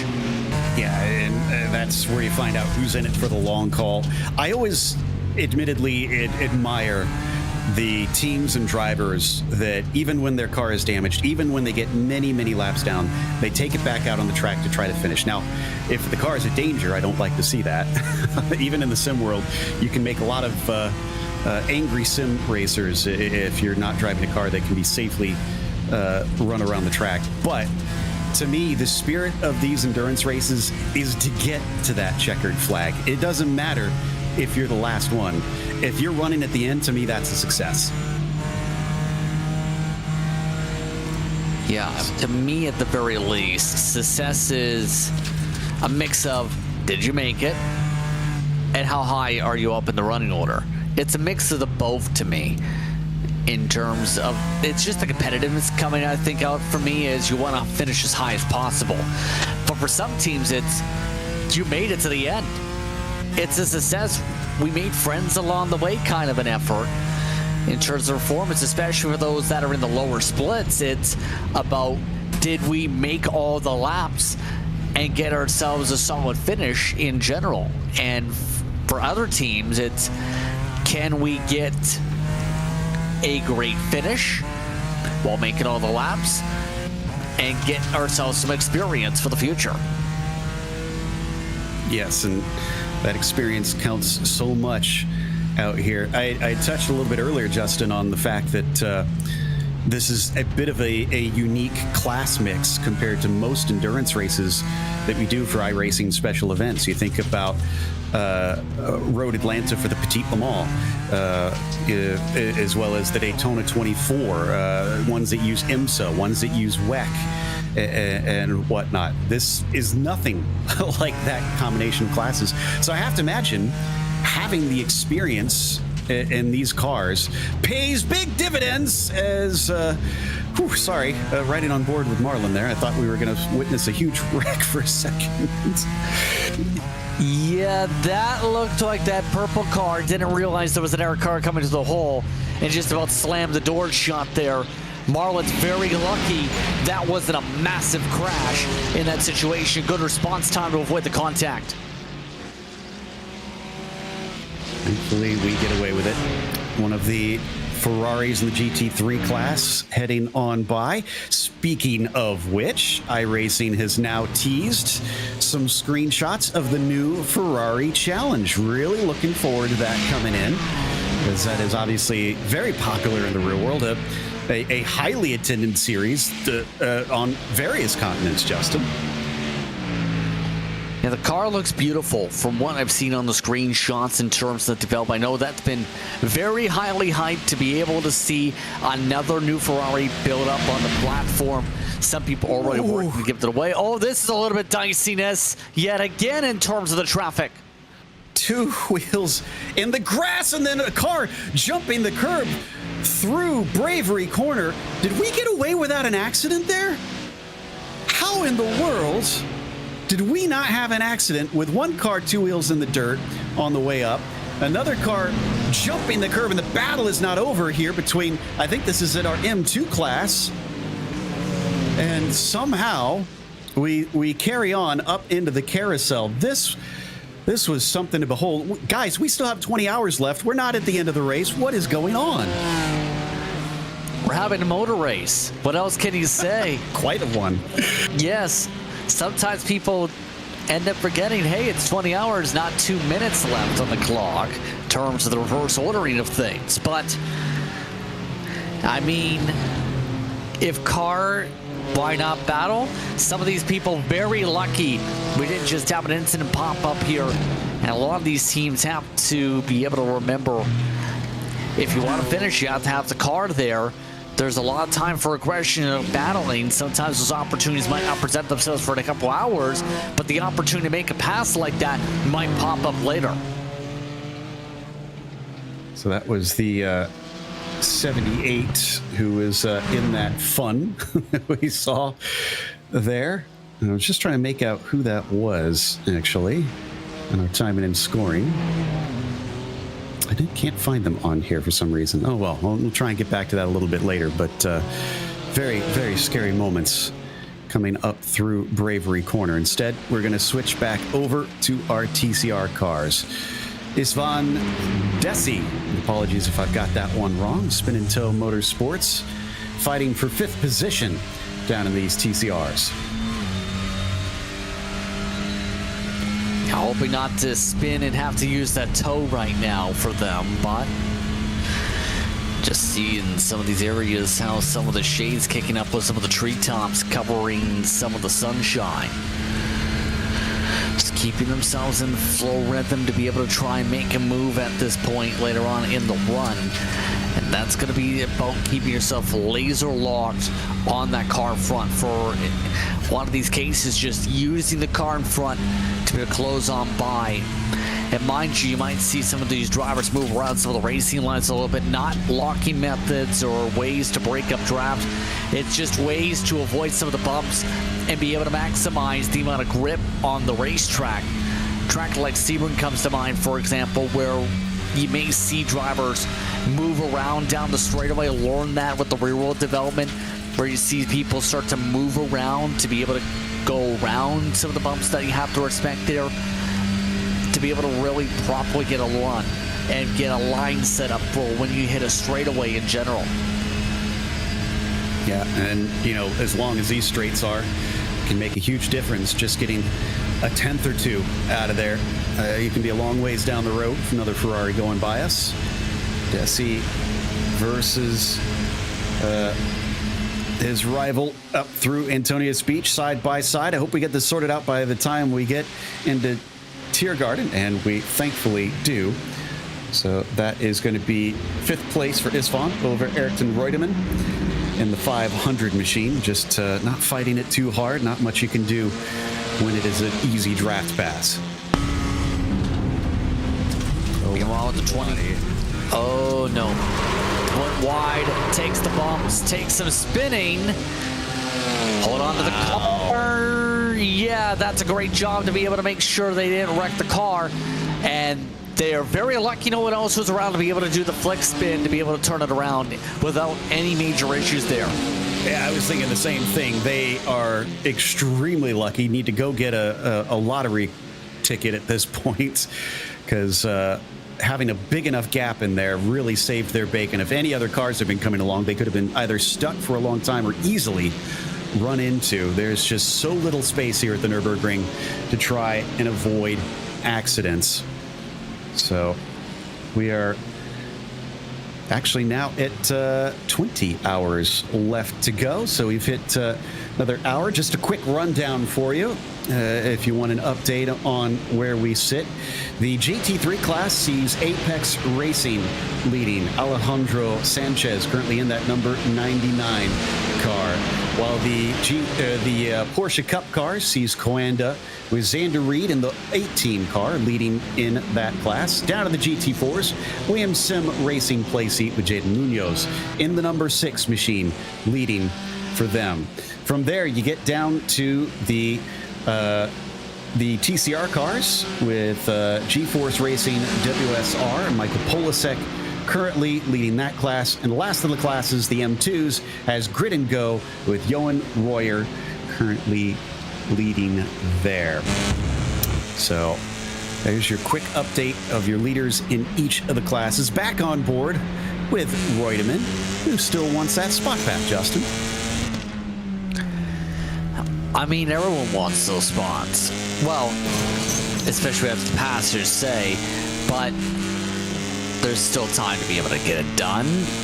But I will say, the 500 machine seems to be on the back foot right now in terms of what's going on. Still a +4 in the race.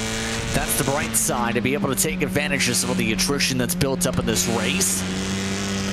Seems to be having a hard time with some of these curves right now, just losing a lot of ground as they try and see, can they get the car to even stick?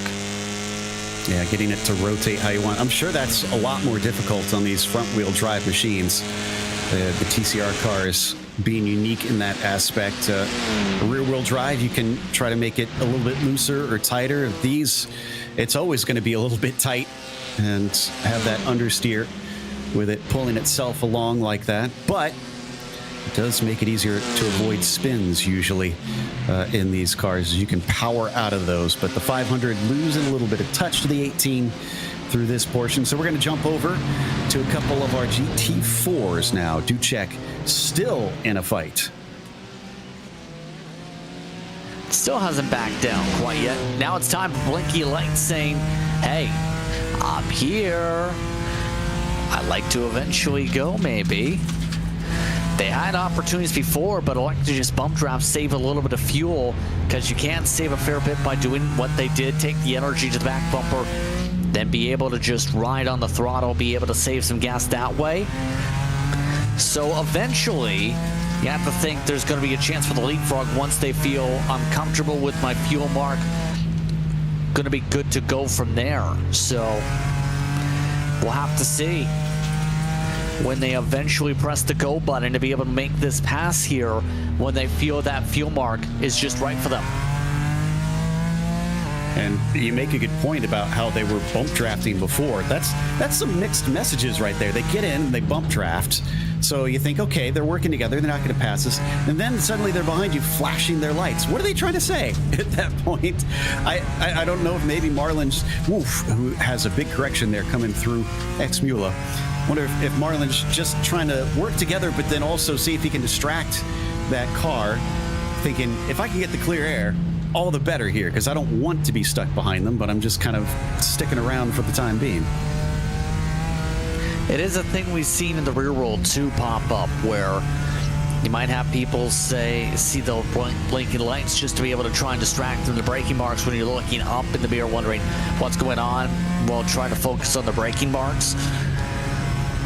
You also have to consider, if you're trying to send a signal, sometimes signals aren't accepted.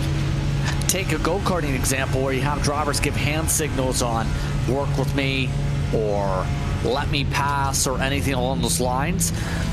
Many of the times I've noticed people respond to a signal with, I'm just going to pass you right now instead of work with you. If you really think you're the fastest, I'm faster than you, I'm going to make the move. So it really depends situation to situation. Yeah, I can think of a hand signal that would be a negatory if they wanted to say, don't think so, bud. But regardless, and as we watch them come up through the carousel once again, still keeping that pressure on, we're getting close to where Justin and I are going to be hopping off here shortly, and we'll return with Arjuna Kekapati and Paul Smith to take us through the next 2 hours. In fact, I do believe that Arjuna has joined us. Arjuna, it is still a Nürburgring race if there ever was one. We've had some crashes take a few contenders out. We've had drivers get into some tricky situations and a few lucky escapes. It's typical iRacing Nürburgring 24-hour race in many ways, albeit with a sheen of sun now starting to bake the track. Thanks, Joe and Justin, as we cross 4 hours complete, 20 hours still left to go in this iRacing Nürburgring 24 hours, presented by Thrustmaster. Great to be back alongside Paul Smith. My name's Arjuna Kekapati. Paul, how are you doing? I'm doing all right, thank you very much. It's a lovely evening. I've been busy watching British touring cars qualifying in a thunderstorm. I've been watching the Rugby League Cup final today in a thunderstorm. It's been a great day of sport for me. And now a couple of hours on commentary. You'll be back at the end as well to bring us to the checkered flag. So I'm sure as we head into the night hours, this is one of those phases of the race that definitely holds a little bit of intrigue. There was a moment there running in towards the Stefan Belloff S's over the top of Flansgarden 2, where I think one of the M2s got a little bit scared, but for the most part, this race, 60 machines started, and we've only had 3 confirmed retirees. Team 75 Bernard by SimRC in the Porsche Cup class, TSRC in the touring car category, and Drago Racing in, well, the GT3s. And we look at the fight for second, where Alessandro Bico, hot on the heels of BMW M Team BS Plus competition. There are plenty of BMWs in the field, but these two are the best of the crop so far.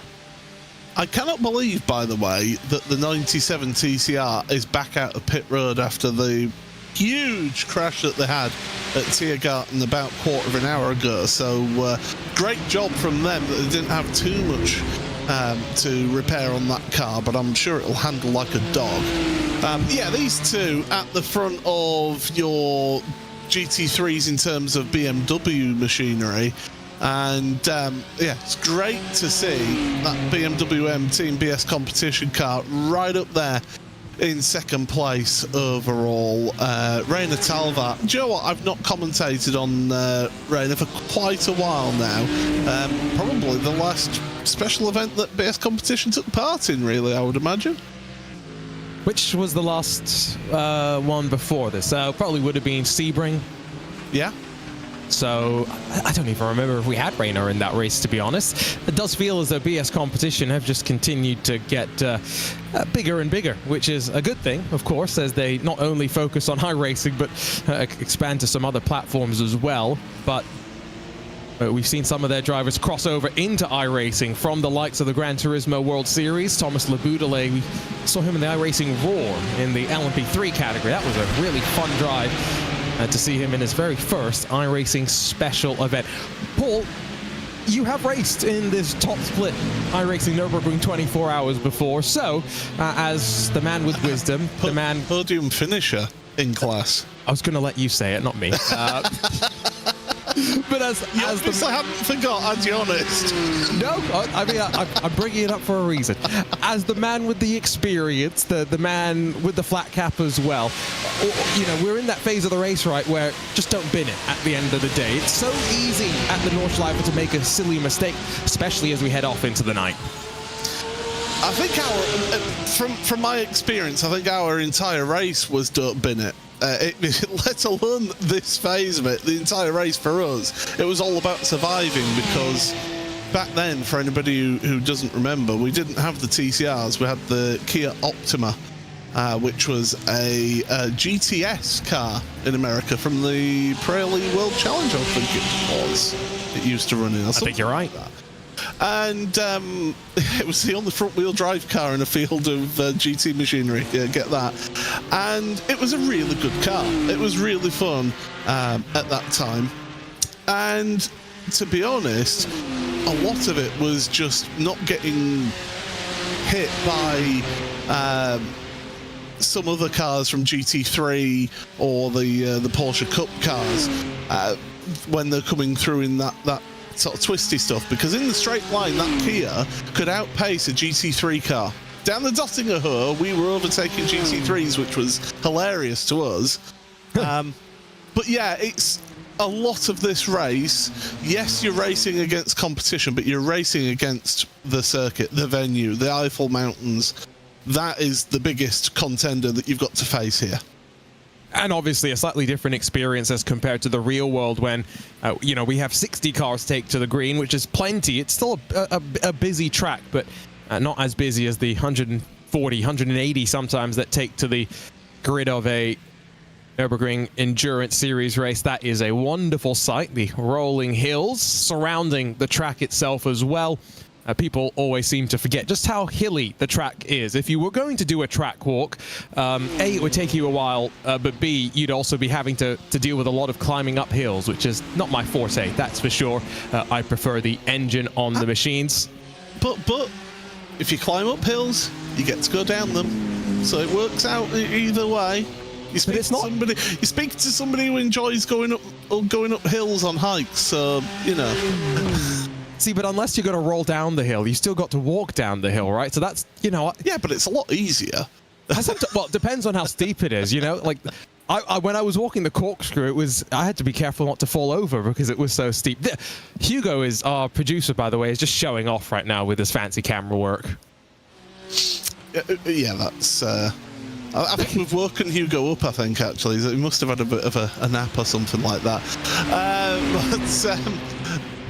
A nap would be a fine thing for Hugo. To be fair, he's got the short end of the stick here today for this event. But yeah, this venue is just. I mean, it's a cliche, but it's true. There is nothing like the Nürburgring, and there never will be again. Absolutely not. Yes, that's the most important thing, right? Because you can't replicate this sort of a track with the modern safety culture. That's what makes it so unique. So, yeah. And I brought this up with Lewis, but we've got 3 consecutive weekends of real-world 24-hour racing bouncing across of Le Mans, the Nürburgring Nordschleife, and of course the Spa 24. So it's going to be a busy period for some drivers. There are plenty doing 2, not many that are doing all 3 of, as far as I'm aware. But it does mean that the first week of July there is another round of the Nürburgring Landstracken series scheduled, but without GT3 cars and without Porsche Cup cars. It's a very, very unique sort of a concept. NLS race where GT4s become the top class in effect, but it's in a way letting the GT3 teams have a bit of a break, Paul, because 3 consecutive weeks for the crew is pretty rough as well, right? But it also allows the more lower power classes to take center stage for the entire weekend, which I think is going to be a really cool thing. I am still waiting for a Dacia Logan to be brought into iRacing. iRacing? Yes, please. Yes, please. Now, to be fair, if we think this is bad enough with the mix of classes that we have now, imagine throwing a class of Dacia Logans in. That would just be asking for trouble. But anyway, I know it's got a cult following. It's like the old Foxtail Manta. The old Opel Manta, the Foxtail that used to compete. It still does the Nürburgring Classic now, but it doesn't do the 24 hours now anymore. Not after the many fires that they've had, unfortunately. Spare parts became too hard to find for that one. Just got a message from Ricardo Edelman, who said that he's once walked from the arena all the way to the carousel the opposite way, so not the traditional way that you go in the wrong direction. Wrong direction, yeah, there you go. That took him 6 hours apparently. Yes. Take a tent with you. You can make it like a 2-day hike. Well, if anyone watches like Mark Urban or Jamie Price, you know, some of these motorsports photographers and videographers that have now started sharing some content of their life, they often have little scooters, electric scooters and stuff, especially for like Le Mans, blasting down the Mulsanne. You'd probably want one, I think, here at the Nordschleife. Question here, as we've just been keeping an eye on this fight in the GT3 class, Alessandro Pico, is he content to just sit behind? He did spend a little bit shorter in the pit stall, and all 4 wheels go off onto the grass there. That's a 1X. He loses some momentum, but at least he's still safe. Yeah, keeping it safe, that's an important thing, but to be honest,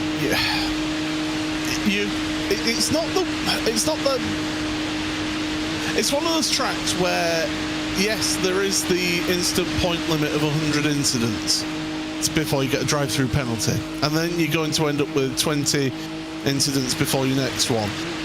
It's not a track that you're going to accumulate too many instant points around, say, compared to Spa before they changed the track limits around that venue. You know, that one used to literally break the sim with how many incident points you could accumulate. See, you say that, Paul, but I'm very capable of getting an off-track every lap at the chicane at the end of the Grand Prix part of the lap. So, yeah, I am guilty of...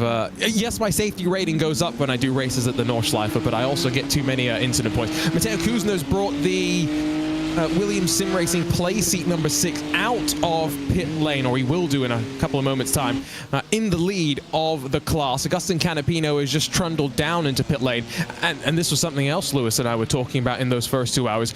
Paul, TC Esports are competing in this race with just 2 drivers across of 24 hours. Well, I mean, if you think back to the history of endurance racing like Le Mans, it was quite regular to have just 2 drivers across a car. And in fact, I believe that when Graham Hill won Le Mans, he actually did 12 hours in the main car that he won in, but then also did some hours in the other team, the other car that the team ran. So, you know, okay, safety standards have changed a bit since then, as have driver regulations in terms of how long people are allowed to drive for in these real races. But this track is brutal. It is absolutely brutal. You found it out a couple of months ago, didn't you? Just doing one of the Nürburgring Endurance Series races. No, but it is brutal though, isn't it? No, it is. I mentioned it in the first 2 hours as well. I did one of the 4-hour races, and I decided to do it solo. I have my fair share of experience doing the race solo, but it's been a while, as many will know, since I've done an actual race in the sim for that amount of length. And Paul, I made a basic mistake at the start of the race, and then it just kind of compounded from there. And 20 minutes left, I was physically, mentally broken to the point where I pulled it off the track and said, you know what, the Nordschleife beat me today, but I will be back and I will beat it whenever I can. So what you're saying is that we need to put a PESC commentators team together for an NES race. Yeah, see, my goal is I need to try and do the 4-hour solo, because now it's beaten me once, right? So it's the ego in me. But there's a 6-hour one coming up, isn't there? So I definitely think, you know. I used to do those races 4 hours solo in TCR. Right. And you are just spent at the end of it. Absolutely. So yeah, and there is a 6-hour race, isn't there? So yeah. Oh dear, this is the 50, and that's a huge incident there. That's the Scuderia Ferrari HP Sports car, and that's on the exit of the Hudson back. That's a weird place to have a crash like that. Yeah, but if you hit a curb wrong, and if your car isn't good at dealing with those curbs, it'll spit you out. Well, that was a moment where I thought Alessandro Bico's teammate in the Williams Gaming Club entry, it's David Sobrero tucked up behind Nicholas Hyde. Cherry Esports actually defending race winners in the 992 category, but they've taken the step up into the GT3 class for this year. Our own Will Chadwick, Racebot Zone, was part of that lineup that took the checkered flag last year. Stuck behind the race-leading TCR machine, the GeForce Racing with WSR Esports. Michael Polasek, sees the drama behind because turn on the nose. Williams Gaming Club go on forward, but that's one that Nicholas Hyder won't be too happy about. And this is where you've got to show that patience in traffic. And he was showing that patience in traffic, was Nicholas. He held back. He was trying to then get the cut back on the inside on corner exit, because that's where those GT3s are a lot stronger than that TCR car. On corner exit, the problem is that the car behind had already stuck the nose in there. 2 into 1 does not go, I'm afraid. It does not. I was about to say, by the way, about Michael Polasek. He did send me the link for where you can donate. He's doing this race as part of the World Central Kitchen fundraising efforts. There's a look at the replay, by the way. Head to donate.wck.org/N24. He's part of a blockbuster lineup that already has built up a... How big is that lead? Bigger than my eyes can calculate right now on the timing screen. I think it's going on to close to 90-something seconds. It is 1 minute 45 seconds. Even larger than I could calculate. Red line in pit lane, by the way. Yep, getting their service. Oh, now that's an early service for me. They've been in there for a while as well, so this might be potentially them done for the day. We'll see if we can get a confirmation on that one. Back to Michael Polasek. He's already raised $7,711. That is very, very cool. So whatever you can do to play your part, he's aiming for 10,000, and we're not even 4.5 hours in, Paul. So I'm betting he's going to hit his target. And do you know what? I've said this time and time again whenever I've done charity streams on my own Twitch channel. The sim racing community, when there's something to help support a charity and to help encourage money to be raised, they come together. I mean, you just have to look at Jimmy B's Race for Mental Health, how that's grown over the years. It is absolutely sensational how the sim racing community can come together and help support people who maybe aren't as fortunate as we are in what we do. So yeah, it's great to see that Michael is doing that fundraising and has already raised a great amount of money. And so we'll plug it a little bit more through the rest of the race, through the long night time that we're about to get to as well. I say long, it's one of the shorter night times of any 24-hour race, given that we are in the summer as compared to Daytona, which is in the winter, slightly longer nighttime as compared to the day. Curious exactly how many hours we will have under the nighttime conditions. Another little slip off the track there in the chasing Williams Sim Racing Chill Blast machine. These two are pushing. Lap times are not really falling off by any means, Paul. We are seeing drivers within a second and a half pretty consistently of their best lap times, even when they're stuck through some relatively heavy traffic. Yeah, it's knowing how to work your way through traffic in this event is going to win you it, or at least get you a really good result if you've not been at the absolute front of the field. It helps a lot knowing where and when is the sensible places to make those moves and to lose as little time as possible. I mean, you look at the lap times that the leader Alejandro Sanchez has been pulling out. He's just been methodical. Same with these two as well. They've been right there matching his pace. So it's great that we've got a bit of a fight. If you sat at home thinking, well, there's 12, 13 seconds between the leader and second and third place, that's nothing in this race. That can change at a moment's notice.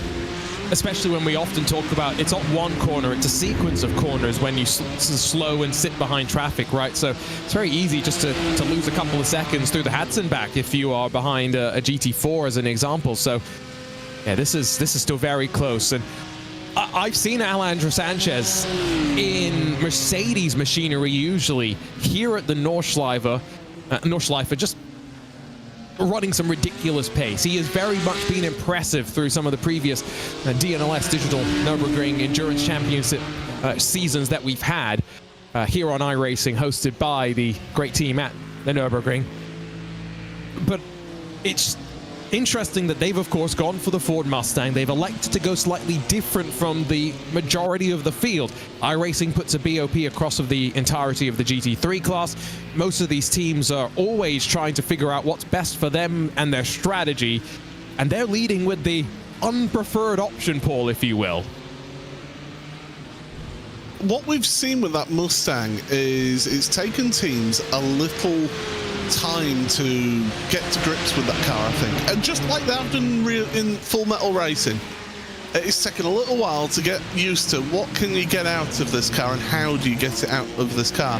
The BMW has been a favoured car because it's really good over those curbs, which through Hatzenbach, through the Foxhole, through many parts of this track, using those curbs, I'm thinking sort of like towards Flanskauten and through the Beloff S and things like that. Having that pliability in the car is really, really useful in this particular event. And I think that those majority of teams have gone for it for that reason. Apex Racing Team have obviously seen something in that Mustang that's just that little edge over the BMW, and they've gone for it, and it's so far working for them. And in that car, we've already seen Kita alongside of Sanchez. We'll have Alex Gall, Maxence Godino jumping in at some point. I think Godino might be next in the queue whenever Sanchez does give up the race-leading machine. It was interesting as well how that car debuted last year at the 24 Hours of Daytona. And, you know, it's fair to say it was a bit of a struggle. They had issues with the rear deck, or the rear boot lid, whatever you want to call it, effectively with all that negative pressure almost compromising the aerodynamic stability of the car. And so a remarkable turnaround that 12 months on from that, they are now championship contenders in the GTD Pro category in the IMSA WeatherTech Sports Car Championship.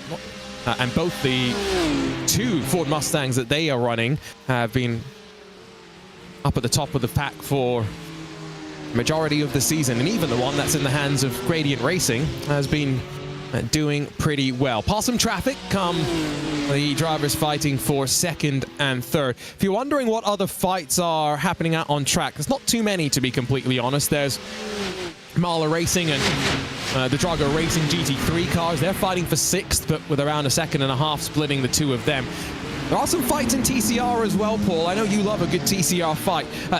They're toward the end of their stint, though, so they're also getting to the point where the front tires are probably, and I'm sure, going to be screaming out in pain. Delta Sport and Luke Mansky Racing Esports, 6-10 split them in the fight for second. It's the TCRs. I mean, I remember the many series that I've run in TCRs. I've also commentated on them. One of our fellow commentators all used to dub it the totally chaotic racing. In sprint races, you can get that real chaotic racing, but in events like this, it is actually a really fun car. Around this track as well, it's a really fun car. to drive. So if you can get it hooked up, you are in for a really good time all the way through. And because the aerodynamics of these cars don't necessarily make you lose grip by being in the slipstream, it means you can be a lot closer to each other. You do feel a little bit of an effect being in that wake of the car in front. Every car will. But it's not to the extent that, say, the GT3 machinery will be. So, yeah, it always gets you some really close racing, and we'll see these TCRs ebb and flow throughout this race and give us a tremendous show. Now, Paul, you know that I've given front-wheel drive racing a bit of a hard time in the past. No, really? A bit of a hard time. I was very, very impressed. Seeing them in person for the first time at Laguna Seca, actually racing up close. I'd seen them at Daytona, obviously, but it's different when you get to be there and see all the chaos. It is wild. Oh, it's wild, Paul. And I don't even know if TV was able to capture all the chaos on the restart because there was so much of it. But yeah, no. Opinions, I've got to ask you, what's your opinion on the verbiage or the common saying that racing's not a contact sport, but it's acceptable in front-wheel drive touring cars? So, my opinion on it is that if it's a little bit of rubbing door handle to door handle and it's nothing too egregious, yeah, that's fine. Just flat out punting somebody out the way, no, that's not at all. Okay. It's not on, and I will stand by that. The amount of times that I've seen events, I mean, I grew up watching, as it was back then, the British Saloon Car Championship before it turned into the British Touring Car Championship. And you'd see people just punting out the way, and that was more acceptable then. They're actually a lot more strict on it nowadays in British touring cars and in TCR as well. I think Rallycross is that exception where contact is more accepted, but even then it's a bit of a sort of grey area. It's a bit of the dark arts of racing. Now, I do miss our days in the iRacing Rallycross World Championship booth. But yeah, no, one of the reasons why we don't entirely miss that championship is there was too much contact by the end, right? We got past that sort of line that you're trying to find between good, hard, aggressive racing, and now it's just chaos and whatnot. So, yeah, I agree with you. It's always interesting that people talk about touring cars being a contact sport, but like you say, there's limits to what is acceptable. Obviously, this is the iRacing special event, so we'll have competitors who may not have done too much endurance racing. They may come from the NASCAR side of iRacing, and so, you know, they might be a little bit more used to the bump and run as being sort of, what's the right word for this? Legal, maybe, or appropriate. Definitely not something that you could do in most sort of major championships on the road. Daniel Roberts sets out wide as they head up towards the Lauda Links and towards one of the most important corners on the track, in towards Bergwerk. I have seen, by the way, in the iRacing Twitch chat, somebody has said, Paul and Arjuna, when will you start your career as an F1 caster? When somebody pays us. See, Paul, I'm pretty sure that's our good friend that joins us every week that we are on or in the booth for the Porsche Esports Super Cup. So it's great to see him joining us for this event. Absolutely. Great to see everybody, by the way. Good to have you all along and joining us and getting involved in the chat. But yes, no, when somebody pays me, that's when when we'll be come on, I'm not going to do it for free. I'm a Yorkshireman. It's not just the pay us, right? It's someone has to offer us the opportunity as well. Yes, it's minor facts, minor details. Yeah, minor details that we'll work our way through. But yeah, no, it is great. I mean, Paul, you posted a clip of your rugby league commentary going on, what, how many years ago now? That was 2010. So that was 15 years ago. Yes, I used to commentate for the Bradford Bulls for their match DVDs. It was a one-camera setup. I didn't get to see what the camera was showing, so I was commentating live what I could see with my eyes. It was recorded as live.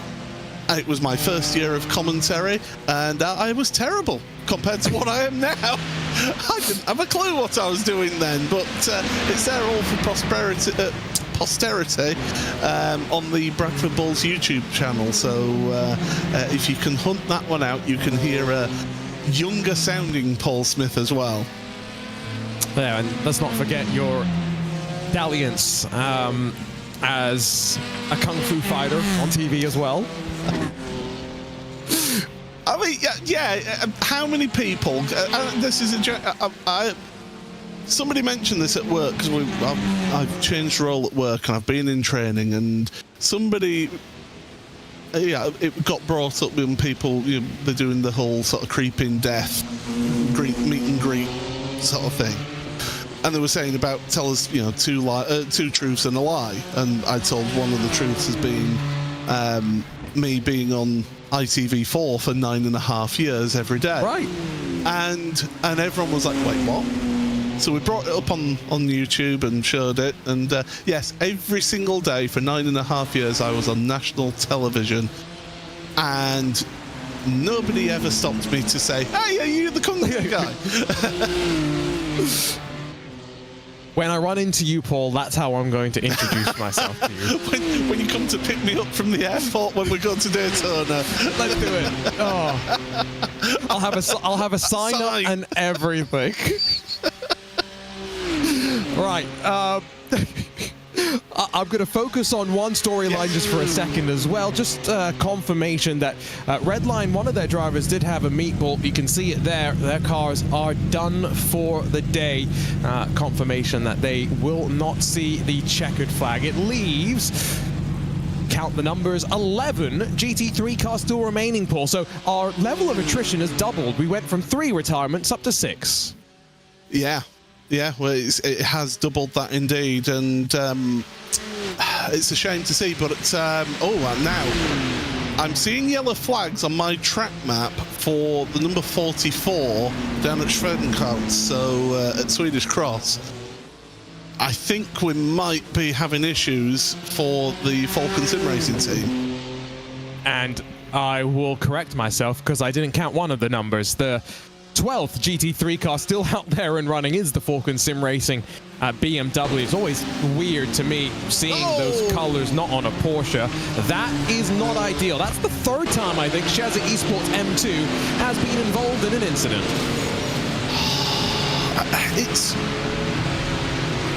That's on the GT3 car.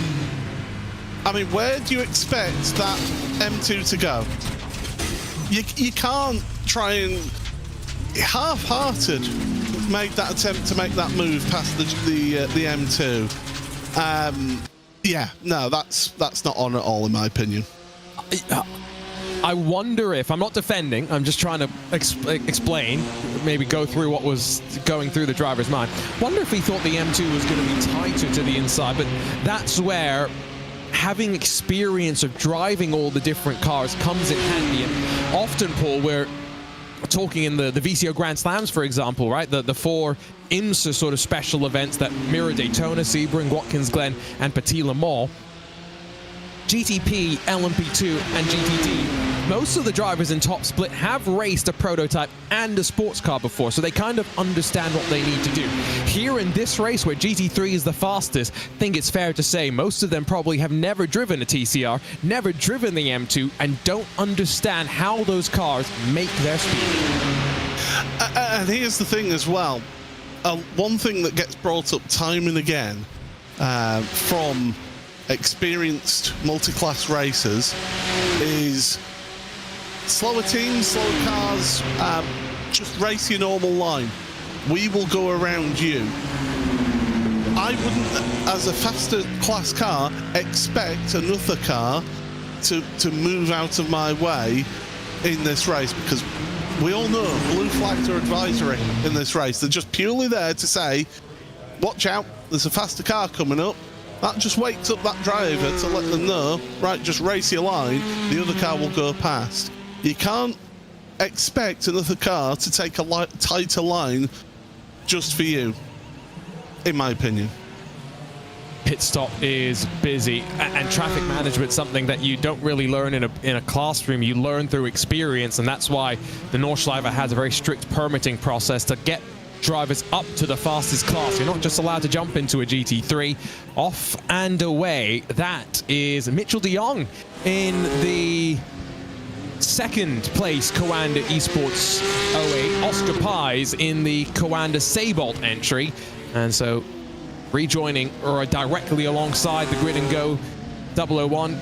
Tasdell in slightly off strategy. Tires already up to temperature. Less fuel on board as well. And he'll hold on for the time being. Did see on social media, Mitchell completed an Ironman. So not only is he faster than us, he's also proving to us just how much better than us he is physically as well. It doesn't take much to prove that you're better physically than me at the moment. I'm a 41-year-old man with some dodgy ankles, knees, hips, you name it. I know a friend of mine did an Ironman years ago up in Scotland. Had to swim across the Firth of Forth, Firth of the Forth. Then cycle to the bottom of Ben Nevis, and then run up Ben Nevis and back down. And that was the finish, and it was brutal. I didn't like the sound of doing an Ironman then, and Mitchell doing that. Hey, if you find that fun, that's all great for you. I'll stick to just sitting here chatting about motorsport. He says that he did on social media that he did it in under 5 hours as well. Which, for those that don't know what an Ironman is, it's a 2.4 mile swim. I'm already done 0.01 miles into that. 112 mile bike ride. Again, I'm done about 0.01 into that. And then 26.2 miles. So anyone who does this is crazy. But Mitchell's the good kind of crazy, and we love him for it. So, you know, good for him. Congratulations, Mitchell. And you know what? Mitchell, absolutely great guy. I've all the time in the world for Mitchell.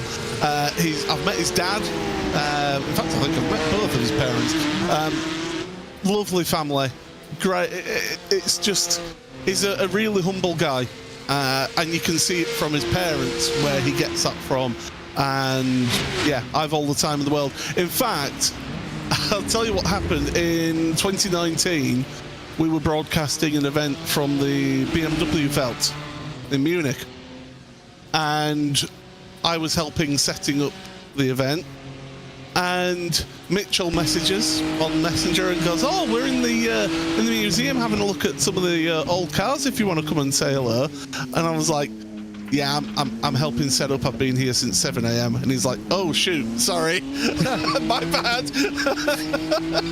Just a good guy. Wants to hang out, does Mitchell. Kai Kashuba has been passed by Vlad Kimichev in the Drago number 96. That happened down at the final corner. Saw the number 10 look to try and maybe think about fighting back into turn 1, but it did not happen. This is the car that, of course, won the iRacing Bathurst 12 hours and run by BS Competition, a team that's won this race in the GT3 class on 2 occasions, if memory serves. And they've got some work to do if this machine wants to fight its way forward. They are now 45 seconds off the lead, which, Paul, I know we were saying earlier that 13 seconds is not a lot, but counter to that, in the world of iRacing where there's no safety cars to bring you back into the mix, you're relying on a mistake once you get this far back to be brought back into the fight. Yeah, absolutely. It's one of those things where I heard you mention it earlier with Lewis. I kind of wish that we could have code 60s in places, because it depends on where you are on track as to when they fall, as to whether you benefit or lose out on it as well. So that can have an effect on the race. We've not had the biblical hail or rainstorms that you tend to have around this place, or indeed the fog. This place is notorious for fog. The last last 3 years, 2 of the races have been stopped short because of fog, if I'm remembering that correctly. I will say, Kai, great to see him out here still competing at the top level of sim racing. I commentated on, I think it was possibly the closest finish in the VRS GT World Championship Series back in the day. When it was, I believe it was Course. No, it wasn't Course Sim Racing. It was the other core car that was, the purple one. Can't remember exactly now. And you've lost me, unfortunately. Came across the line hundredths of a second between first and second place, and it was Kai who won. It was incredible. It was at Monza. What do you expect? Right, I was thinking it had to be Motorsport. Monza. Thank you very much, our producer Hugo Luis. Core Motorsports. And they were purple, you're saying? Yes. Okay. See, this is slightly before I got seriously into the competitive side of iRacing, so slightly before my time. Back in my day, I'm going to sound like an old man. Ross McFarlane, I think, is going to jump into the GeForce Racing with WSR Esports 272, the class-leading TCR entry. They do seem to be doing a driver change basically every stint, Paul. So the stints in TCR are about 90 minutes. A double stint takes you to 3 hours. And this team with 4 drivers electing that let's just switch it every time that we can. I wonder if they're doing that now, and then when it gets to the night stints, if they've got nobody based out in North America or in Australia to drive in that car, to then that's when they're going to be double stinting drivers, perhaps. So just save their energy here and just rotate through the drivers now, and then when it gets to the night stints, it means that your drivers have more chance to get some rest. I agree with you. It's just I'm very puzzled by the fact that Michael Polishek is their only driver based in the US, and Konstantin Stolzenberg has not jumped into the car yet. So, if anything, maybe there's going to be Yeah, they're going to have maybe Stolzenberg do a lot of that night running with Polishek potentially. But this is where, again, sim racing has the benefit of, if you have drivers from around the world, you can divvy yourself up. Whereas if you're in person, in the real world, there's no question. If you're driving at 2 a.m., you have to wake up for your 2 a.m. stint. You can't shuffle the time zone around so that you're actually racing at 11 in the morning or whatever. Yeah, it's I've slept through alarms. I'll be honest. I'll hold my hand up. I have slept through alarms before. In that, and literally had phone calls, missed calls on my phone because of that. It's not good when that happens. I can tell you. So years ago, I was doing, back when we used to do 6-hour stints on commentary on these events. So this was 2017, I think it was. I was on commentary in the night shift. It was like 2:30 until whatever, 6 hours later, it's 8:30. And 2 of our commentators didn't turn up on time because they'd slept through their alarm. Oh boy, did we have fun punishing them on broadcast. Johan Roy has brought the Grid and Go 003, the leading BMW M2, into pit lane and left as well. So he's staying behind the wheel. You can see our new pit stop graphic on the right, just continuing to update as pit lane is a busy place right now. I remember some of the punishments. I also remember some of the things that you did to try and keep yourself entertained while you waited, which included, and we're not going to do this, at least I hope not, because there's enough action on track, going through every single car on the grid and talking about the livery and how much you rated it out of 10. Yep. Oh yeah, we've done all sorts. I mean, it got to the point where there was literally nothing happening on track, and that was in the days before we had the day-night cycle as well. So yeah, that's true.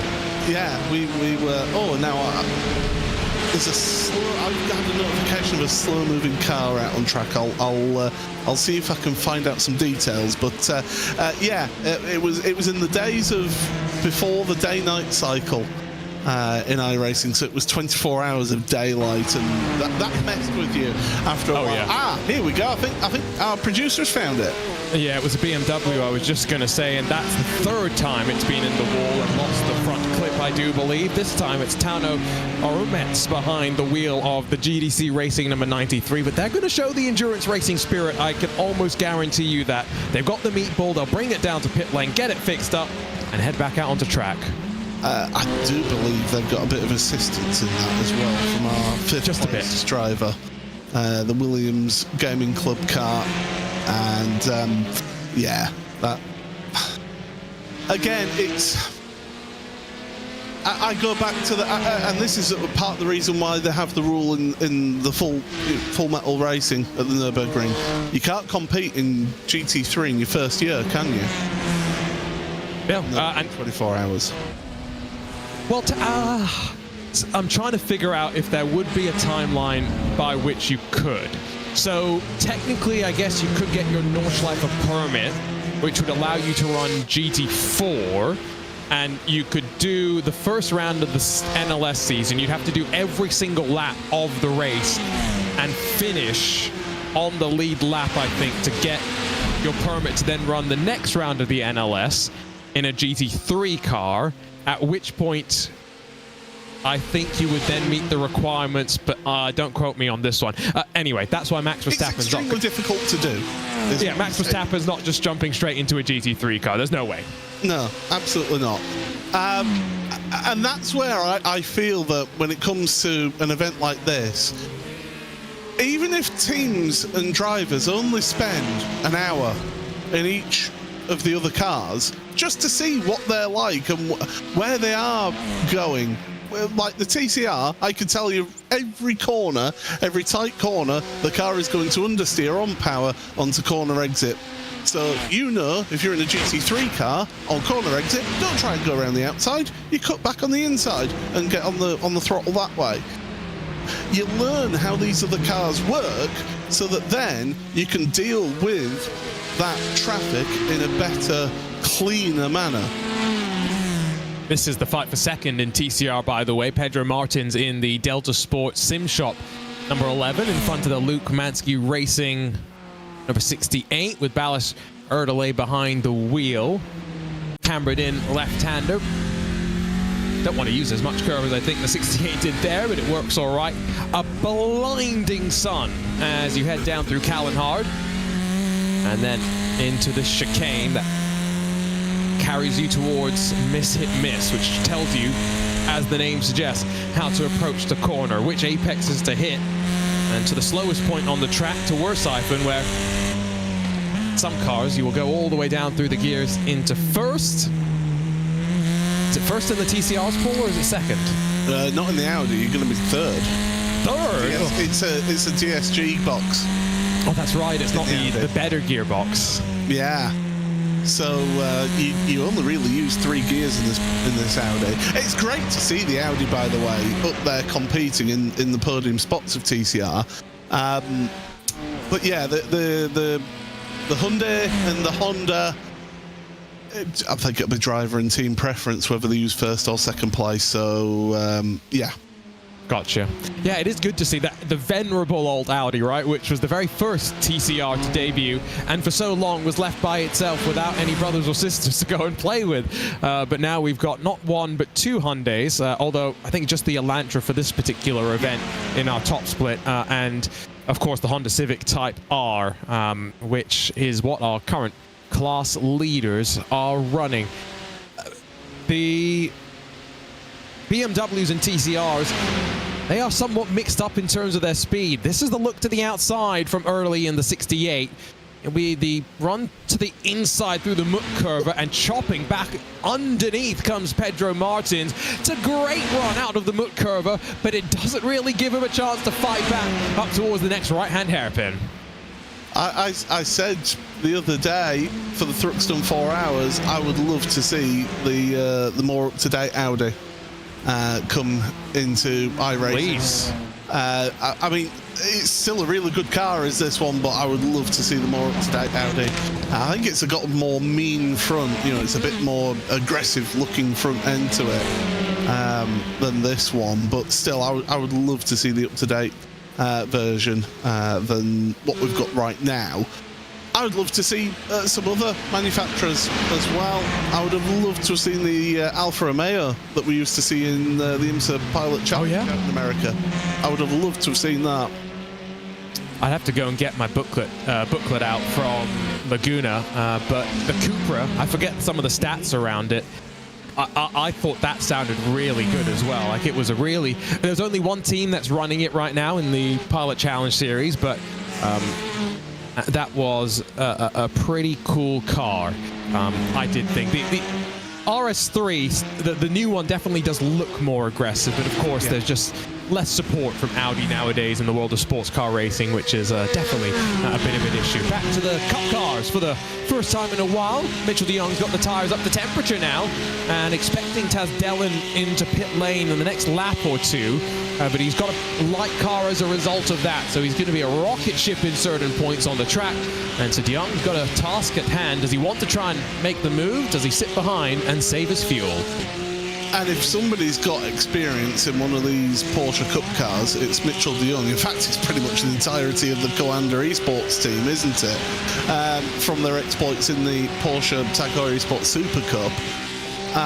De Jong, he is on it. I mean, he was getting air going in towards the Belloff S. So, yeah, Mitchell's got the bit between his teeth onto the Dottinger Hohe after coming out of Galgenkopf. And now, just full throttle. Now, because of my dodgy ankles, I actually have to push down my leg to make sure I'm getting full throttle. Saw a video on social media this morning where someone was actually zip tying the top of their foot to the throttle pedal so that they didn't have chatter, I guess, as they tried to pin it to the floor. You still climb actually over the top of, until the top of that crest into Tiergarten. So it is important to use the draft. We've seen on occasion cars when they're just running in a group of two, bump drafting each other, but that's the sign that I think Mitchell thinks he's just that little bit faster and potentially could gap the car behind. The car behind, whose sister car, by the way, Grid and Go's 002, has had an issue on the last lap. Marcus Dex lost a little bit of time, so maybe the balance of that car not as nice at this point of the race compared to the 001. Into pit lane comes the number 12 machine. That is the Shera Esports TCR entry. That is unfortunately a little bit adrift of the rest of its class, so hoping just to try and recover later on. Mitchell's not really been able to gap the car behind just yet, but we're still only on the Grand Prix loop. Yeah, plenty of time for him to maybe get a little bit of a gap. Grid and Go are a quick team, though. Let's not forget about that. You know, they are a very capable outfit, a Grid and Go in that yellow and black car. We have had somebody ask, by the way, in the iRacing YouTube chat, is this an actual 24-hour race? That can't be right. Yes. Yes, it is a 24-hour race. I certainly hope it is, because Paul's scheduled to be here in about 19 hours' time, calling the end of this race. I'm scheduled to be here in about 12 hours as well. Oh, that's right. Yeah, so we certainly hope that clock's ticking down appropriately. So, yes, no. And great to have Thrustmaster come on board this year for the iRacing Nürburgring 24 Hours. Paul, you know, we'll get back to actually story time in a little bit, because race leader into pit lane, Alejandro Sanchez. Here is the moment for Marcus Deck. Oh my goodness, that's a high-speed moment to have, and I think he's gotten away with that about as best as he can on the entry into the Belloff S's. That's a precarious place to be, 90 degrees perpendicular to the track. No, it's not the Belloff S's entry, at least. Phew. No, that was heading more towards sort of Brunchen and stuff. Brunchen, yeah. Yeah, it's heart and mouth moment. Change of underpants needed as well, I think, in that moment as well. Now, Sanchez, Apex Racing Team, onto pit road from the race lead. So the GT3s or the SP9s. I agree with you, Arjuna. For me, it's the SP9 class. It always has been at the Nürburgring. Yeah, I struggle. mainly because I've also had to commentate with them as the SP9, right? So I had to drill it in my brain to not call them GT3s, and now it's hard to flip it the other way around. Sanchez off and away, as expected for him. It's going to be a double stint before he hands the car back over to one of his teammates. Rest of the class in. Biko, he's off and away as well. This is the third of the stints, if my notebook is correct. Felix Quirmbach takes over from Rainer Talvar, who's put in a monster run. That's a 20-lap effort from Talvar. And then just waiting now for the rest of the pit stops to finish up, because there's driver change galore, including Norby Kish getting into the Sheza Esports number 90. He is not just a multiple-time European truck racing champion in the real world, he's also a multiple-time DNLS champion here in the sim. Yeah, knows what he's doing behind the wheel of a vehicle. I know one of our commentary colleagues, Chaz Draycott, has commentated on him as well in truck racing in the European Truck Championship. So, yeah, he is somebody who's well versed to the Nürburgring, very experienced, and great to have him out there. And he's got to get another stint in, because he's actually stayed in the car. So he brought the car onto pit road, did Norby. So David Toss been doing some single stints in the 90. Balish Pala did a double, and Norby Kish also doing a double. Different drivers maybe electing for different things as well. That's a nice thing for us to maybe talk to the drivers about. If any of them in this top split are just watching right now and maybe not paying attention too much to what their teammates are actually doing in the voice chat, come and have a chat with Paul Smith and myself. We're here in the RaceBot TV Discord, and we'll be for about an hour and 6 minutes before we hand it over to, I believe it's Ewan O'Leary and Dara Thacker. So the action, at least in the commentary booth, will continue. Yeah, me and Ewan back-to-back special events here, so yeah, it's certainly been a busy time for us in the commentary booth as well, as the drivers out there. But now you've got the 009 Grid and Go GT4 leader on screen there, and behind them is the Williams Sim Racing playseat car, Matteo Kunze behind the wheel. So getting that slipstream. 2 Aston Martins. It's a little bit more of a varied field in GT4, I would say, compared to the GT3s. But it is mainly, well, it's a mix of the BMWs and the Aston Martins, but there are a couple of Porsches and Mercedes as well. I do enjoy the Aston Martin, and if anyone from iRacing is listening, I'll make the public plea right now. Please bring the Aston Martin Valkyrie to iRacing. Pretty please, with a bow on top. Are you glad that you had headphones blocking out the sound of that car when you were working at Laguna? So what I will say is that whenever the Aston Martin drove down the main straight, and I was trying to listen to what was happening. For those that don't know, I was pit reporting with IMSA for the last round at Laguna. I could not hear what they were saying. I had no idea what was going on. And so it was very interesting trying to hear instructions in my ear and stuff. But Paul, I've got to say, what a sound. And it's crazy that often we talk about race car drivers being super small and whatnot, especially nowadays, I feel. Ross Gunn and Roman De Angelis, who raced that car in IMSA, they're both like 6'2", 6'3". I don't know how they fit themselves into what is the most uniquely proportioned of the cars in the GTP class, just by virtue of running on the LMH rule set rather than the LMDH rule set. But boy, it must not be comfy for them, that's for sure.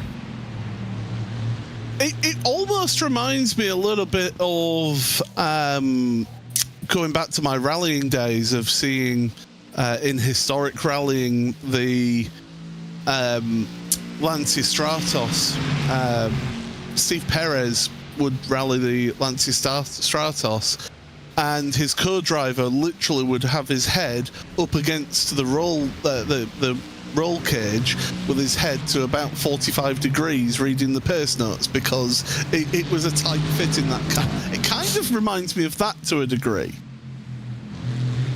Just because you're bringing up rally, I want to give a big shout out to our RaceBot colleague Peter Mackay, who in many ways is our resident Nordschleife expert, and so many will be wondering, where is Peter? Well, Peter is living the dream right now, quite literally. He is stage end reporting with the WRC in what has been a wild rally this weekend as well. So we're missing Peter, but we're also very much enjoying watching him with a big smile on his face and our face as well, I think. Oh, it's a very hard life getting to travel to Sardinia and getting to report on that. You know, it's and do you know what? Next week he gets to travel to Le Mans to commentate. I know. 4 hours of Le Mans. You know, so it's such a hard life that Peter leads. Is he off to the Nordschleife for the week after? I can't remember. So Okay. I'm not going to say yes or no because I can't remember. Hedging your bets. Hedging your bets. It's fair enough. Matteo Kuzner on board, by the way. See the sun continuing to set. That is a nasty amount of glare in the eyes. Always an interesting challenge given the different sight lines that make up the Nordschleife. Taz Dillon into pit lane, by the way, from third in the Porsche Cup class. He joins Lorenzo Manfredotti, who has been sitting there for about 5 minutes and counting, so I wonder if Scuderia Ferrari HB Esports team might join the pile of attrition that is starting to build up as we near the top of another hour, about 5 hours complete. Radnar Forrest, very, very smooth on the input for the Williams Sim Racing, place seat number 6. Keeping the pressure on. Great to see from Matteo.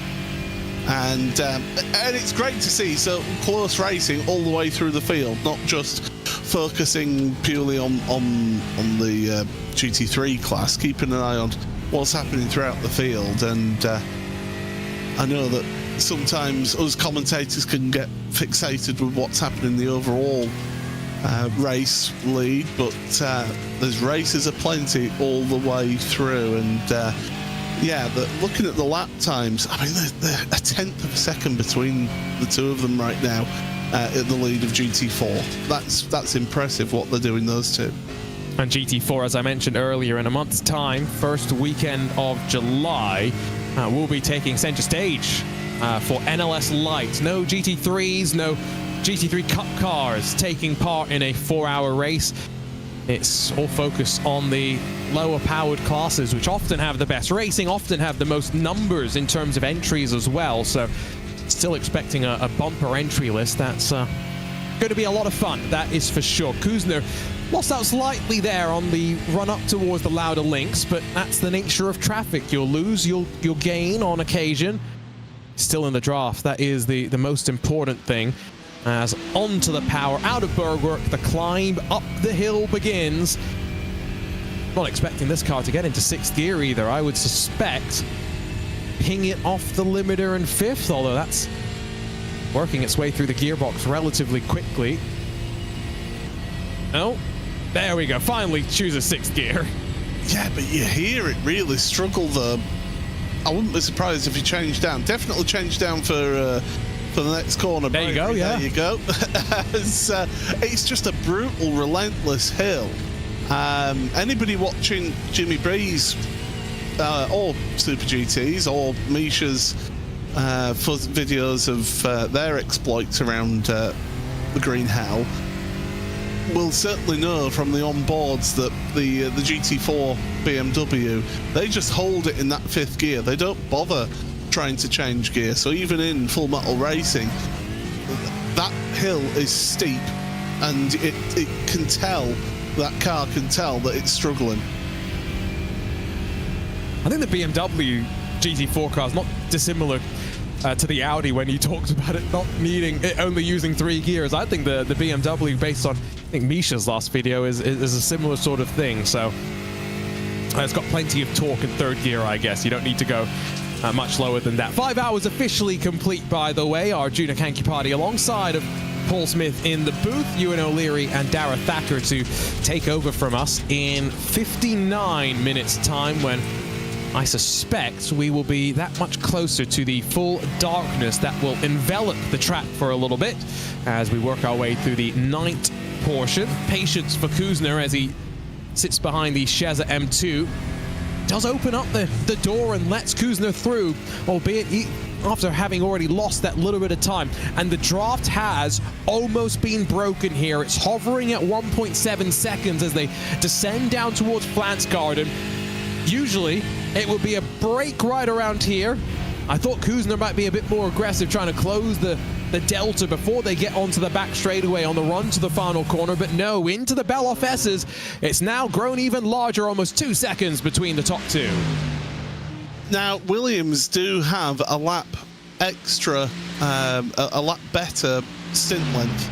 So the Grid and Go car pitted 1 lap earlier than the Williams car, so it is a little bit lighter. So let's take that into account as well to a degree. It will be a little bit lighter on its feet, and therefore can maybe just get away that little bit better than the car behind. And you know, most tracks you'd think a 1 lap advantage is, oh well, it's not that much. But when you're talking an 8 and 3/4 minute lap in these GT4 cars, it's a massive difference. Is that 1 lap difference in the pit stints, in pit stop time that they actually came down pit road. It'll be interesting to see how it falls towards the end of the race as to when it comes to pit stops at the end. And well, that's our favourite topic, isn't it, in these endurance events, is strategy and who's worked it out best for the short fill. I think my math has it at between 5 and about 6.5 seconds per lap of fuel that you need to sit in pit lane, right? So that's 6.5 seconds longer, hypothetically, that now you would think the car in front in that GT4 battle has got to make up. There you go. And there exactly is what Paul was talking about. Paul, it's like you knew what was going to happen there. It's almost like we've commentated on races around the Nordschleife in the past. It's just how it goes. You can't get... If you get 8 laps out of that GT4, then you are the absolute throttle whisperer. You know, you are developing magic feet and being able to have the deftest of touches. But no, it's... the thing is, you get into 7 laps, you're going to pit. We're seeing that with the GT3s as well. They get into that 7-8 lap stint length. As you were discussing earlier with Lewis, you can't really extend and save yourself a full lap, but what you can do is you save yourself stationary time. And so, it's a long stationary hold right now. The tires have been done. It's just fuel being packed into the 009. The engine finally fires up and off and away after 54.5 seconds. David Bosga hits pit lane. I saw Agustin Canapino slide his way on forward, now technically to second in the Thibaut Courtois Esports 01. Jack Sedgwick's now third for Was Cooking Racing Adventures, fourth for Bosga as he rejoins the track. Have you seen the lineup for Was Cooking Racing Adventures, by the way? It's quite the lineup that they've got. Jack Sedgwick, Josh Thompson, Fraser Williamson, a certain Will Chadwick as well, Mike Spangler, and there's also Tyler Avias in there as well. They've got quite the mix of drivers there, haven't they, in that lineup? And you think Jack Sedgwick, former World Championship quality driver, you know, used to have the World Championship license. Josh Thompson, World Championship license. As same with Will Chadwick as well. They've got some real quality in that team. It's a team that's won in that class before, albeit with a slightly different driver lineup. Will Chadwick, defending race winner in the 992 class in this race. And I will just correct something, albeit at the risk of my career being destroyed. Mike Spangler's not a driver. He doesn't have a high enough I rating for that. Instead, he is just the... What are we calling him? No. It's Was Cooking. No, it's got a much more creative name. Head chef, that's what we're going to call him. Yeah. I'm trying to... Is that... No, he's not a head chef, he's a sous chef. No, you're going to get me in trouble. You are going to get me in trouble here. He's... Oh, I want to say something, but it will get me in trouble. I'll say it anyway. He's the rat in Ratatouille, you know? He's controlling all the chaos is what he's doing. chaos is what they bring, but I tell you what, they bring some really quick drivers as well, though. You know, a lot of people sort of think of them as a bit of a joke team, but no, they can move. And speaking of moving, good grief, our leader cutting across the grass to get around the TCRs that were battling away. That's a risky time sometimes, trying to carve your way through battling traffic, but Alejandro Sanchez is now almost 15 seconds clear.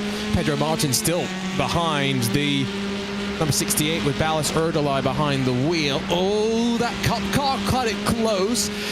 And that's one of the points on the track, Paul, where especially on the tighter inside line, the lack of downforce for the Porsche Cup car, the Audi had to concede a bit of its mid-corner speed to avoid running into the rear gearbox. Not just the gearbox, but the whole engine as well, it must be said. But yeah, that Audi compromise, it's looked good for that position though, as the Audi now that it's up in second place. And yeah, certainly they're doing a good job with that car, although look at the Hyundai under the slipstream, trying to catch up. Does catch up a little bit, but not enough. Now, there's people a lot more experienced than me will know the differences in the different cars in terms of top speed and which are better through the corners, because I'm a little bit out of the loop with the TCRs, I'll be honest. And plus, to be honest, the balance of performance adjustment as well it raised a couple of eyebrows on my head. Did the balance performance adjustment with the TCRs, in my opinion. Hey, don't get me involved in BOP. I have to deal with it enough for IMSA Esports, all right? I'm not getting anywhere near that. Although I will say this, as now I've had that experience of trying to understand a bit more BOP for the IMSA series in the real world. BOP sucks. It's a necessary evil in some ways, yes, but there's no good way to do what you're trying to do at the end of the day. And so it's a moving target. It was a bit better at Detroit for IMSA, at least, I felt, in a lot of ways. But Porsche aren't just winning because they've got the best car. Porsche are winning because they've been executing to perfection. That fight for second, almost interrupted by a BMW, but it exits the scene of the fight pretty quickly as they exit up now towards the Schumacher S. And that was the battle for second place in GT3 just going through. So the Williams Sim Racing Chill Blast car and the BMW M Team BS competition car working their way through this TCR battle for second place in class themselves. They've got an M2 as well for good measure, loitering around in all of this as well. And it's been interesting to see how those M2s, the BMW M2s, have been pretty much matching lap time wise with the TCRs. It's just that they go about it in a very different way, don't they? It's more about that top speed for the BMW M2s.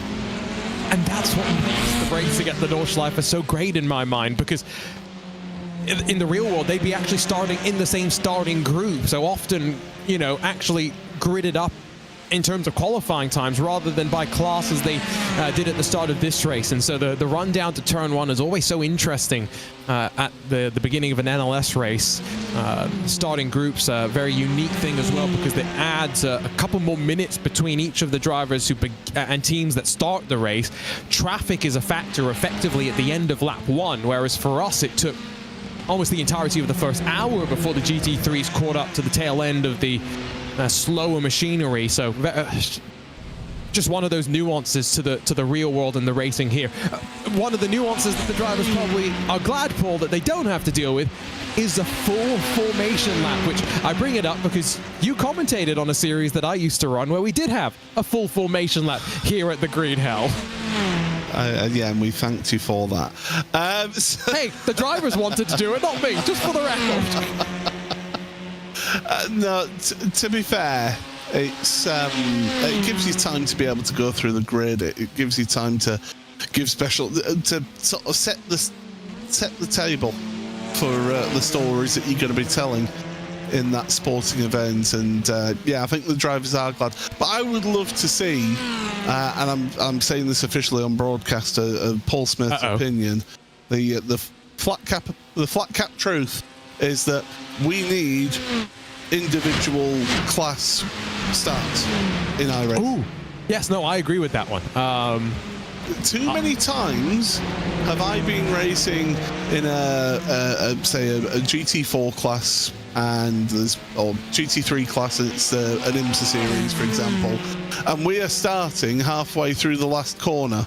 Yes. And it just leads to incidents. I would love to have separated starts for the different classes. I think that would be cool.